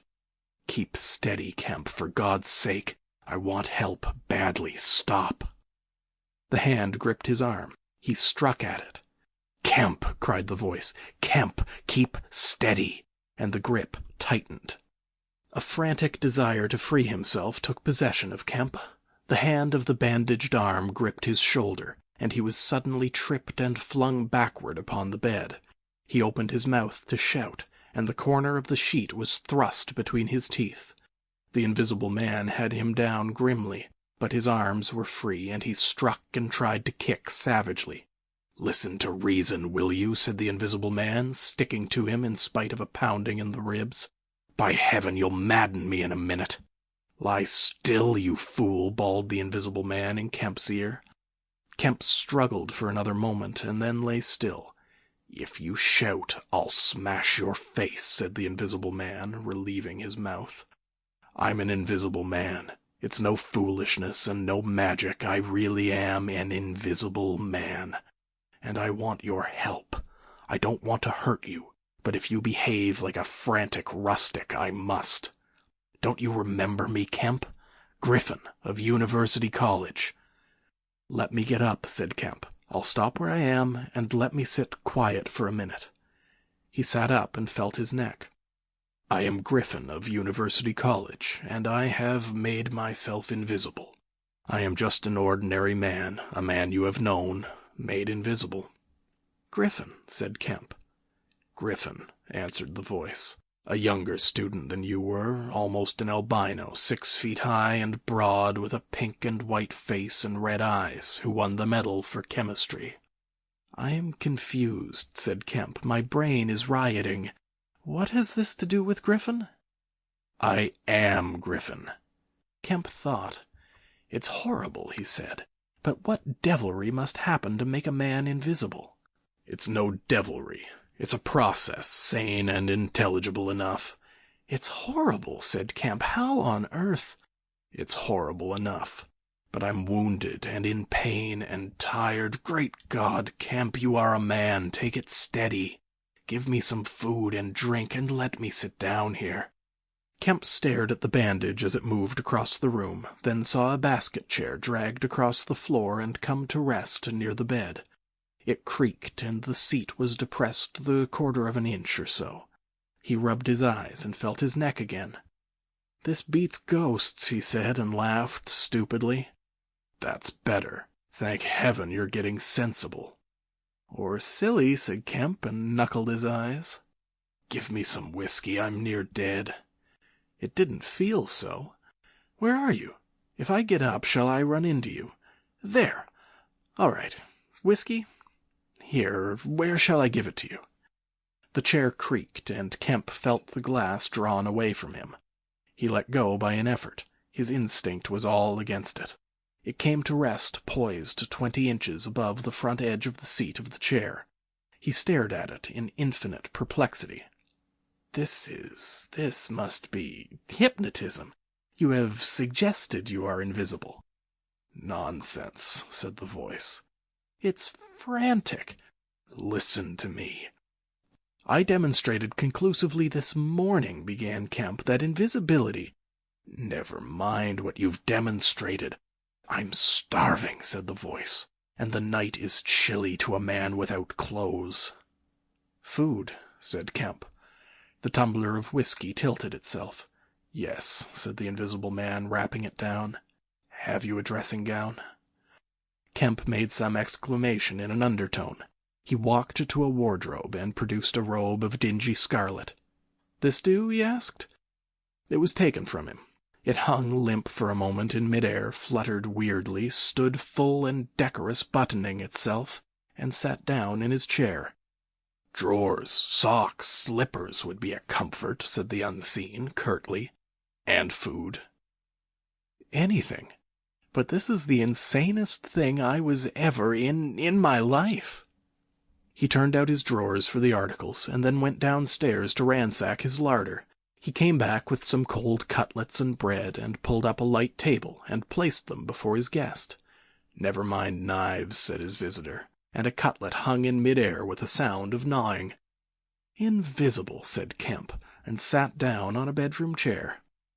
I always like to get something about me before I eat, said the invisible man, with a full mouth, eating greedily. Queer fancy. I suppose that wrist is all right, said Kemp. Trust me, said the invisible man. Of all the strange and wonderful... Exactly. But it's odd I should blunder into your house to get my bandaging. My first stroke of luck. Anyhow, I meant to sleep in this house tonight. You must stand that. It's a filthy nuisance, my blood showing, isn't it? Quite a clot over there. Gets visible as it coagulates, I see. It's the only living tissue I've changed, and only for as long as I'm alive. I've been in the house 3 hours. But how's it done? Began Kemp in a tone of exasperation. Confound it, the whole business, it's unreasonable from beginning to end. Quite reasonable, said the invisible man. Perfectly reasonable. He reached over and secured the whiskey bottle. Kemp stared at the devouring dressing gown. A ray of candlelight penetrating a torn patch in the right shoulder made a triangle of light under the left ribs. What were the shots? He asked. How did the shooting begin? There was a real fool of a man, a sort of confederate of mine, curse him, who tried to steal my money. Has done so. Is he invisible too? No. Well, can't I have some more to eat before I tell you all that? I'm hungry, in pain, and you want me to tell stories. Kemp got up. You didn't do any shooting, he asked. Not me, said his visitor. Some fool I'd never seen fired at random. A lot of them got scared. They all got scared at me. Curse them, I say. I want more to eat than this, Kemp. I'll see what there is to eat downstairs, said Kemp. Not much, I'm afraid. After he had done eating, and he made a heavy meal, the invisible man demanded a cigar. He bit the end savagely before Kemp could find a knife, and cursed when the outer leaf loosened. It was strange to see him smoking. His mouth and throat, pharynx and nares, became visible as a sort of whirling smoke cast. This blessed gift of smoking, he said, and puffed vigorously. I'm lucky to have fallen upon you, Kemp. You must help me. Fancy tumbling on you just now. I'm in a devilish scrape. I've been mad, I think. The things I have been through. But we will do things yet, let me tell you. He helped himself to more whiskey and soda. Kemp got up, looked about him, and fetched a glass from his spare room. It's wild, but I suppose I may drink." "You haven't changed much, Kemp, these dozen years. You fair men don't. Cool and methodical. After the first collapse, I must tell you, we will work together." "But how was it all done? And how did you get like this?" "For God's sake, let me smoke in peace for a little while, and then I will begin to tell you." But the story was not told that night. The Invisible Man's wrist was growing painful. He was feverish, exhausted, and his mind came round to brood upon his chase down the hill and the struggle about the inn. He spoke in fragments of marvel. He smoked faster. His voice grew angry. Kemp tried to gather what he could. "He was afraid of me. I could see that he was afraid of me," said the Invisible Man many times over. "He meant to give me the slip. He was always casting about. What a fool I was. The cur, I should have killed him." "Where did you get the money?" asked Kemp abruptly. The Invisible Man was silent for a space. "I can't tell you tonight," he said. He groaned suddenly and leant forward, supporting his invisible head on invisible hands.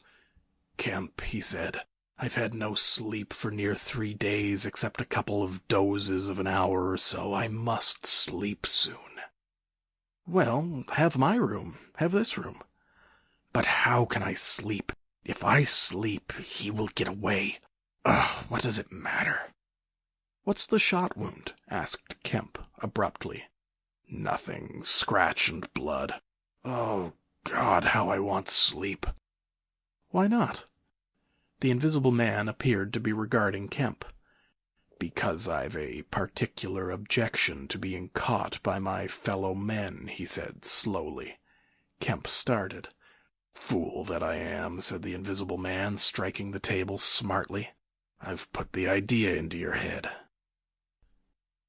Chapter 18. The Invisible Man Sleeps. Exhausted and wounded as the Invisible Man was, he refused to accept Kemp's word that his freedom should be respected. He examined the 2 windows of the bedroom, drew up the blinds, and opened the sashes to confirm Kemp's statement that a retreat by them would be impossible. Outside, the night was very quiet and still, and the new moon was setting over the down. Then he examined the keys of the bedroom and the 2 dressing-room doors to satisfy himself that these also could be made an assurance of freedom. Finally, he expressed himself satisfied. He stood on the hearth-rug, and Kemp heard the sound of a yawn. "I'm sorry," said the Invisible Man, "if I cannot tell you all that I have done tonight. But I am worn out.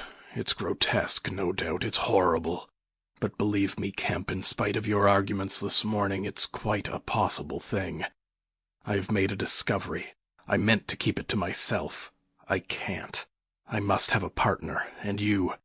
We can do such things. But tomorrow. Now, Kemp, I feel as though I must sleep or perish." Kemp stood in the middle of the room staring at the headless garment. "I suppose I must leave you," he said. "It's incredible. 3 things happening like this, overturning all my preconceptions, would make me insane. But it's real. Is there anything more I can get you?" "Only bid me good night," said Griffin. "Good night," said Kemp, and shook an invisible hand. He walked sideways to the door. Suddenly the dressing-gown walked quickly towards him. "Understand me," said the dressing-gown. "No attempts to hamper me or capture me, or—" Kemp's face changed a little. "I thought I gave you my word," he said. Kemp closed the door softly behind him, and the key was turned upon him forthwith. Then, as he stood with an expression of passive amazement on his face, the rapid feet came to the door of the dressing-room, and that too was locked. Kemp slapped his brow with his hand. "Am I dreaming? Has the world gone mad, or have I?" He laughed and put his hand to the locked door. "Barred out of my own bedroom by a flagrant absurdity," he said. He walked to the head of the staircase, turned, and stared at the locked doors. "It's fact," he said. He put his fingers to his slightly bruised neck. "Undeniable fact. But—" He shook his head hopelessly, turned, and went downstairs. He lit the dining-room lamp, got out a cigar, and began pacing the room, ejaculating. Now and then he would argue with himself. "Invisible," he said. Is there such a thing as an invisible animal? In the sea, yes, thousands, millions. All the larvae, all the little nauplii and tornarias, all the microscopic things, the jellyfish. In the sea there are more things invisible than visible. I never thought of that before. And in the ponds, too, all those little pond-life things, specks of colorless translucent jelly. But in air? No, it can't be. But after all, why not? If a man was made of glass, he would still be visible. His meditation became profound. The bulk of 3 cigars had passed into the invisible or diffused as a white ash over the carpet before he spoke again. Then it was merely an exclamation. He turned aside, walked out of the room, and went into his little consulting room and lit the gas there. It was a little room, because Dr. Kemp did not live by practice, and in it were the day's newspapers. The morning's paper lay carelessly opened and thrown aside. He caught it up, turned it over, and read the account of a strange story from Iping that the mariner at Port Stowe had spelled over so painfully to Mr. Marvel. Kemp read it swiftly.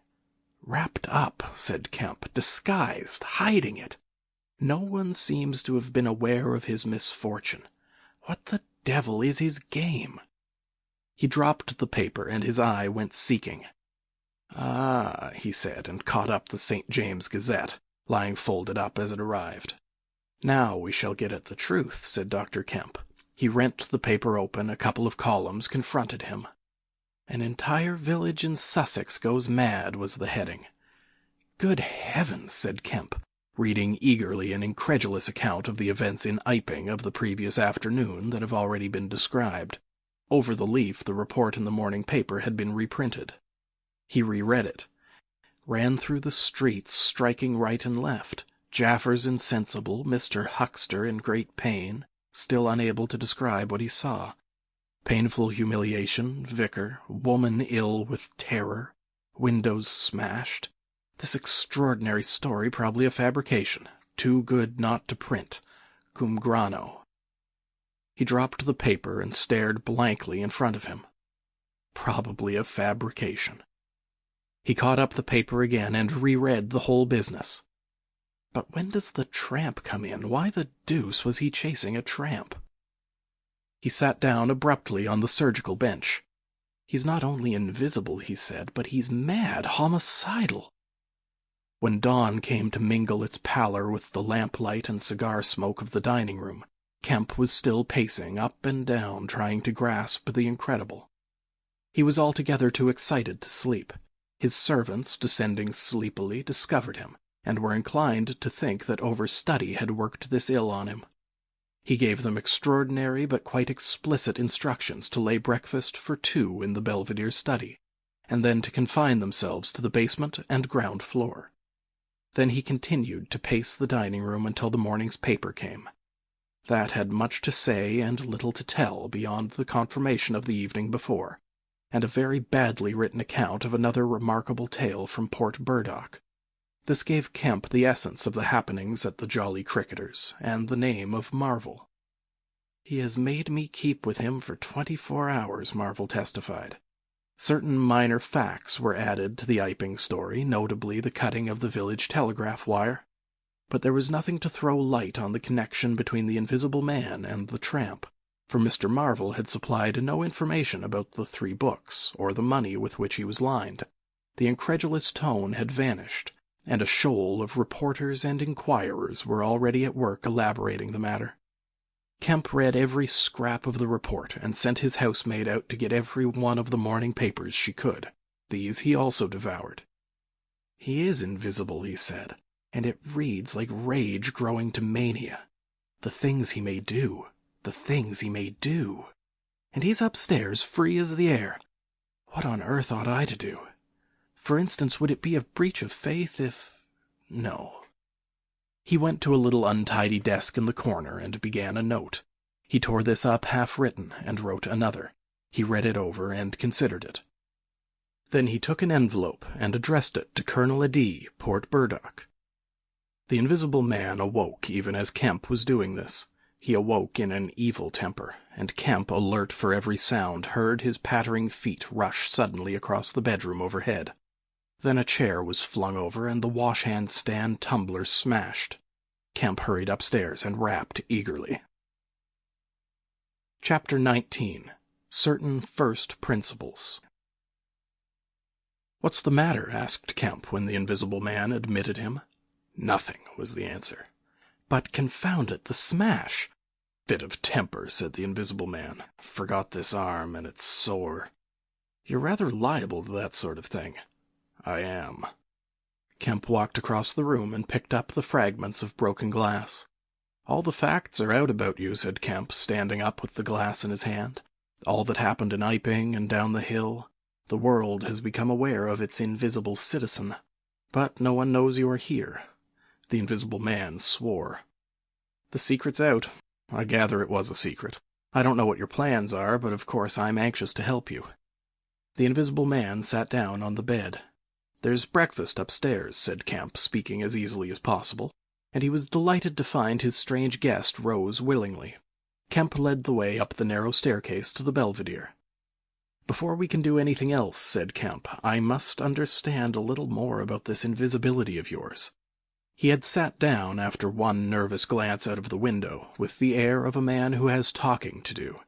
His doubts of the sanity of the entire business flashed and vanished again as he looked across to where Griffin sat at the breakfast table, a headless, handless dressing gown, wiping unseen lips on a miraculously held serviette.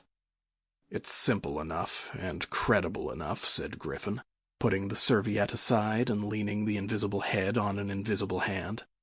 "No doubt to you, but—" Kemp laughed. "Well, yes, to me it seemed wonderful at first, no doubt. But now, great God! But we will do great things yet. I came on the stuff first at Chesilstowe." "Chesilstowe?" "I went there after I left London. You know I dropped medicine and took up physics? No, well, I did. Light fascinated me." "Ah." "Optical density. The whole subject is a network of riddles, a network with solutions glimmering elusively through. And being but 22 and full of enthusiasm, I said I will devote my life to this. This is worthwhile. You know what fools we are at 22. "Fools then, or fools now?" said Kemp. "As though knowing could be any satisfaction to a man. But I went to work like a slave, and I had hardly worked and thought about the matter 6 months before light came through one of the meshes suddenly, blindingly. I found a general principle of pigments and refraction, a formula, a geometrical expression involving 4 dimensions. Fools, common men, even common mathematicians do not know anything of what some general expression may mean to the student of molecular physics. In the books that the tramp has hidden, there are marvels, miracles. But this was not a method, it was an idea that might lead to a method by which it would be possible, without changing any other property of matter, except, in some instances, colors, to lower the refractive index of a substance, solid or liquid, to that of air, so far as all practical purposes are concerned." "Phew," said Kemp, "that's odd, but I still don't quite see. I can understand that thereby you could spoil a valuable stone, but personal invisibility is a far cry." "Precisely," said Griffin. "But consider, visibility depends on the action of the visible bodies on light. Either a body absorbs light, or it reflects or refracts it, or it does all of these things. If it neither reflects nor refracts nor absorbs light, it cannot of itself be visible. You see an opaque red box, for instance, because the color absorbs some of the light and reflects the rest, all the red part of the light, to you. If it did not absorb any particular part of the light but reflected it all, then it would be a shining white box, silver. A diamond box would neither absorb much of the light nor reflect much from the general surface, but just here and there where the surfaces were favorable, the light would be reflected and refracted, so that you would get a brilliant appearance of flashing reflections and translucencies, a sort of skeleton of light. A glass box would not be so brilliant, nor so clearly visible as a diamond box, because there would be less refraction and reflection. See that? From certain points of view, you would see quite clearly through it. Some kinds of glass would be more visible than others. A box of flint glass would be brighter than a box of ordinary window glass. A box of very thin common glass would be hard to see in a bad light because it would absorb hardly any light and refract and reflect very little. And if you put a sheet of common white glass in water, still more if you put it in some denser liquid than water, it would vanish almost altogether because light passing from water to glass is only slightly refracted or reflected or indeed affected in any way. It is almost as invisible as a jet of coal or hydrogen is in air, and for precisely the same reason. "Yes," said Kemp, "that is pretty plain sailing." "And here is another fact you will know to be true. If a sheet of glass is smashed, Kemp, and beaten into a powder, it becomes much more visible while it is in the air. It becomes at last an opaque white powder. This is because the powdering multiplies the surfaces of the glass at which refraction and reflection occur. In the sheet of glass there are only two surfaces. In the powder the light is reflected or refracted by each grain it passes through, and very little gets right through to the powder. But if the white powdered glass is put into water, it forthwith vanishes. The powdered glass and water have much the same refractive index. That is, the light undergoes very little refraction or reflection in passing from one to the other. You make the glass invisible by putting it into a liquid of nearly the same refractive index. A transparent thing becomes invisible if it is put in any medium of almost the same refractive index. And if you will consider only a second, you will see also that the powder of glass might be made to vanish in air if its refractive index could be made the same as that of air, for then there would be no refraction or reflection as the light passed from glass to air. "Yes, yes," said Kemp, "but a man's not powdered glass." "No," said Griffin. "He's more transparent." "Nonsense." "That from a doctor. How one forgets. Have you already forgotten your physics in 10 years? Just think of all the things that are transparent and seem not to be so.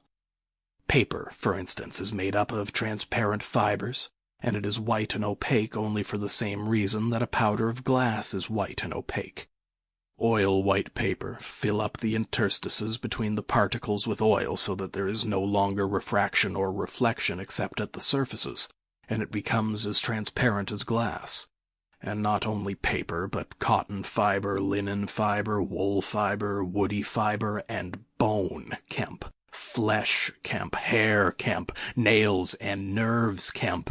In fact, the whole fabric of a man except the red of his blood and the black pigment of hair are all made up of transparent, colorless tissue.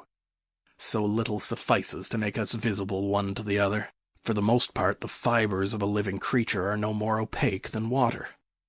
"Great heavens!" cried Kemp. "Of course, of course! I was thinking only last night of the sea larva and all the jellyfish." "Now you have me. And all that I knew and had in mind a year after I left London, 6 years ago. But I kept it to myself. I had to do my work under frightful disadvantages. Oliver, my professor, was a scientific bounder, a journalist by instinct, a thief of ideas. He was always prying. And you know the knavish system of the scientific world. I simply would not publish and let him share my credit. I went on working. I got nearer and nearer, making my formula into an experiment, a reality. I told no living soul because I meant to flash my work upon the world with crushing effect and become famous at a blow. I took up the question of pigments to fill up certain gaps, and suddenly, not by design but by accident, I made a discovery in physiology." "Yes?" "You know the red coloring matter of blood. It can be made white, colorless, and remain with all the functions it has now." Kemp gave a cry of incredulous amazement. The Invisible Man rose and began pacing the little study. "You may well exclaim. I remember that night. It was late at night. In the daytime one was bothered with the gaping, silly students, and I worked then sometimes till dawn. It came suddenly, splendid and complete in my mind. I was alone. The laboratory was still, with the tall lights burning brightly and silently. In all my great moments I have been alone. One could make an animal, a tissue, transparent. One could make it invisible, all except the pigments. I could be invisible, I said, suddenly realizing what it meant to be an albino with such knowledge. It was overwhelming. I left the filtering I was doing and went and stared out of the great window at the stars. I could be invisible, I repeated.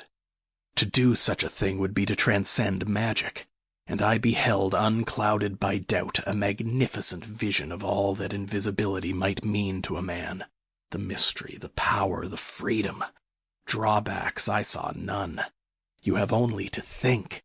And I, a shabby, poverty-struck, hemmed-in demonstrator, teaching fools in a provincial college, might suddenly become this. I ask you, Kemp, if you, anyone, I tell you, would have flung himself upon that research. And I worked 3 years, and every mountain of difficulty I toiled over showed another from its summit. The infinite details and the exasperation. A professor, a provincial professor, always prying. "When are you going to publish this work of yours?" was his everlasting question. And the students, the cramped means, the 3 years I had of it. And after 3 years of secrecy and exasperation, I found that to complete it was impossible. Impossible. "How?" asked Kemp. "Money," said the invisible man, and went again to stare out of the window. He turned around abruptly. "I robbed the old man, robbed my father. The money was not his, and he shot himself." Chapter 20. At the house in Great Portland Street. For a moment Kemp sat in silence, staring at the back of the headless figure at the window. Then he started, struck by a thought, rose, took the invisible man's arm, and turned him away from the outlook. "You are tired," he said, "and while I sit, you walk about. Have my chair." He placed himself between Griffin and the nearest window. For a space Griffin sat silent, and then he resumed abruptly. "I had left the Chesilstowe College already," he said, "when that happened. It was last December. I had taken a room in London, a large, unfurnished room in a big, ill-managed lodging-house in a slum near Great Portland Street. The room was soon full of the appliances I had bought with his money. The work was going on steadily, successfully, drawing near an end. I was like a man emerging from a thicket, and suddenly coming on some unmeaning tragedy. I went to bury him. My mind was still on this research, and I did not lift a finger to save his character. I remember the funeral, the cheap hearse, the scant ceremony, the windy, frost-bitten hillside, and the old college friend of his who read the service over him, a shabby, black, bent old man with a sniveling cold. I remember walking back to the empty house through the place that had once been a village and was now patched and tinkered by the jerry-builders into the ugly likeness of a town. Every way the roads ran out at last into the desecrated fields and ended in rubble heaps and rank wet weeds. I remember myself as a gaunt black figure going along the slippery, shiny pavement, and the strange sense of detachment I felt from the squalid respectability, the sordid commercialism of the place. I did not feel a bit sorry for my father. He seemed to me to be the victim of his own foolish sentimentality. The current cant required my attendance at his funeral, but it was really not my affair. But going along High Street, my old life came back to me for a space, for I met the girl I had known 10 years since. Our eyes met. Something moved me to turn back and talk to her. She was a very ordinary person. It was all like a dream, that visit to the old places. I did not feel then that I was lonely, that I had come out from the world into a desolate place. I appreciated my loss of sympathy, but I put it down to the general inanity of things. Re-entering my room seemed like the recovery of reality. There were things I knew and loved. There stood the apparatus, the experiments arranged and waiting, and now there was scarcely a difficulty left beyond the planning of details. I will tell you, Kemp, sooner or later, all the complicated processes. We need not go into that now. For the most part, saving certain gaps I chose to remember. They are written in cipher in those books that Tramp has hidden. We must hunt him down. We must get those books again. But the essential phase was to place the transparent object whose refractive index was to be lowered between two radiating centers of a sort of ethereal vibration, of which I will tell you more fully later. No, not those Röntgen vibrations. I don't know that these others of mine have been described, yet they are obvious enough. I needed 2 little dynamos, and these I worked with a cheap gas engine. My first experiment was with a bit of white wool fabric. It was the strangest thing in the world to see it in the flicker of the flashes soft and white, and then to watch it fade like a wreath of smoke and vanish. I could scarcely believe that I had done it. I put my hand into the emptiness, and there was the thing as solid as ever. I felt it awkwardly and threw it on the floor. I had a little trouble finding it again. And then came a curious experience. I heard a meow behind me, and turning saw a lean white cat, very dirty, on the cistern cover outside the window. A thought came into my head. "Everything ready for you," I said, and went to the window, opened it, and called softly. She came in, purring. The poor beast was starving, and I gave her some milk. All my food was in a cupboard in the corner of the room. After that she went smelling around the room, evidently with the idea of making herself at home. The invisible rag upset her a bit. You should have seen her spit at it. But I made her comfortable on the pillow of my truckle bed, and I gave her butter to get her to wash. "And you processed her?" "I processed her. But giving drugs to a cat is no joke, Kemp, and the process failed." "Failed?" "In 2 particulars. These were the claws and the pigment stuff. What is it at the back of the eye in a cat? You know." "Tapetum." "Yes, the tapetum. It didn't go. After I'd given the stuff to bleach the blood and done other certain things to her, I gave the beast opium, and put her and the pillow she was sleeping on the apparatus. And after all the rest had faded and vanished, there remained 2 little ghosts of her eyes." "Odd." "I can't explain it. She was bandaged and clamped, of course, so I had her safe. But she woke while she was still misty and meowed dismally, and someone came knocking. It was an old woman from downstairs who suspected me of vivisecting, a drink-sodden old creature with only a white cat to care for in all the world. I whipped out some chloroform, applied it, and answered the door. "Did I hear a cat?" she asked. "My cat?" "Not here," said I, very politely.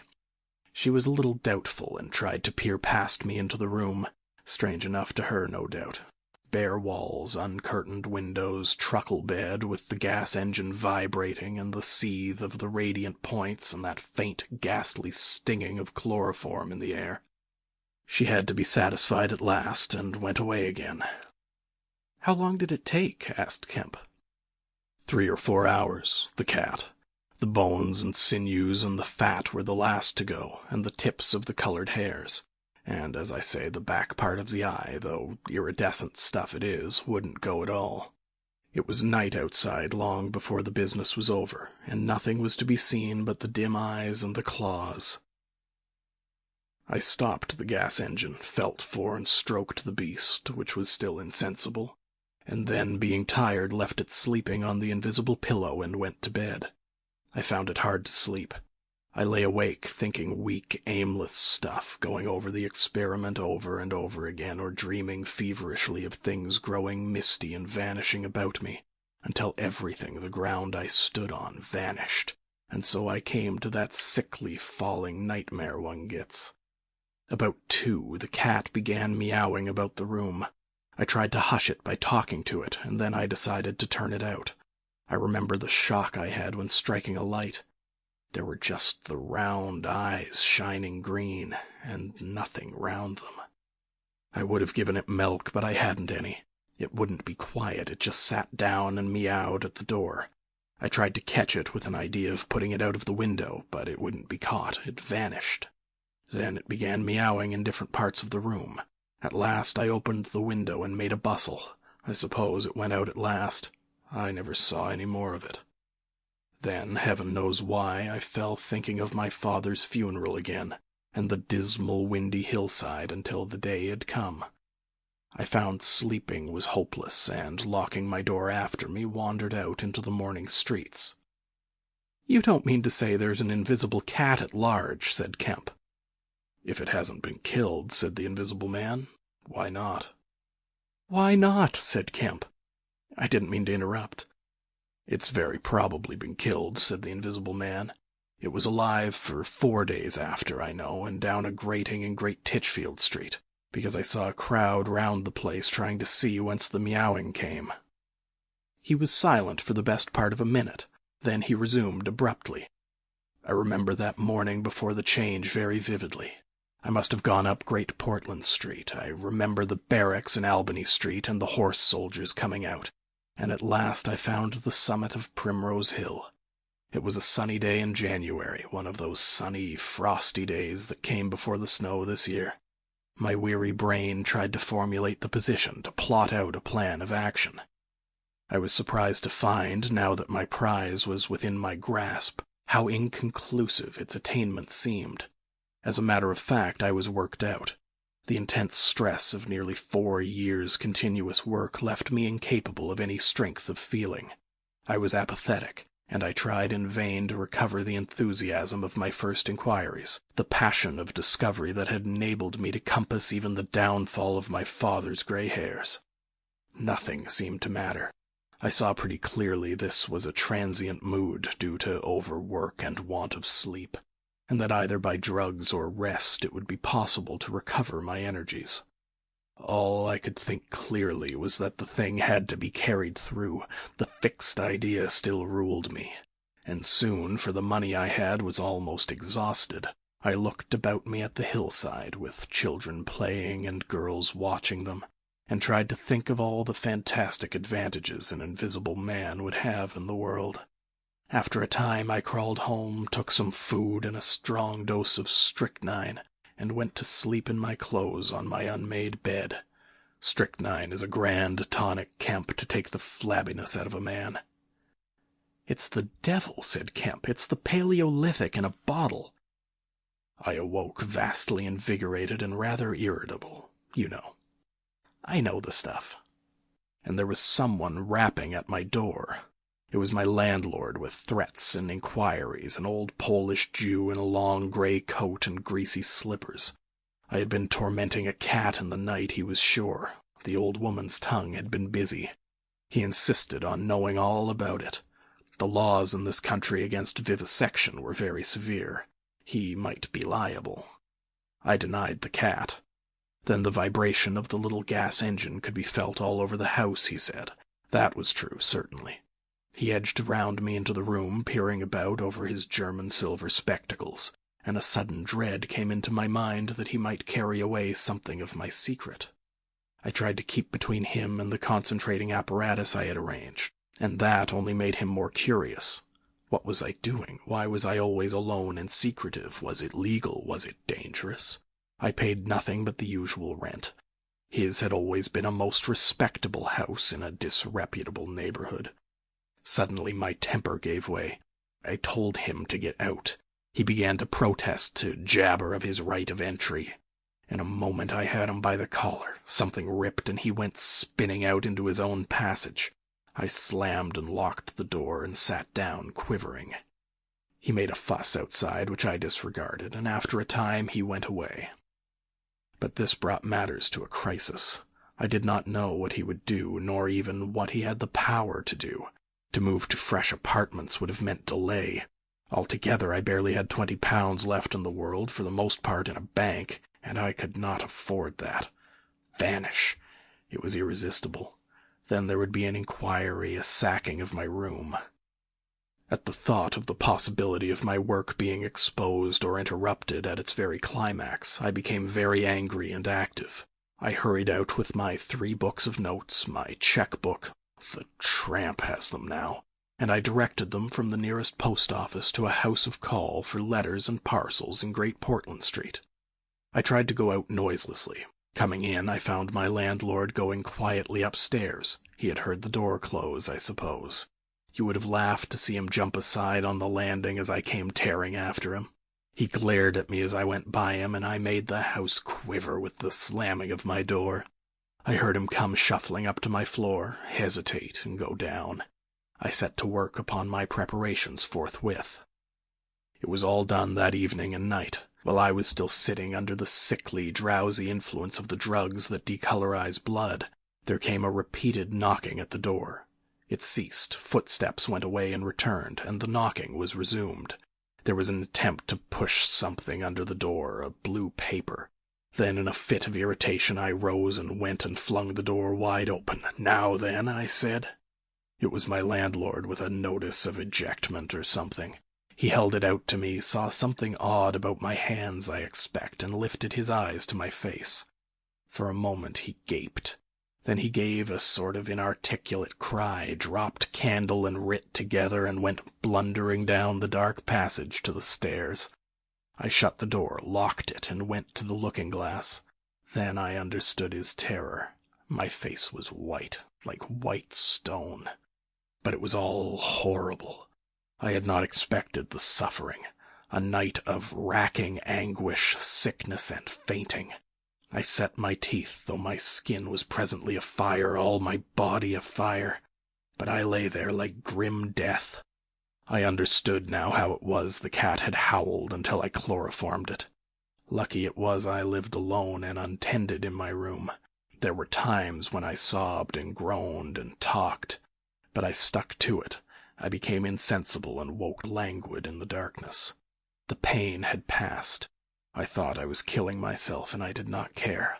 I shall never forget that dawn and the strange horror of seeing that my hands had become as clouded glass, and watching them grow clearer and thinner as the day went by, until at last I could see the sickly disorder of my room through them, though I closed my transparent eyelids. My limbs became glassy, the bones and arteries faded, vanished, and the little white nerves went last. I gritted my teeth and stayed there to the end. At last only the dead tips of the fingernails remained, pallid and white, and the brown stain of some acid upon my fingers. I struggled up. At first I was incapable as a swathed infant, stepping with limbs I could not see. I was weak and very hungry. I went and stared at nothing in my shaving-glass, at nothing save where an attenuated pigment still remained behind the retina of my eyes, fainter than mist. I had to hang on to the table and press my forehead against the glass. It was only by a frantic effort of will that I dragged myself back to the apparatus and completed the process. I slept during the forenoon, pulling the sheet over my eyes to shut out the light, and about midday I was awakened again by a knocking. My strength had returned. I sat up and listened and heard a whispering. I sprang to my feet and as noiselessly as possible began to detach the connections of my apparatus and to distribute it about the room so as to destroy the suggestions of its arrangement. Presently the knocking was renewed, and voices called, first my landlord's, then the two others. To gain time, I answered them. The invisible rag and pillow came to hand, and I opened the window and pitched them out onto the cistern cover. As the window opened, a heavy crash came at the door. Someone had charged it with the idea of smashing the lock, but the stout bolts I had screwed up some days before stopped him. That startled me, made me angry. I began to tremble and to do things hurriedly. I tossed together some loose papers, straw, packing paper, and so forth in the middle of the room, and turned on the gas. Heavy blows began to rain upon the door. I could not find the matches. I beat my hands on the wall with rage. I turned down the gas again, stepped out of the window on the cistern cover, very softly lowered the sash, and sat down, secure and invisible, but quivering with anger to watch the events.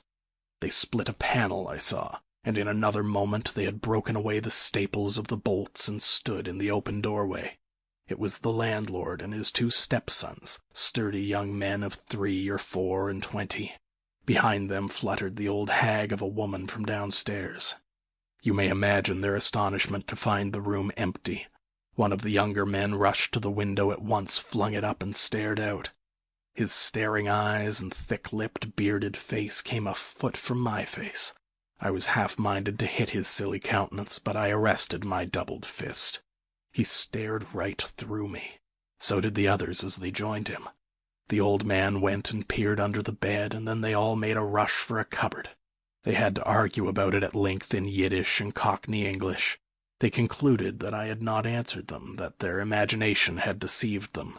A feeling of extraordinary elation took the place of my anger as I sat outside the window and watched these 4 people, for the old lady came in glancing suspiciously about like her cat, trying to understand the riddle of my behavior.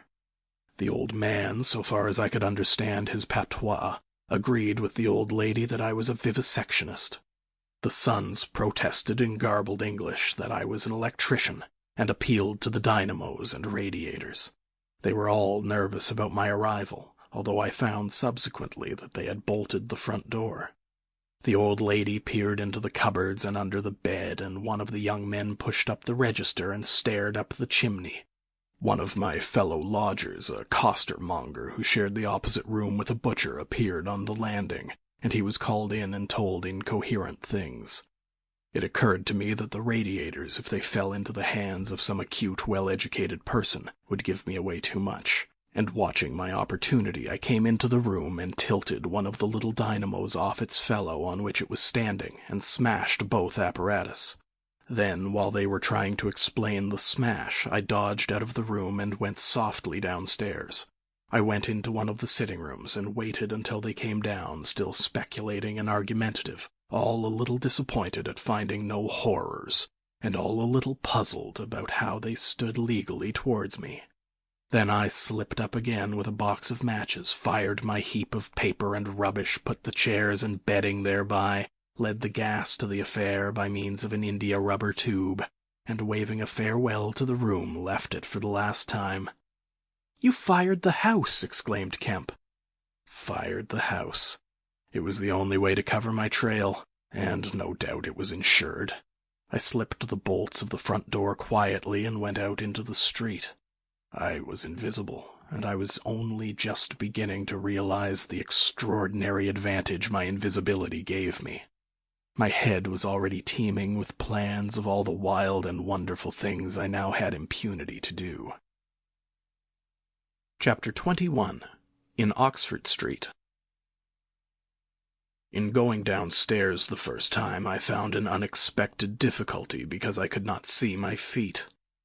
Indeed, I stumbled twice, and there was an unaccustomed clumsiness in gripping the bolt. By not looking down, however, I managed to walk on the level passably well. My mood, I say, was one of exultation. I felt as a seeing man might do, with padded feet and noiseless clothes in a city of the blind. I experienced a wild impulse to jest, to startle people, to clap men on the back, fling people's hats astray, and generally revel in my extraordinary advantage. But hardly had I emerged upon Great Portland Street, however, my lodging was close to the big draper's shop there, when I heard a clashing concussion and was hit violently behind, and turning saw a man carrying a basket of soda-water siphons, and looking in amazement at his burden. Although the blow had really hurt me, I found something so irresistible in his astonishment that I laughed aloud. "The devil's in the basket," I said, and suddenly twisted it out of his hand. He let it go incontinently, and I swung the whole weight into the air.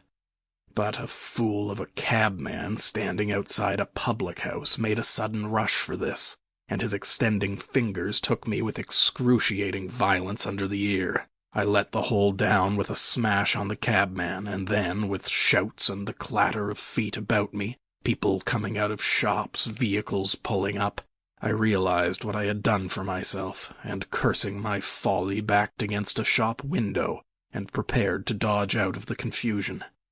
In a moment I should be wedged into a crowd and inevitably discovered. I pushed by a butcher boy who luckily did not turn to see the nothingness that shoved him aside, and dodged behind the cabman's four-wheeler. I do not know how they settled the business. I hurried straight across the road, which was happily clear, and hardly heeding which way I went in the fright of detection the incident had given me, plunged into the afternoon throng of Oxford Street. I tried to get into the stream of people, but they were too thick for me, and in a moment my heels were being trodden upon. I took to the gutter, the roughness of which I found painful to my feet, and forthwith the shaft of a crawling hansom dug me forcibly under the shoulder blade, reminding me that I was already bruised severely. I staggered out of the way of the cab, avoided a perambulator by a convulsive movement, and found myself behind the hansom. A happy thought saved me, and as this drove slowly along I followed in its immediate wake, trembling and astonished at the turn of my adventure, and not only trembling but shivering. It was a bright day in January, and I was stark naked, and the thin slime of mud that covered the road was freezing. Foolish as it seems to me now, I had not reckoned that, transparent or not, I was still amenable to the weather and all its consequences.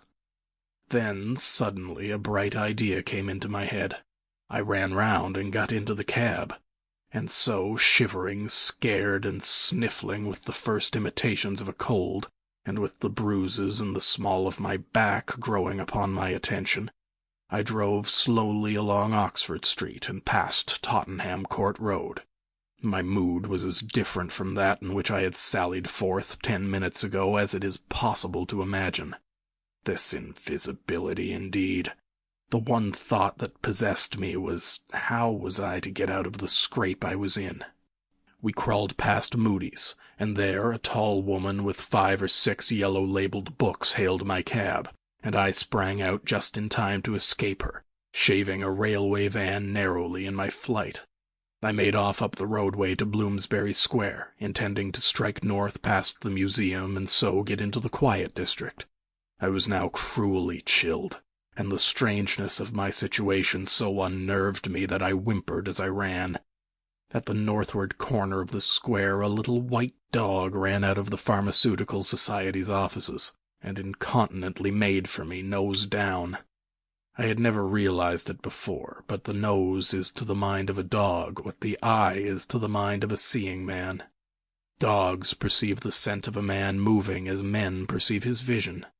This brute began barking and leaping, showing, as it seemed to me, only too plainly that he was aware of me. I crossed Great Russell Street, glancing over my shoulder as I did so, and went some way along Montague Street before I realized what I was running towards. Then I became aware of a blare of music, and looking along the street saw a number of people advancing out of Russell Square, red shirts and the banner of the Salvation Army to the fore.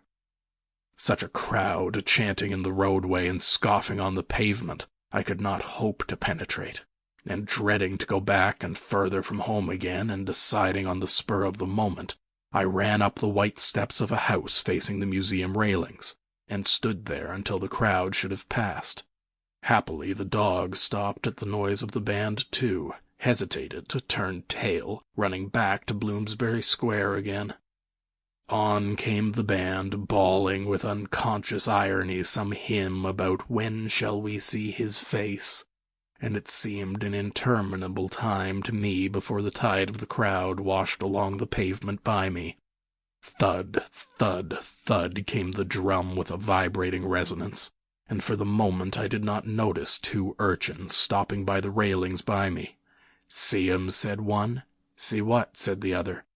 "Why, them footmarks, bare like what you makes in the mud."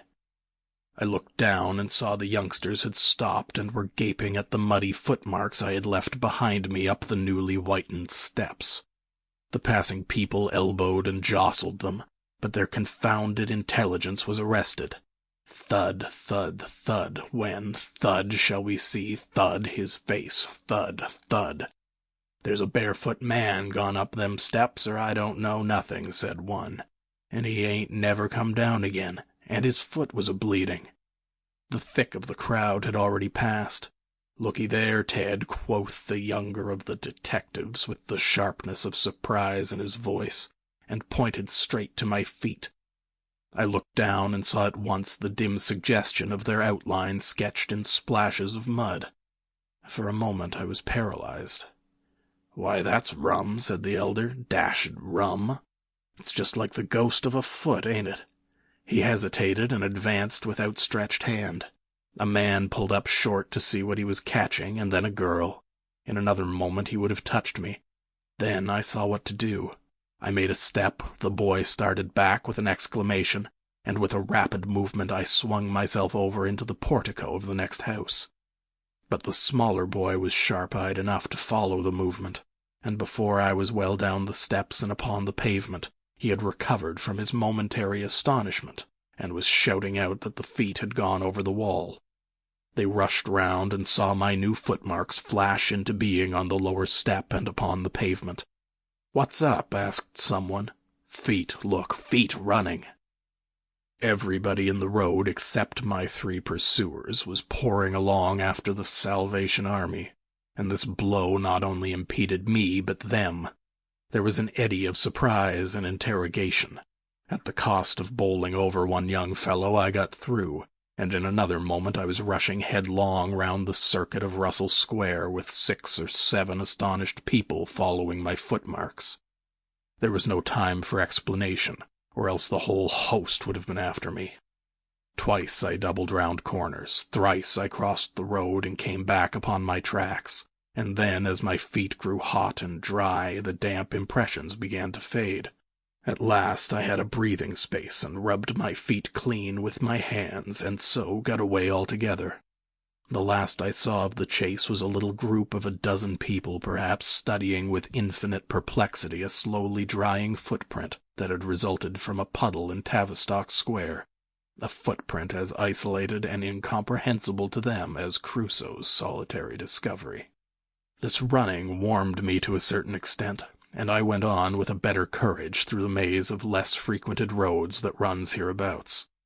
My back had now become very stiff and sore, my tonsils were painful from the cabman's fingers, and the skin of my neck had been scratched by his nails.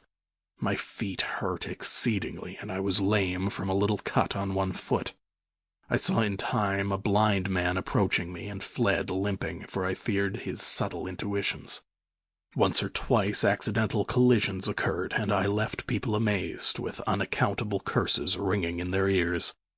Then came something silent and quiet against my face, and across the square fell a thin veil of slowly falling flakes of snow. I had caught a cold, and do as I would, I could not avoid an occasional sneeze. And every dog that came in sight with its pointing nose and curious sniffing was a terror to me. Then came men and boys running, first one, then others, and shouting as they ran. It was a fire.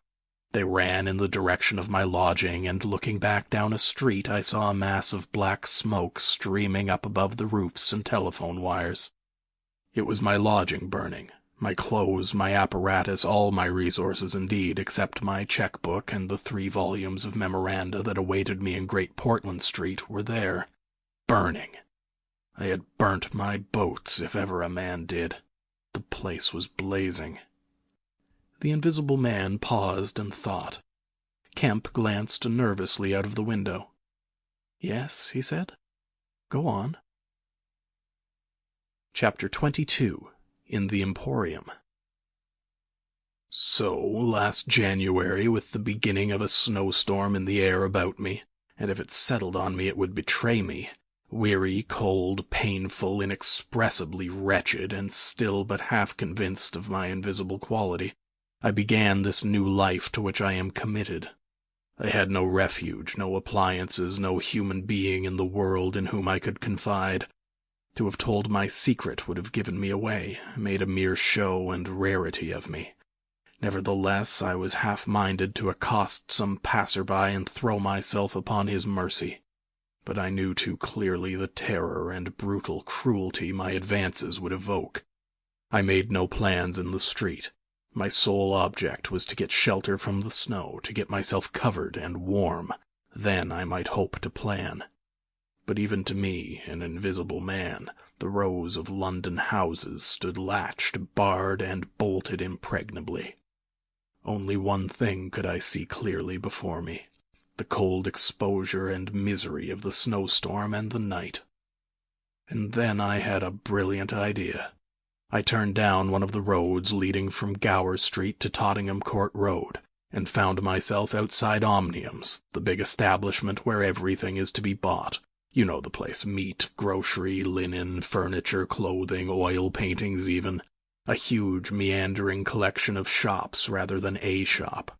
I had thought I should find the doors open, but they were closed, and as I stood in the wide entrance a carriage stopped outside, and a man in uniform, you know, the kind of personage with Omnium on his cap, flung open the door. I contrived to enter, and walking down the shop, it was a department where they were selling ribbons and gloves and stockings and that kind of thing, came to a more spacious region devoted to picnic baskets and wicker furniture. I did not feel safe there, however. People were going to and fro, and I prowled restlessly about until I came upon a huge section in an upper floor, containing multitudes of bedsteads. And over these I clambered, and found a resting place at last among a huge pile of folded flock mattresses. The place was already lit up and agreeably warm, and I decided to remain where I was, keeping a cautious eye on the 2 or 3 sets of shopmen and customers who were meandering through the place, until closing time came. Then I should be able, I thought, to rob the place for food and clothing and, disguised, prowl through it, and examine its resources, perhaps sleep on some of the bedding. That seemed an acceptable plan.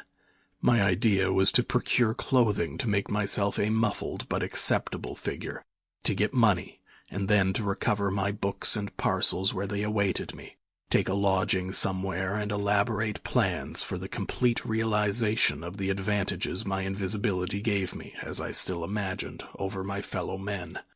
Closing time arrived quickly enough. It could not have been more than an hour after I took up my position on the mattresses before I noticed the blinds of the windows being drawn, and customers being marched doorward. And then a number of brisk young men began with remarkable alacrity to tidy up the goods that remained disturbed. I left my lair as the crowds diminished and prowled cautiously out to the less desolate parts of the shop.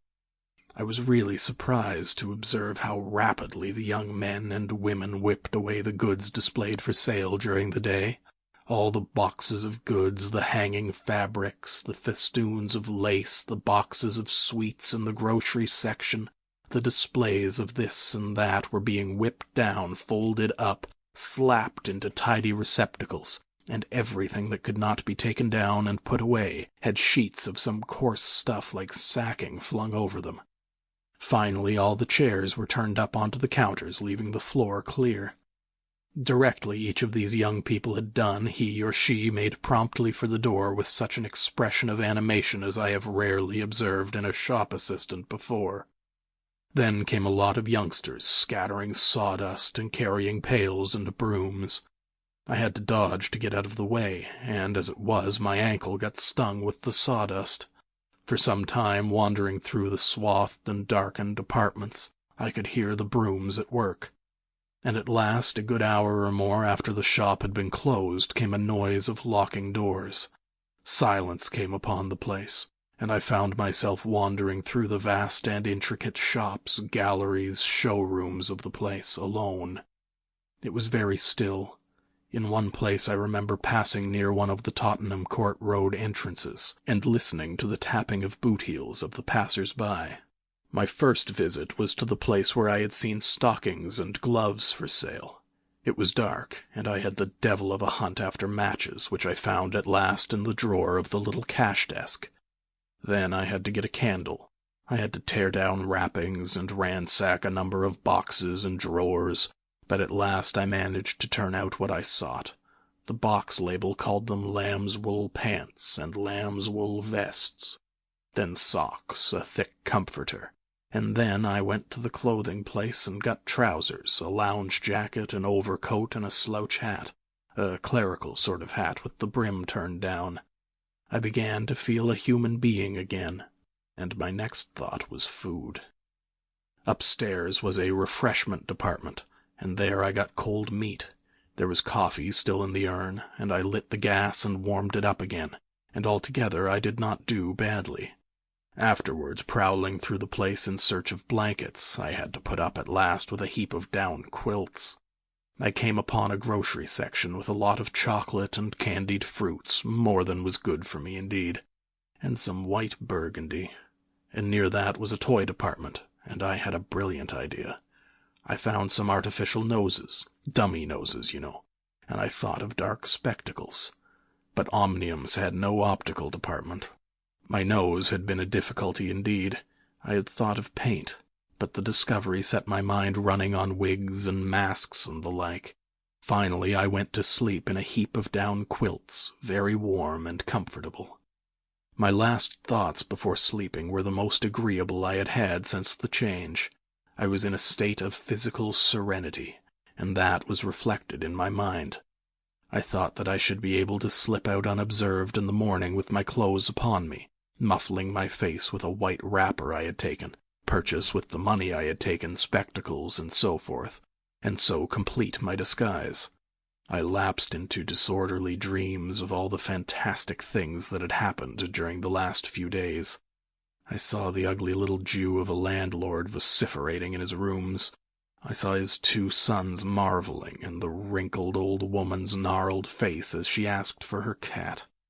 I experienced again the strange sensation of seeing the cloth disappear, and so I came round to the windy hillside and the sniffing old clergyman mumbling, "Earth to earth, ashes to ashes, dust to dust, at my father's open grave." "You also," said a voice, and suddenly I was being forced towards the grave. I struggled, shouted, appealed to the mourners, but they continued stonily following the service. The old clergyman, too, never faltered, droning and sniffing through the ritual. I realized I was invisible and inaudible, that overwhelming forces had their grip on me. I struggled in vain. I was forced over the brink. The coffin rang hollow as I fell upon it, and the gravel came flying after me in spadefuls. Nobody heeded me. Nobody was aware of me. I made convulsive struggles and awoke. The pale London dawn had come. The place was full of a chilly grey light that filtered round the edges of the window blinds. I sat up, and for a time I could not think where this ample apartment with its counters, its piles of rolled stuff, its heaps of quilts and cushions, its iron pillars might be. Then, as recollection came back to me, I heard voices in conversation. Then, far down the place, in the brighter light of some department which had already raised its blinds, I saw 2 men approaching. I scrambled to my feet, looking about me for some way of escape, and even as I did so, the sound of my movement made them aware of me. I suppose they saw merely a figure moving quietly and quickly away. "Who's that?" cried one, and "Stop there," shouted the other. I dashed around a corner and came full tilt, a faceless figure, mind you, on a lanky lad of 15. He yelled, and I bowled him over, rushed past him, turned another corner, and by a happy inspiration threw myself behind a counter. In another moment feet went running past, and I heard voices shouting all hands to the doors, asking what was up, and giving one another advice how to catch me. Lying on the ground, I felt scared out of my wits. But, odd as it may seem, it did not occur to me at the moment to take off my clothes as I should have done. I had made up my mind, I suppose, to get away in them, and that ruled me. And then down the vista of the counters came a bawling of, "Here he is!" I sprang to my feet, whipped a chair off the counter and sent it whirling at the fool who had shouted, turned, came into another round a corner, sent him spinning, and rushed up the stairs. He kept his footing, gave a view hello, and came up the staircase hot after me. Up the staircase were piled a multitude of those bright-colored pot things. What are they? "Art pots?" suggested Kemp. "That's it, art pots. Well, I turned at the top step and swung round, plucked one out of a pile and smashed it onto his silly head as he came at me. The whole pile of pots went headlong, and I heard shouting and footsteps running from all parts. I made a mad rush for the refreshment place, and there was a man in white like a man cook, who took up the chase. I made one last desperate turn and found myself among lamps and ironmongery. I went behind the counter of this and waited for my cook, and as he bolted in at the head of the chase I doubled him with a lamp. Down he went, and I crouched down behind the counter and began whipping off my clothes as fast as I could. Coat, jacket, trousers, shoes were all right, but a lamb's wool vest fits a man like a skin.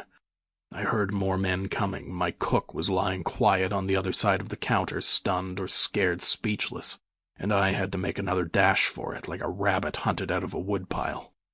"This way, policeman," I heard someone shouting. I found myself in my bedstead storeroom again, and at the end of a wilderness of wardrobes. I rushed among them, went flat, got rid of my vest after infinite wriggling, and stood a free man again, panting and scared as the policeman and 3 of the shopmen came around the corner. They made a rush for the vest and pants and collared the trousers. "He's dropping his plunder," said one of the young men. "He must be here somewhere."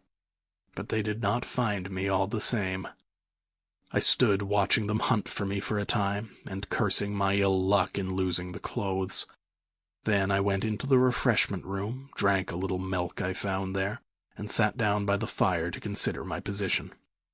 In a little while 2 assistants came in and began to talk over the business very excitedly and like the fools they were. I heard a magnified account of my depredations, and other speculations as to my whereabouts. Then I fell to scheming again. The insurmountable difficulty of the place, especially now it was alarmed, was to get any plunder out of it. I went down into the warehouse to see if there was any chance of packing and addressing a parcel, but I could not understand the system of checking. About 11 o'clock, the snow having thawed as it fell, and the day being finer and a little warmer than the previous one, I decided that the emporium was hopeless, and went out again, exasperated at my want of success, with only the vaguest plans of action in my mind. Chapter 23. In Drury Lane. "But you begin now to realize," said the Invisible Man, "the full disadvantage of my condition. I had no shelter, no covering. To get clothing was to forgo all my advantage, to make myself a strange and terrible thing. I was fasting, for to eat, to fill myself with unassimilated matter, would be to become grotesquely visible again." "I never thought of that," said Kemp. Nor had I. And the snow had warned me of other dangers. I could not go abroad in snow. It would settle on me and expose me. Rain, too, would make me a watery outline, a glistening surface of a man, a bubble. And fog. I should be like a fainter bubble in a fog, a surface, a greasy glimmer of humanity. Moreover, as I went abroad in the London air, I gathered dirt about my ankles, floating smuts and dust upon my skin. I did not know how long it would be before I should become visible from that cause also, but I saw clearly it could not be for long, not in London at any rate. I went into the slums towards Great Portland Street, and found myself at the end of the street in which I had lodged. I did not go that way, because of the crowd halfway down it opposite to the still smoking ruins of the house I had fired. My most immediate problem was to get clothing. What to do with my face puzzled me. Then I saw in one of those little miscellaneous shops, news, sweets, toys, stationery, belated Christmas tomfoolery, and so forth, an array of masks and noses. I realized that problem was solved. In a flash I saw my course. I turned about, no longer aimless, and went, circuitously in order to avoid the busy ways, towards the back streets north of the Strand, for I remembered, though not very distinctly where, that some theatrical costumers had shops in that district. The day was cold, with a nipping wind down the northward running streets. I walked fast to avoid being overtaken. Every crossing was a danger, every passenger a thing to watch alertly. One man, as I was about to pass him at the top of Bedford Street, turned upon me abruptly and came into me, sending me into the road and almost under the wheel of a passing hansom. The verdict of the cab rank was that he had some sort of a stroke. I was so unnerved by this encounter that I went into Covent Garden Market and sat down for some time in a quiet corner by a stall of violets, panting and trembling. I found I had caught a fresh cold, and had to turn out after a time lest my sneezes should attract attention. At last I reached the object of my quest, a dirty, fly-blown little shop in a byway near Drury Lane, with a window full of tinsel robes, sham jewels, wigs, slippers, dominoes, and theatrical photographs. The shop was old-fashioned and low and dark, and the house rose above it for 4 stories, dark and dismal. I peered through the window and, seeing no one within, entered. The opening of the door set a clanking bell ringing. I left it open and walked round a bare costume stand into a corner behind a cheval glass. For a minute or so no one came. Then I heard heavy feet striding across a room, and a man appeared down the shop. My plans were now perfectly definite. I proposed to make my way into the house, secrete myself upstairs, watch my opportunity, and when everything was quiet, rummage out a wig, mask, spectacles, and costume, and go into the world, perhaps a grotesque but still a credible figure. And incidentally, of course, I could rob the house of any available money. The man who had just entered the shop was a short, slight, hunched, beetle-browed man with long arms and very short, bandy legs. Apparently I had interrupted a meal. He stared about the shop with an expression of expectation. This gave way to surprise, and then to anger as he saw the shop empty. "Damn the boys," he said. He went to stare up and down the street. He came in again in a minute, kicked the door with his foot spitefully, and went muttering back to the house door. I came forward to follow him, and at the noise of my movement he stopped dead. I did so too, startled by his quickness of ear. He slammed the house door in my face. I stood hesitating. Suddenly I heard his quick footsteps returning, and the door reopened. He stood looking about the shop like one who was still not satisfied. Then, murmuring to himself, he examined the back of the counter and peered behind some fixtures. Then he stood doubtful. He had left the house door open, and I slipped into the inner room. It was a queer little room, poorly furnished and with a number of big masks in the corner. On the table was his belated breakfast, and it was a confoundedly exasperating thing for me, Kemp, to have to sniff his coffee and stand watching while he came in and resumed his meal. And his table manners were irritating. 3 doors opened into the little room, one going upstairs and one down, but they were all shut. I could not get out of the room while he was there. I could scarcely move because of his alertness, and there was a draft down my back. Twice I strangled a sneeze just in time. The spectacular quality of my sensations was curious and novel, but for all that I was heartily tired and angry long before he had done his eating. But at last he made an end, and putting his beggarly crockery on the black tin tray upon which he had had his teapot, and gathering all the crumbs up on the mustard-stained cloth, he took the whole lot of things after him. His burden prevented his shutting the door behind him, as he would have done. I never saw such a man for shutting doors. And I followed him into a very dirty underground kitchen and scullery. I had the pleasure of seeing him begin to wash up, and then, finding no good in keeping down there, and the brick floor being cold on my feet, I returned upstairs and sat in his chair by the fire. It was burning low, and scarcely thinking, I put on a little coal. The noise of this brought him up at once, and he stood aglare. He peered about the room, and was within an ace of touching me. Even after that examination, he scarcely seemed satisfied. He stopped in the doorway, and took a final inspection before he went down. I waited in the little parlor for an age, and at last he came up and opened the upstairs door. I just managed to get by him. On the staircase he stopped suddenly, so that I very nearly blundered into him. He stood looking back right into my face and listening. "I could have sworn," he said. His long, hairy hand pulled at his lower lip. His eye went up and down the staircase. Then he grunted and went on up again. His hand was on the handle of a door, and then he stopped again with the same puzzled anger on his face. He was becoming aware of the faint sounds of my movements about him. The man must have had diabolically acute hearing. He suddenly flashed into rage. "If there's anyone in this house," he cried with an oath, and left the threat unfinished. He put his hand in his pocket, failed to find what he wanted, and rushing past me went blundering noisily and pugnaciously downstairs. But I did not follow him. I sat on the head of the staircase until his return. Presently he came up again, still muttering. He opened the door of the room, and before I could enter, slammed it in my face. I resolved to explore the house, and spent some time in doing so as noiselessly as possible. The house was very old and tumble-down, damp so that the paper in the attics was peeling from the walls, and rat-infested. Some of the door handles were stiff, and I was afraid to turn them.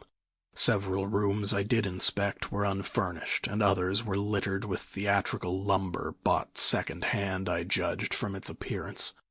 In one room next to his I found a lot of old clothes. I began routing among these, and in my eagerness forgot again the evident sharpness of his ears. I heard a stealthy footstep, and looking up just in time saw him peering in at the tumbled heap and holding an old-fashioned revolver in his hand. I stood perfectly still while he stared about open-mouthed and suspicious.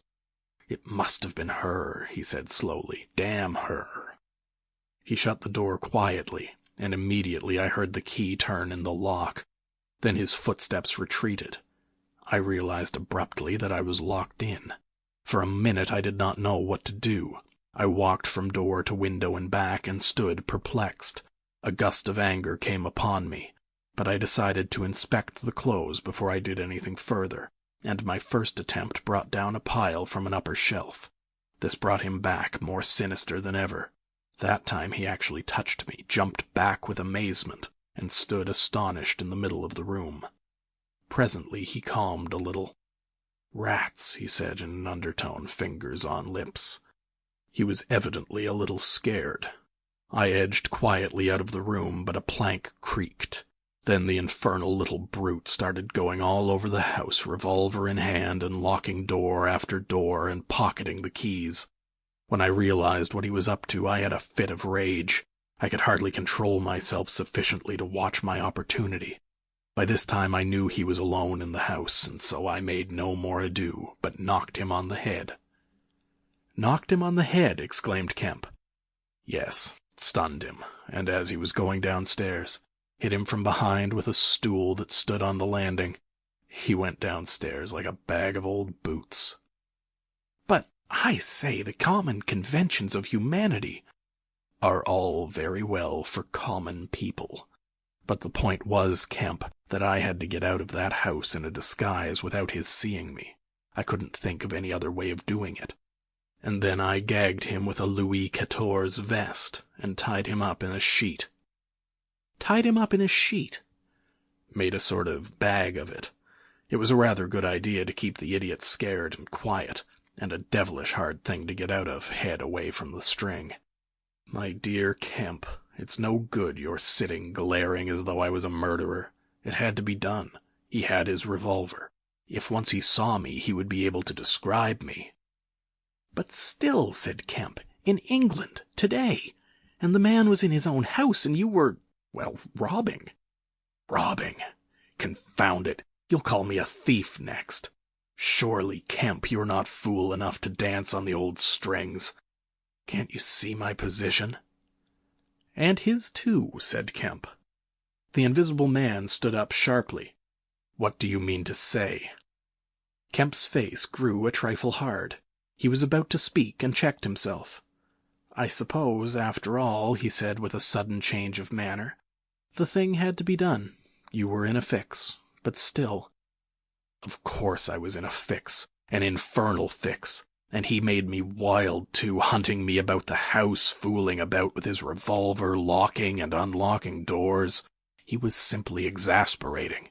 You don't blame me, do you? You don't blame me?"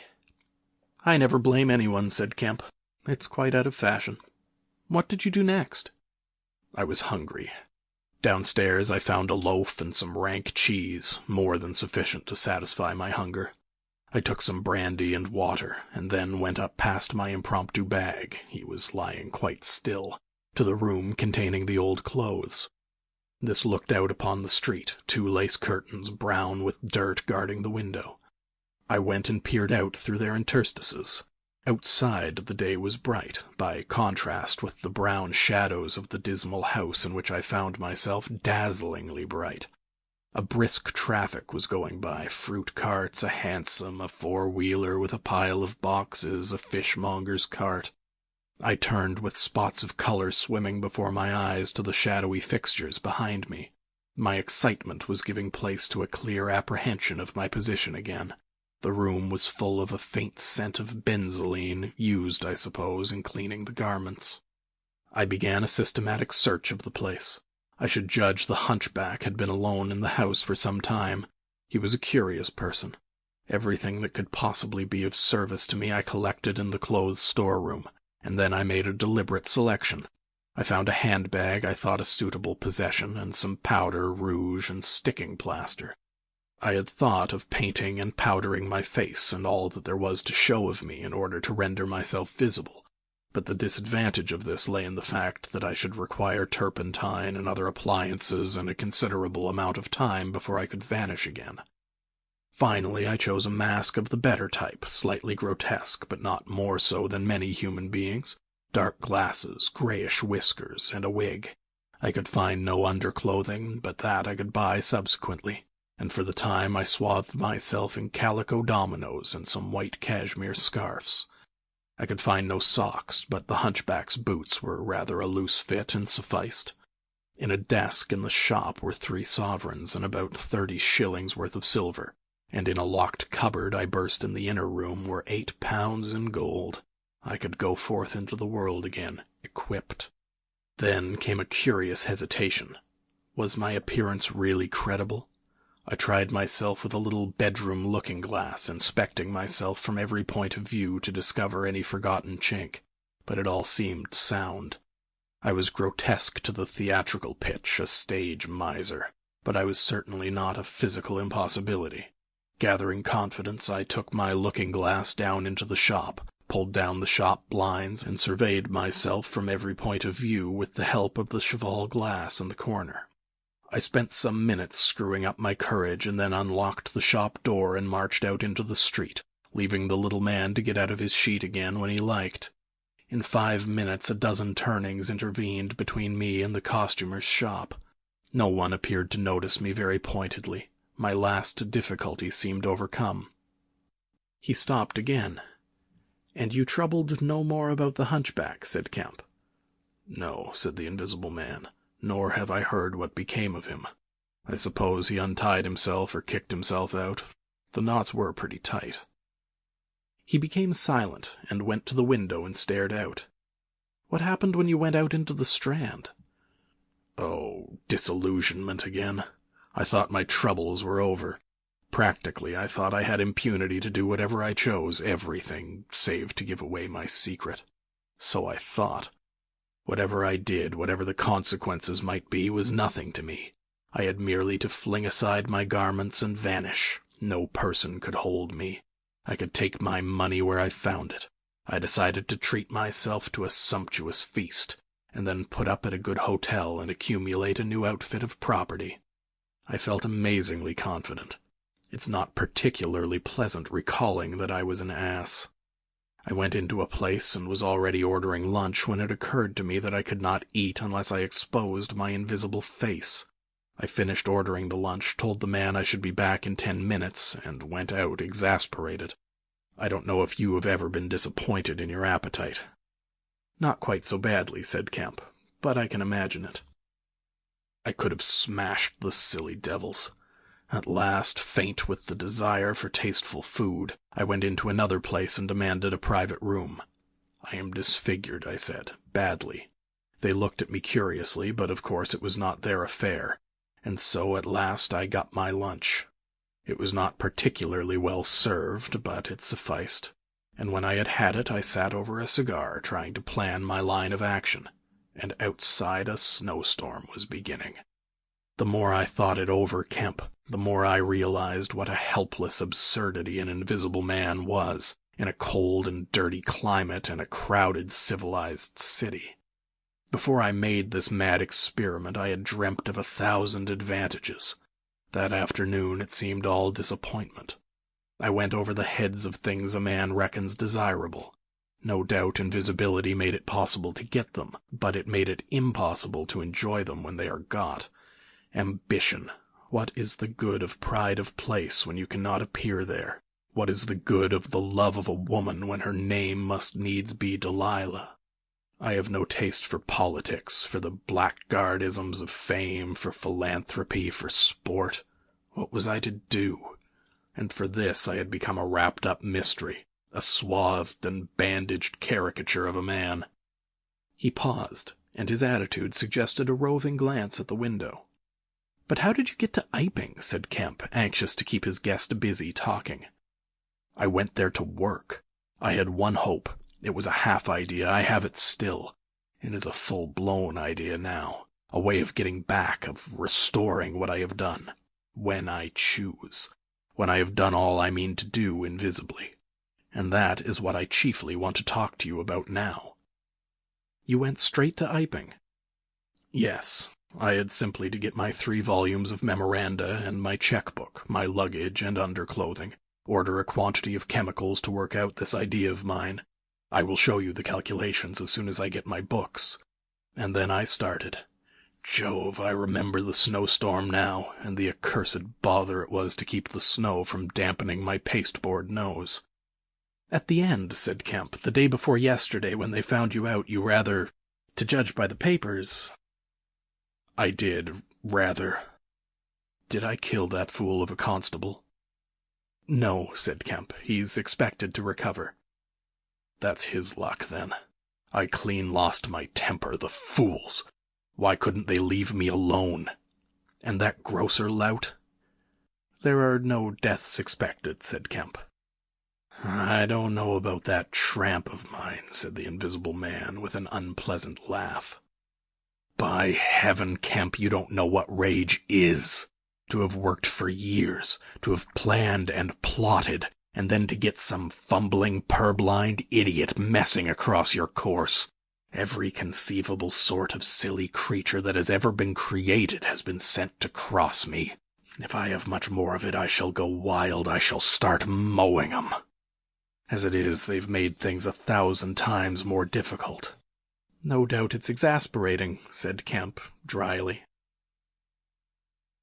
Chapter 24. The Plan That Failed. "But now," said Kemp, with a side glance out of the window, "what are we to do?" He moved nearer his guest as he spoke in such a manner as to prevent the possibility of a sudden glimpse of the 3 men who were advancing up the hill road, with an intolerable slowness as it seemed to Kemp. "What were you planning to do when you were heading for Port Burdock? Had you any plan?" "I was going to clear out of the country, but I have altered that plan rather since seeing you. I thought it would be wise, now the weather is hot and invisibility possible, to make for the south, especially as my secret was known and everyone here would be on the lookout for a masked and muffled man. You have a line of steamers from here to France. My idea was to get aboard one and run the risks of the passage. Thence I could go by train into Spain or else get to Algiers. It would not be difficult. There a man might always be invisible, and yet live, and do things. I was using that tramp as a money box and luggage carrier until I decided how to get my books and things sent over to meet me." "That's clear." "And then the filthy brute must needs try and rob me. He has hidden my books, Kemp, hidden my books. If I can lay my hands on him." "Best plan to get the books out of him first." "But where is he? Do you know?"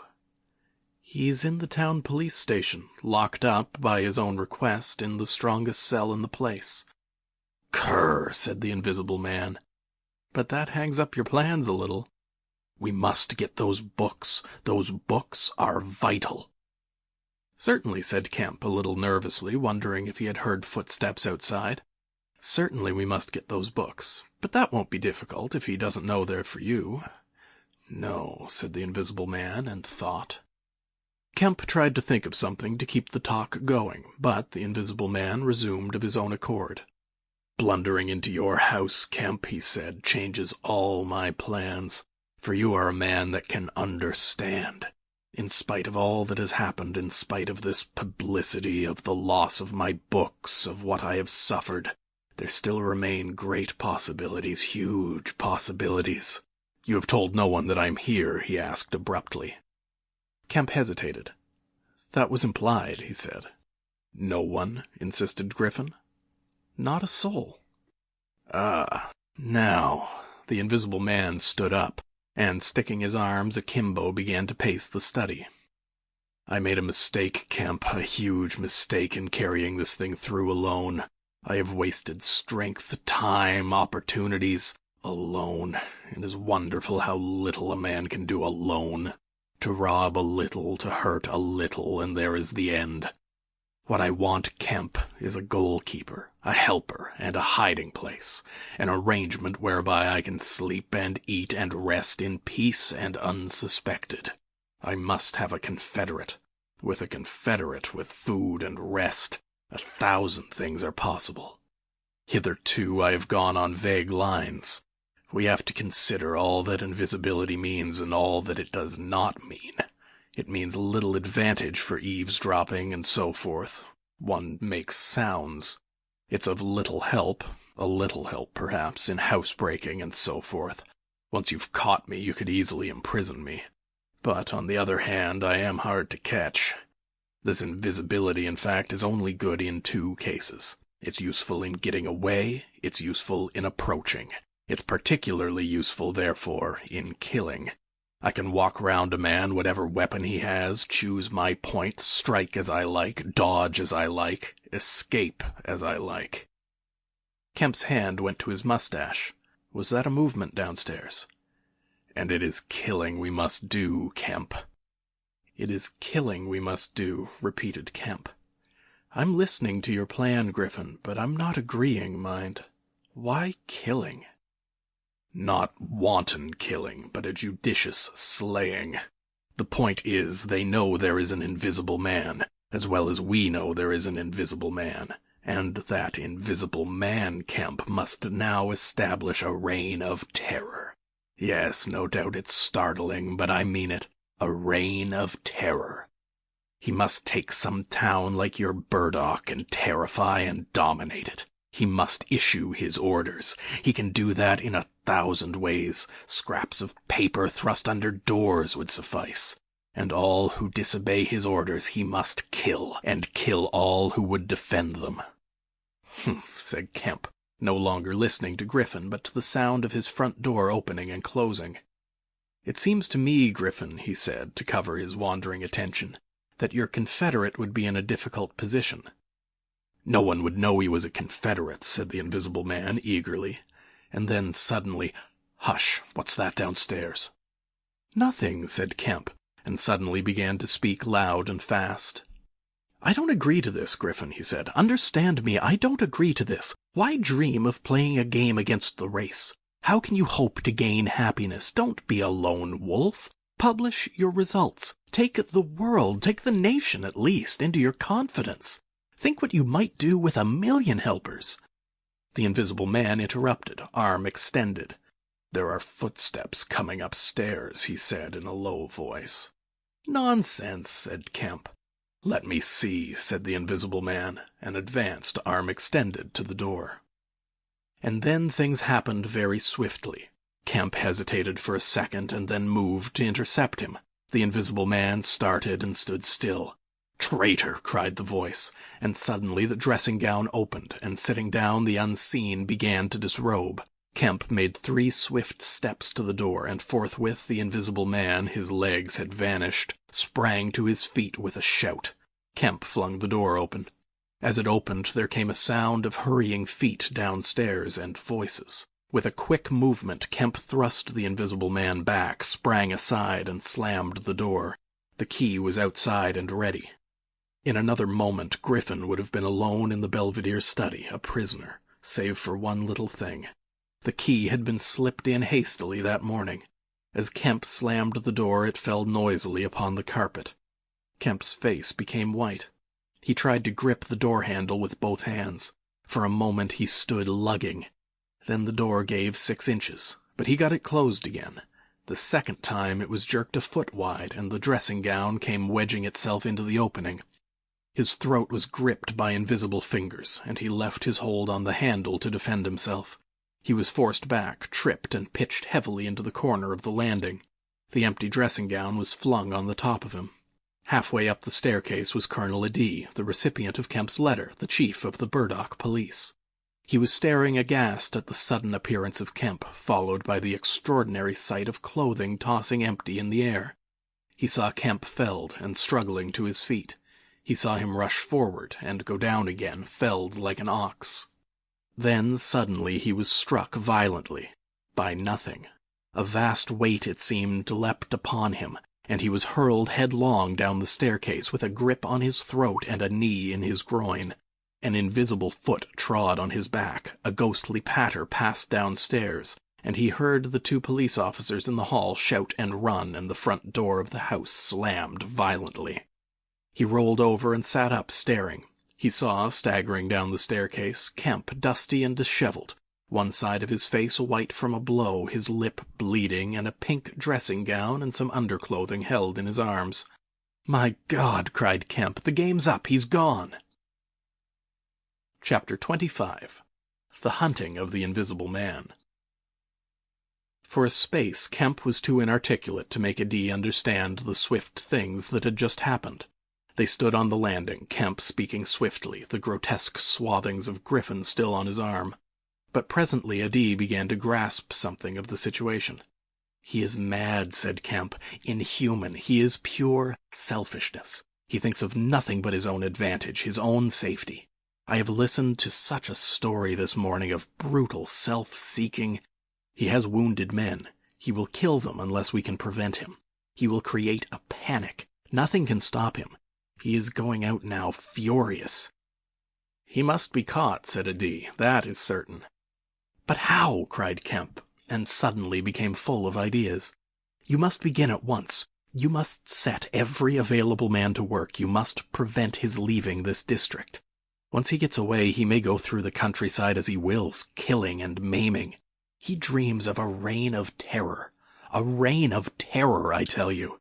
You must set a watch on trains and roads and shipping. The garrison must help. You must wire for help. The only thing that may keep him here is the thought of recovering some books of notes he counts of value. I will tell you of that. There is a man in your police station, Marvel." "I know," said Adee. "I know. Those books, yes, but the tramp says he hasn't them. But he thinks the tramp has.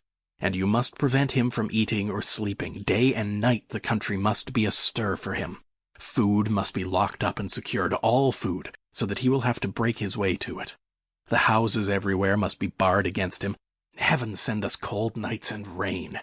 The whole countryside must begin hunting and keep hunting. I tell you, Adee, he is a danger, a disaster. Unless he is pinned and secured, it is frightful to think of the things that may happen." "What else can we do?" said Adee. "I must go down at once," and began organizing. "But why not come? Yes, you come too. Come, and we must hold a sort of council of war, get Hops to help, and the railway managers. By Jove, it's urgent. Come along, tell me as we go. What else is there we can do? Put that stuff down." In another moment Adee was leading the way downstairs. They found the front door open, and the policeman standing outside staring at empty air. "He's got away, sir," said one. "We must go to the central station at once," said Adee. "One of you go on down and get a cab to come up and meet us, quickly. And now, Kemp, what else?" "Dogs," said Kemp. "Get dogs. They don't see him, but they wind him. Get dogs." "Good," said Adee. "It's not generally known, but the prison officials over at Halstead know a man with bloodhounds. Dogs. What else?" "Bear in mind," said Kemp, "his food shows. After eating, his food shows until it is assimilated, so that he has to hide after eating. You must keep on beating, every thicket, every quiet corner, and put all weapons, all implements that might be weapons, away. He can't carry such things for long, and what he can snatch up and strike men with must be hidden away." "Good again," said Adee. "We shall have him yet." "And on the roads," said Kemp, and hesitated. "Yes," said Adee. "Powdered glass," said Kemp. "It's cruel, I know, but think of what he may do." Adee drew the air in sharply between his teeth. "It's unsportsmanlike. I don't know. But I'll have powdered glass got ready if he goes too far." "The man's become inhuman, I tell you," said Kemp. "I am as sure he will establish a reign of terror so soon as he has got over the emotions of this escape as I am sure I am talking to you. Our only chance is to be ahead. He has cut himself off from his kind. His blood be upon his own head. Chapter 26. The Wicksteed Murder. The Invisible Man seems to have rushed out of Kemp's house in a state of blind fury. A little child playing near Kemp's gateway was violently caught up and thrown aside so that its ankle was broken, and thereafter for some hours the Invisible Man passed out of human perceptions. No one knows where he went nor what he did, but one can imagine him hurrying through the hot June forenoon up the hill and on to the open downland behind Port Burdock, raging and despairing at his intolerable fate, and sheltering at last, heated and weary, amid the thickets of Hintondean, to piece together again his shattered schemes against his species. That seems the most probable refuge for him, for there it was he reasserted himself in a grimly tragical manner about 2 in the afternoon. One wonders what his state of mind may have been during that time, and what plans he devised. No doubt he was almost ecstatically exasperated by Kemp's treachery, and though we may be able to understand the motives that led to that deceit, we may still imagine and even sympathize a little with the fury the attempted surprise must have occasioned. Perhaps something of the stunned astonishment of his Oxford Street experiences may have returned to him, for he had evidently counted on Kemp's cooperation in his brutal dream of a terrorized world. At any rate, he vanished from human ken about midday, and no living witness can tell what he did until about 2:30. It was a fortunate thing, perhaps, for humanity, but for him it was a fatal inaction. During that time, a growing multitude of men scattered over the countryside were busy. In the morning he had still been simply a legend, a terror. In the afternoon, by virtue chiefly of Kemp's dryly worded proclamation, he was presented as a tangible antagonist, to be wounded, captured, or overcome, and the countryside began organizing itself with inconceivable rapidity. By 2 o'clock even he might still have removed himself out of the district by getting aboard a train, but after 2 that became impossible. Every passenger train along the lines on a great parallelogram between Southampton, Manchester, Brighton, and Horsham traveled with locked doors, and the goods traffic was almost entirely suspended, and in a great circle of 20 miles round Port Burdock, men armed with guns and bludgeons were presently setting out in groups of 3 and 4, with dogs, to beat the roads and fields. Mounted policemen rode along the country lanes, stopping at every cottage and warning the people to lock up their houses and keep indoors unless they were armed, and all the elementary schools had broken up by 3 o'clock, and the children, scared and keeping together in groups, were hurrying home. Kemp's proclamation, signed indeed by a D, was posted over almost the whole district by 4 or 5 o'clock in the afternoon.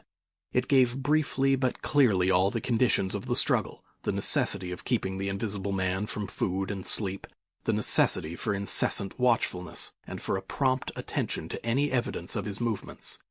And so swift and decided was the action of the authorities, so prompt and universal was the belief in this strange being, that before nightfall an area of several hundred square miles was in a stringent state of siege. And before nightfall, too, a thrill of horror went through the whole watching, nervous countryside, going from whispering mouth to mouth, swift and certain over the length and breadth of the country, past the story of the murder of Mr. Wicksteed. If our supposition that the Invisible Man's refuge was the Hintondean thickets, then we must suppose that in the early afternoon he sallied out again, bent upon some project that involved the use of a weapon. We cannot know what the project was, but the evidence that he had the iron rod in hand before he met Wicksteed is to me at least overwhelming. Of course we can know nothing of the details of that encounter. It occurred on the edge of a gravel pit, not 200 yards from Lord Burdock's lodge gate. Everything points to a desperate struggle, the trampled ground, the numerous wounds Mr. Wicksteed received, his splintered walking stick. But why the attack was made, save in a murderous frenzy, it is impossible to imagine. Indeed, the theory of madness is almost unavoidable. Mr. Wicksteed was a man of 45 or 46, steward to Lord Burdock, of inoffensive habits and appearance, the very last person in the world to provoke such a terrible antagonist. Against him it would seem the Invisible Man used an iron rod dragged from a broken piece of fence. He stopped this quiet man going quietly home to his midday meal, attacked him, beat down his feeble defenses, broke his arm, felled him, and smashed his head to a jelly. Of course, he must have dragged this rod out of the fencing before he met his victim. He must have been carrying it ready in his hand. Only 2 details beyond what has already been stated seem to bear on the matter. One is the circumstance that the gravel pit was not in Mr. Wicksteed's direct path home, but nearly a couple 100 yards out of his way. The other is the assertion of a little girl to the effect that, going to her afternoon school, she saw the murdered man trotting in a peculiar manner across a field towards the gravel pit.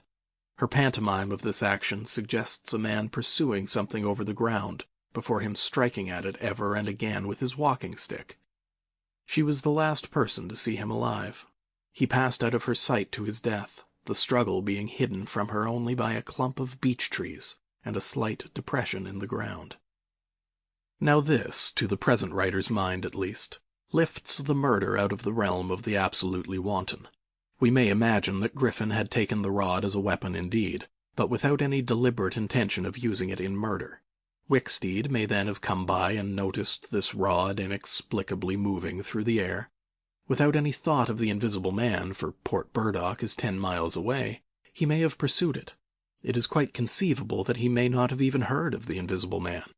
One can then imagine the invisible man making off, quietly in order to avoid discovering his presence in the neighborhood, and Wicksteed, excited and curious, pursuing this unaccountably locomotive object, finally striking at it. No doubt the invisible man could easily have distanced his middle-aged pursuer under ordinary circumstances, but the position in which Wicksteed's body was found suggests that he had the ill luck to drive his quarry into a corner between a drift of stinging nettles and the gravel pit. To those who appreciate the extraordinary irascibility of the invisible man, the rest of the encounter will be easy to imagine. But this is pure hypothesis. The only undeniable facts, for stories of children are often unreliable, are the discovery of Wicksteed's body done to death and of the blood-stained iron rod flung among the nettles. The abandonment of the rod by Griffin suggests that in the emotional excitement of the affair, the purpose for which he took it, if he had a purpose, was abandoned. He was certainly an intensely egotistical and unfeeling man, but the sight of his victim, his first victim, bloody and painful at his feet, may have released some long-pent fountain of remorse which, for a time, may have flooded whatever scheme of action he had contrived. After the murder of Mr. Wicksteed, he would seem to have struck across the country towards the downland. There is a story of a voice heard about sunset by a couple of men in a field near Fern Bottom. It was wailing and laughing, sobbing and groaning, and ever and again it shouted. It must have been queer hearing. It drove up across the middle of a clover field and died away towards the hills. That afternoon the invisible man must have learnt something of the rapid use Kemp had made of his confidences. He must have found houses locked and secured. He may have loitered about railway stations and prowled about inns, and no doubt he read the proclamations and realized something of the nature of the campaign against him. And as the evening advanced, the fields became dotted here and there with groups of 3 or 4 men, and noisy with the yelping of dogs. These men-hunters had particular instructions in the case of an encounter as to the way they should support one another, but he avoided them all. We may understand something of his exasperation, and it could have been none the less because he himself had supplied the information that was being used so remorselessly against him. For that day at least he lost heart. For nearly 24 hours, save when he turned on Wicksteed, he was a hunted man. In the night he must have eaten and slept, for in the morning he was himself again, active, powerful, angry, and malignant, prepared for his last great struggle against the world. Chapter 27. The Siege of Kemp's House. Kemp read a strange missive, written in pencil on a greasy sheet of paper. "You have been amazingly energetic and clever," this letter ran, "though what you stand to gain by it I cannot imagine. You are against me. For a whole day you have chased me, you have tried to rob me of a night's rest. But I have had food in spite of you, I have slept in spite of you, and the game is only beginning. The game is only beginning. There is nothing for it but to start the terror. This announces the first day of the terror. Port Burdock is no longer under the Queen. Tell your colonel of police and the rest of them. It is under me, the Terror. This is day 1 of year 1 of the new epic, the epic of the Invisible Man. I am Invisible Man the First. To begin with, the rule will be easy. The first day there will be one execution for the sake of example, a man named Kemp. Death starts for him today. He may lock himself away, hide himself away, get guards about him, put on armor if he likes. Death, the unseen death, is coming. Let him take precautions. It will impress my people. Death starts from the pillar box by midday. The letter will fall in as the postman comes along, then off. The game begins. Death starts. Help him not, my people, lest death fall upon you also. Today Kemp is to die. Kemp read this letter twice. It's no hoax, he said. That's his voice, and he means it. He turned the folded sheet over, and saw on the addressed side of it the postmark Hintondean, and the prosaic detail, 2d to pay. He got up slowly, leaving his lunch unfinished, the letter had come by the 1 o'clock post, and went into his study. He rang for his housekeeper and told her to go around the house at once, examine all the fastenings of the windows, and close all the shutters. He closed the shutters of his study himself. From a locked drawer in his bedroom he took a little revolver, examined it carefully, and put it into the pocket of his lounge jacket. He wrote a number of brief notes, one to Colonel Adee, gave them to his servant to take with explicit instructions as to her way of leaving the house. There is no danger, he said, and added a mental reservation, to you. He remained meditative for a space after doing this, and then returned to his cooling lunch. He ate with gaps of thought. Finally he struck the table sharply. We'll have him, he said, and I am the bait. He will come too far. He went up to the belvedere, carefully shutting every door after him. It's a game, he said, an odd game, but the chances are all for me, Mr. Griffin, in spite of your invisibility. Griffin contra mundum, with a vengeance. He stood at the window staring at the hot hillside. He must get food every day, and I don't envy him. Did he really sleep last night? Out in the open somewhere, secure from collisions. I wish we could get some good cold wet weather instead of the heat. He may be watching me now. He went to close the window. Something rapped smartly against the brickwork over the frame and made him start violently back. I'm getting nervous, said Kemp. But it was 5 minutes before he went to the window again. It must have been a sparrow, he said. Presently he heard the front doorbell ringing and hurried downstairs. He unbolted and unlocked the door, examined the chain, put it up, and opened cautiously without showing himself. A familiar voice hailed him. It was Adee.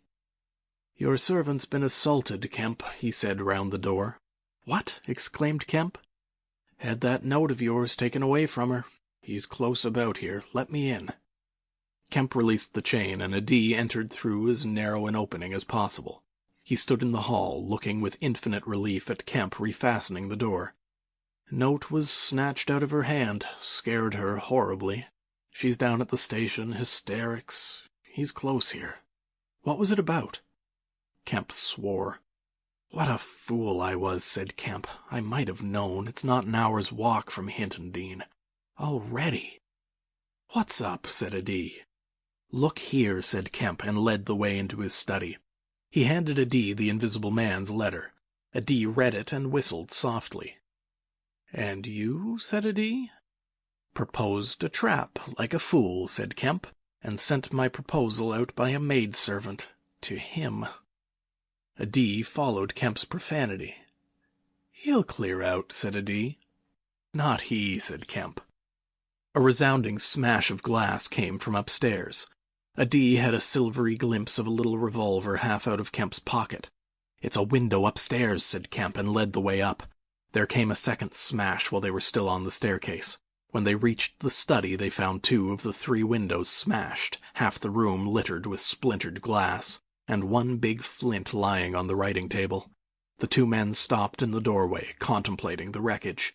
Kemp swore again, and as he did so, the third window went with a snap like a pistol, hung starred for a moment, and collapsed in jagged, shivering triangles into the room. "What's this for?" said Adi. "It's a beginning," said Kemp. "There's no way of climbing up here." "Not for a cat," said Kemp. "No shutters?" "Not here. All the downstairs rooms—" "Hullo!" Smash! And then whack of boards hit hard came from downstairs. "Confound him," said Kemp. "That must be— Yes, it's one of the bedrooms. He's going to do all the house. But he's a fool. The shutters are up and the glass will fall outside. He'll cut his feet." Another window proclaimed its destruction. The two men stood on the landing, perplexed. "I have it," said Adi. "Let me have a stick or something, and I'll go down to the station and get the bloodhounds put on. That ought to settle him. They're hard by, not 10 minutes. Another window went the way of its fellows. "You haven't a revolver?" asked Adi. Kemp's hand went to his pocket. Then he hesitated. "I haven't one. At least, to spare." "I'll bring it back," said Adi. "You'll be safe here." Kemp, ashamed of his momentary lapse from truthfulness, handed him the weapon. "Now for the door," said Adi. As they stood hesitating in the hall, they heard one of the first-floor bedroom windows crack and clash. Kemp went to the door and began to slip the bolts as silently as possible. His face was a little paler than usual. "You must step straight out," said Kemp. In another moment Adi was on the doorstep, and the bolts were dropping back into the staples. He hesitated for a moment, feeling more comfortable with his back against the door. Then he marched upright and square down the steps. He crossed the lawn and approached the gate. A little breeze seemed to ripple over the grass. Something moved near him. "Stop a bit," said a voice, and Adi stopped dead and his hand tightened on the revolver. "Well?" said Adi, white and grim and every nerve tense. "Oblige me by going back to the house," said the voice, as tense and grim as Adi's. "Sorry," said Adi, a little hoarsely, and moistened his lips with his tongue. The voice was on his left front, he thought. Suppose he were to take his luck with a shot.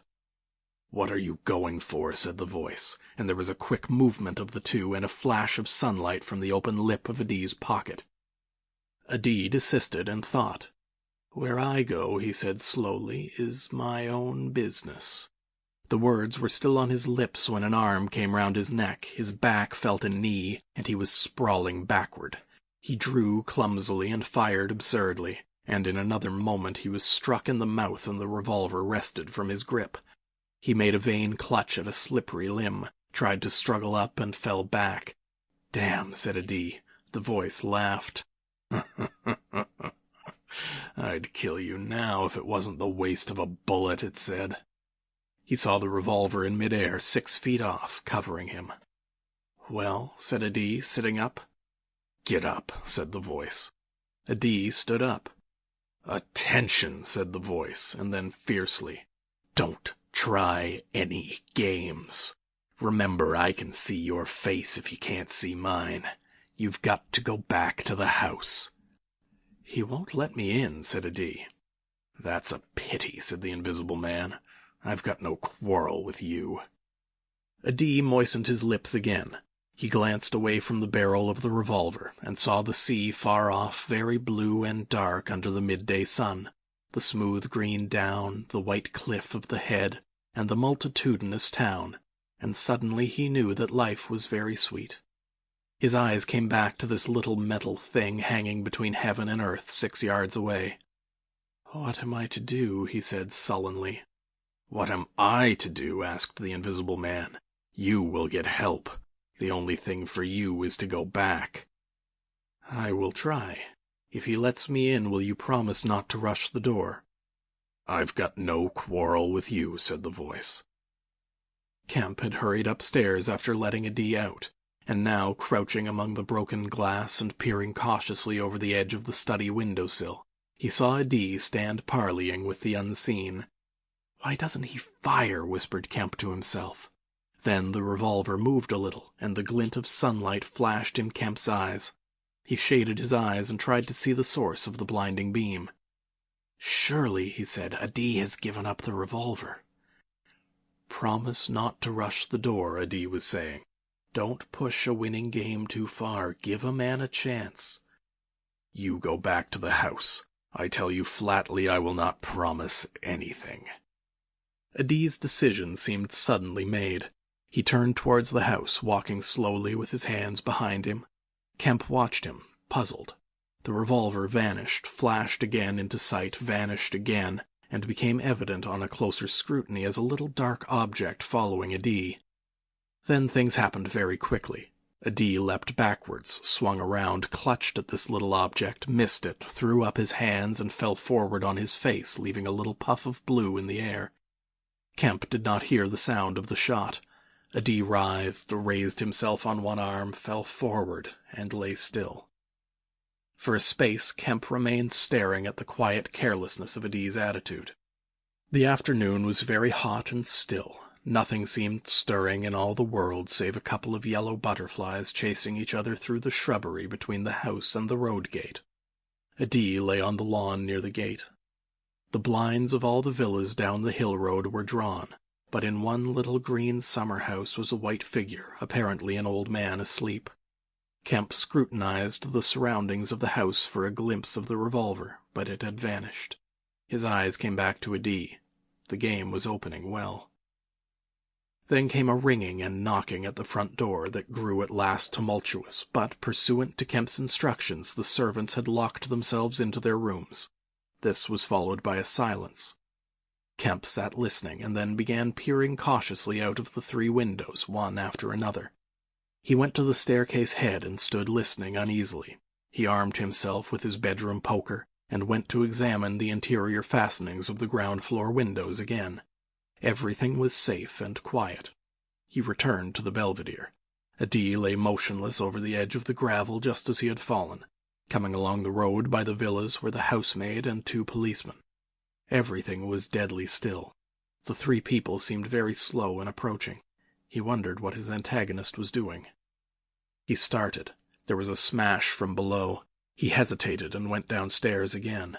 Suddenly the house resounded with heavy blows and the splintering of wood. He heard a smash and the destructive clang of the iron fastenings of the shutters. He turned the key and opened the kitchen door. As he did so, the shutters, split and splintering, came flying inward. He stood aghast. The window frame, save for one crossbar, was still intact, but only little teeth of glass remained in the frame. The shutters had been driven in with an axe, and now the axe was descending in sweeping blows upon the window frame and the iron bars defending it. Then suddenly it leapt aside and vanished. He saw the revolver lying on the path outside, and the little weapon sprang into the air. He dodged back. The revolver cracked just too late, and a splinter from the edge of the closing door flashed over his head. He slammed and locked the door, and as he stood outside he heard Griffin shouting and laughing. Then the blows of the axe with its splitting and smashing consequences were resumed. Kemp stood in the passage trying to think. In a moment the invisible man would be in the kitchen. This door would not keep him a moment, and then... A ringing came at the front door again. It would be the policeman. He ran into the hall, put up the chain, and drew the bolts. He made the girl speak before he dropped the chain, and the 3 people blundered into the house in a heap, and Kemp slammed the door again. "The invisible man," said Kemp. "He has a revolver with 2 shots left. He's killed Adi. Shot him anyhow. Didn't you see him on the lawn? He's lying there." "Who?" said one of the policemen. "Adi," said Kemp. "We came in the back way," said the girl. "What's that smashing?" asked one of the policemen. "He's in the kitchen, or will be. He has found an axe." Suddenly the house was full of the invisible man's resounding blows on the kitchen door. The girl stared towards the kitchen, shuddered, and retreated into the dining room. Kemp tried to explain in broken sentences. They heard the kitchen door give. "This way," said Kemp, starting into activity, and bundled the policeman into the dining room doorway. "Poker," said Kemp, and rushed to the fender. He handed the poker he had carried to the policeman and the dining room one to the other. He suddenly flung himself backwards. "Whoop," said one policeman, ducked and caught the axe on his poker. The pistol snapped its penultimate shot and ripped a valuable Sidney Cooper. The second policeman brought his poker down on the little weapon, as one might knock down a wasp, and sent it rattling to the floor. At the first clash the girl screamed, stood screaming for a moment by the fireplace, and then ran to open the shutters, possibly with an idea of escaping by the shattered window. The axe receded into the passage and fell to a position about 2 feet from the ground. They could hear the invisible man breathing. "Stand away, you two," he said. "I want that man Kemp." "We want you," said the first policeman, making a quick step forward and wiping with his poker at the voice. The invisible man must have started back, and he blundered into the umbrella stand. Then, as the policeman staggered with the swing of the blow he had aimed, the invisible man countered with the axe. The helmet crumpled like paper, and the blow sent the man spinning to the floor at the head of the kitchen stairs. But the second policeman, aiming behind the axe with his poker, hit something soft that snapped. There was a sharp exclamation of pain, and then the axe fell to the ground. The policeman wiped again at vacancy and hit nothing. He put his foot on the axe and struck again. Then he stood, poker clubbed, listening intent for the slightest movement. He heard the dining-room window open, and a quick rush of feet within. His companion rolled over and sat up, with the blood running down between his eye and ear. "Where is he?" asked the man on the floor. "Don't know. I've hit him. He's standing somewhere in the hall, unless he slipped past you. Dr. Kemp. Sir." Pause. "Dr. Kemp!" cried the policeman again. The second policeman began struggling to his feet. He stood up.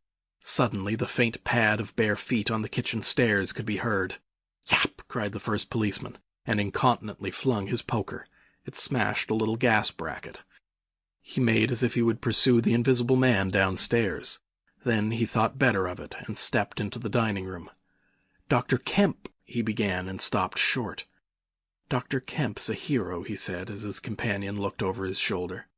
The dining-room window was wide open, and neither housemaid nor Kemp was to be seen. The second policeman's opinion of Kemp was terse and vivid. Chapter 28. The Hunter Hunted. Mr. Heelis, Mr. Kemp's nearest neighbor among the villa holders, was asleep in his summer house when the siege of Kemp's house began. Mr. Heelis was one of the sturdy minority who refused to believe in all this nonsense about an invisible man. His wife, however, as he was subsequently to be reminded, did. He insisted upon walking about his garden just as if nothing was the matter, and he went to sleep in the afternoon in accordance with the custom of years. He slept through the smashing of windows, and then woke up suddenly with a curious persuasion of something wrong. He looked across at Kemp's house, rubbed his eyes, and looked again. Then he put his feet to the ground and sat listening. He said he was damned, but still the strange thing was visible. The house looked as though it had been deserted for weeks after a violent riot. Every window was broken, and every window, save those of the Belvedere study, was blinded by the internal shutters. "I could have sworn it was all right," he looked at his watch, 20 minutes ago. He became aware of a measured concussion and the clash of glass far away in the distance. And then, as he sat open-mouthed, came a still more wonderful thing. The shutters of the drawing-room window were flung open violently, and the housemaid in her outdoor hat and garments appeared struggling in a frantic manner to throw up the sash. Suddenly a man appeared beside her, helping her, Dr. Kemp. In another moment the window was open, and the housemaid was struggling out. She pitched forward and vanished among the shrubs. Mr. Heelis stood up, exclaiming vaguely and vehemently at all these wonderful things. He saw Kemp stand on the sill, spring from the window, and reappear almost instantaneously running along a path in the shrubbery and stooping as he ran, like a man who evades observation. He vanished behind a laburnum, and appeared again clambering over a fence that abutted on the open down. In a second he had tumbled over, and was running at a tremendous pace down the slope towards Mr. Heelis. "Lord!" cried Mr. Heelis, struck with an idea. "It's that invisible man brute! It's right, after all!" With Mr. Heelis, to think things like that was to act, and his cook, watching him from the top window, was amazed to see him come pelting towards the house at a good 9 miles an hour.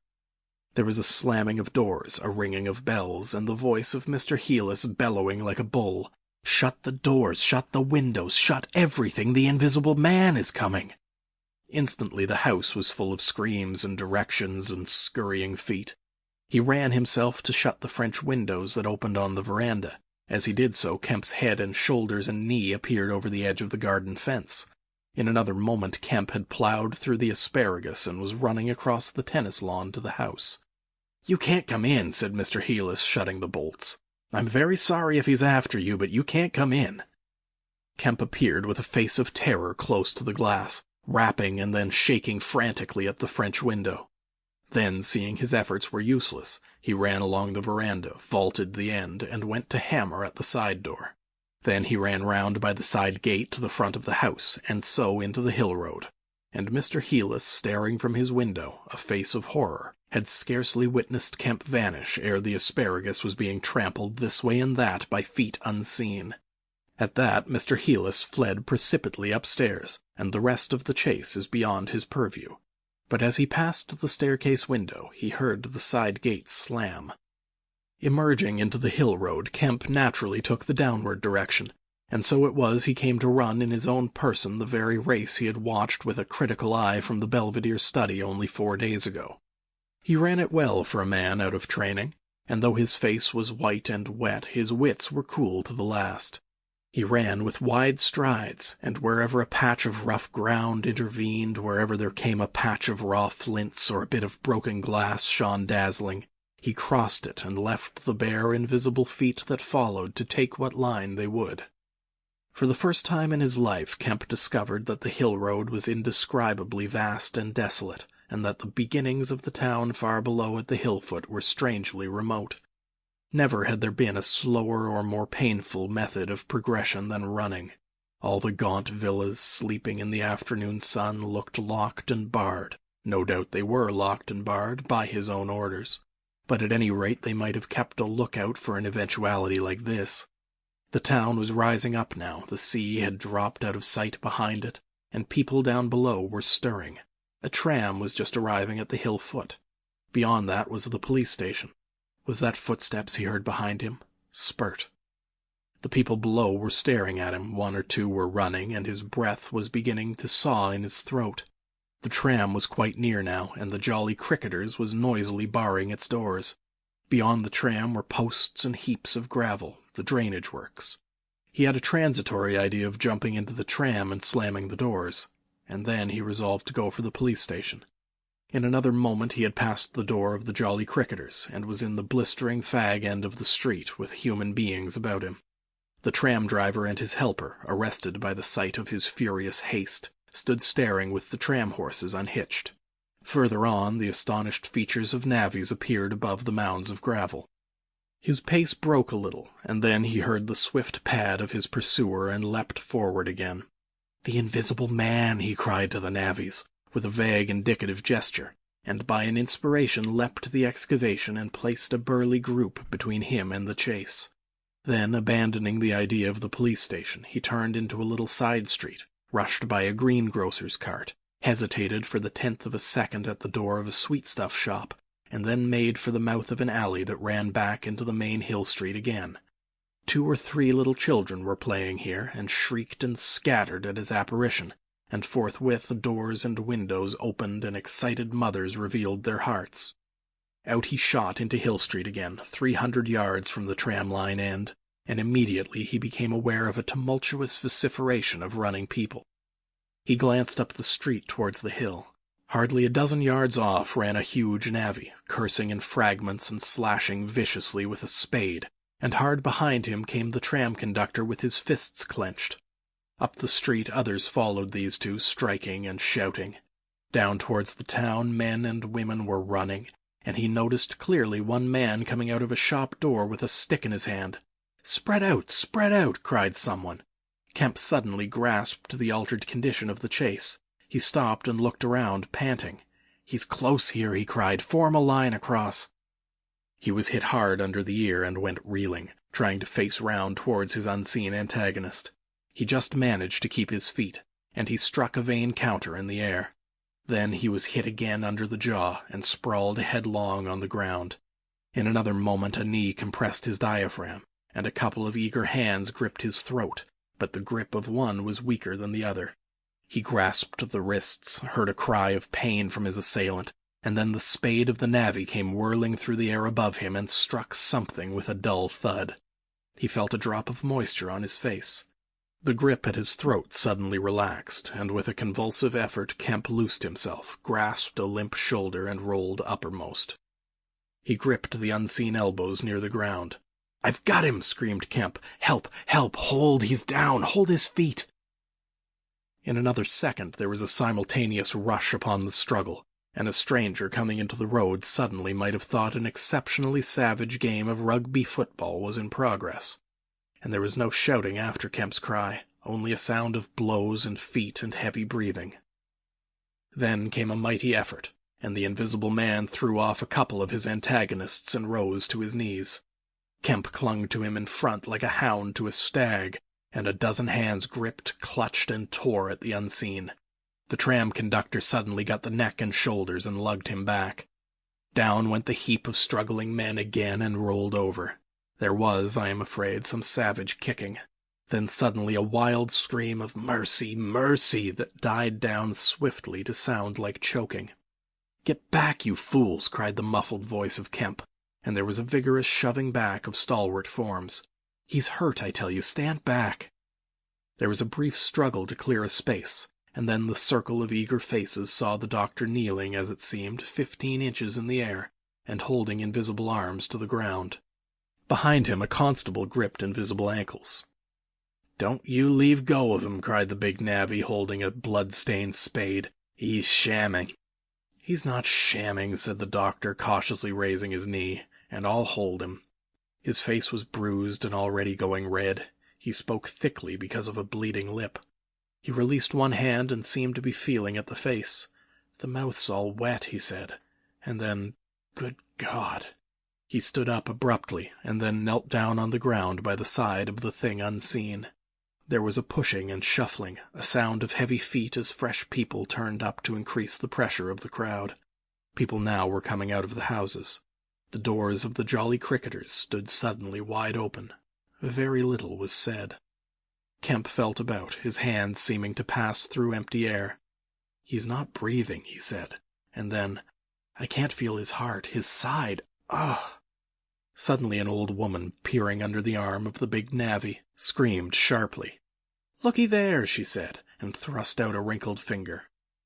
And, looking where she pointed, everyone saw, faint and transparent as though it was made of glass, so that veins and arteries and bones and nerves could be distinguished, the outline of a hand limp and prone. It grew clouded and opaque even as they stared. "Hullo," cried the constable, "here's his feet a-showin'." And so, slowly, beginning at his hands and feet and creeping along his limbs to the vital centers of his body, that strange change continued. It was like the slow spreading of a poison. First came the little white nerves, a hazy gray sketch of a limb, and then the glassy bones and intricate arteries, then the flesh and skin, first a faint fogginess, and then growing rapidly dense and opaque. Presently they could see his crushed chest and his shoulders, and the dim outline of his drawn and battered features. When at last the crowd made way for Kemp to stand erect, there lay, naked and pitiful on the ground, the bruised and broken body of a young man about 30.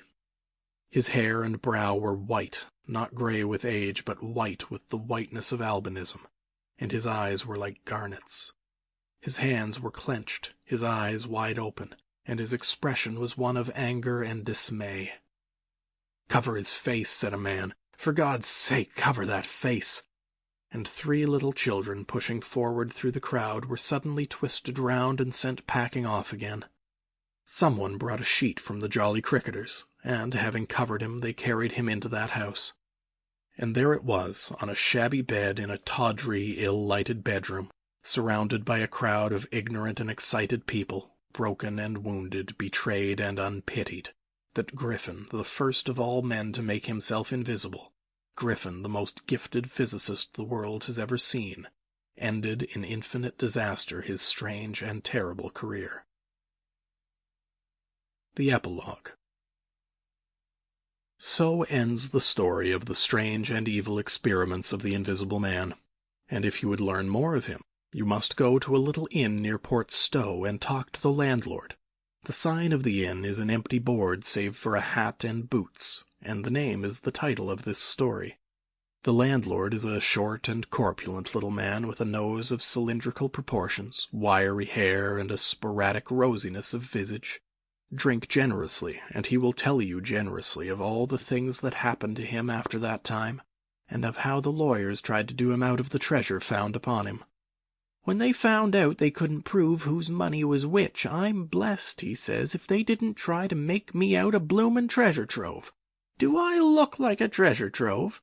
And then a gentleman gave me a guinea a night to tell the story at the Empire Music Hall, just to tell 'em in my own words, barring one. And if you want to cut off the flow of his reminiscences abruptly, you can always do so by asking if there weren't 3 manuscript books in the story. He admits there were and proceeds to explain with asseverations that everybody thinks he has 'em, but bless you, he hasn't. The invisible man it was took off with 'em to hide when I cut and ran for Port Stowe. It's that Mr. Kemp put people on with the idea of my having 'em. And then he subsides into a pensive state, watches you furtively, bustles nervously with glasses, and pretends to leave the bar. He is a bachelor man. His tastes were ever bachelor, and there are no women folk in the house. Outwardly he buttons, it is expected of him, but in his more vital privacies, in the matter of braces, for example, he still turns to string. He conducts his house without enterprise, but with eminent decorum. His movements are slow, and he is a great thinker, but he has a reputation for wisdom and for a respectable parsimony in the village, and his knowledge of the roads of the south of England would beat Cobbett. And on Sunday mornings, every Sunday morning, all the year round, while he is closed to the outer world, and every night after 10, he goes into his bar-parlour, bearing a glass of gin faintly tinged with water, and having placed this down, he locks the door and examines the blinds, and even looks under the table, and then, being satisfied of his solitude, he unlocks the cupboard, and a box in the cupboard, and a drawer in that box, and produces 3 volumes bound in brown leather, and places them solemnly in the middle of the table. The covers are weather-worn and tinged with an algal green, for once they sojourned in a ditch and some of the pages have been washed blank by dirty water. The landlord sits down in an armchair, fills a long clay pipe slowly, gloating over the books the while. Then he pulls one towards him and opens it, and begins to study it, turning over the leaves backwards and forwards. His brows are knit and his lips move painfully. Hex, little 2 up in the air, cross and a fiddle-dee-dee. Lord, what a one he was for intellect.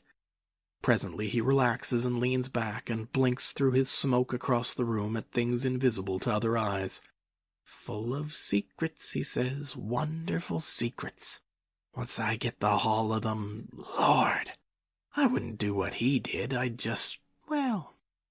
He pulls at his pipe. So he lapses into a dream, the undying, wonderful dream of his life. And though Kemp has fished unceasingly, no human being save the landlord knows those books are there, with the subtle secret of invisibility and a dozen other strange secrets written therein, and none other will know of them until he dies. End of The Invisible Man by H.G. Wells.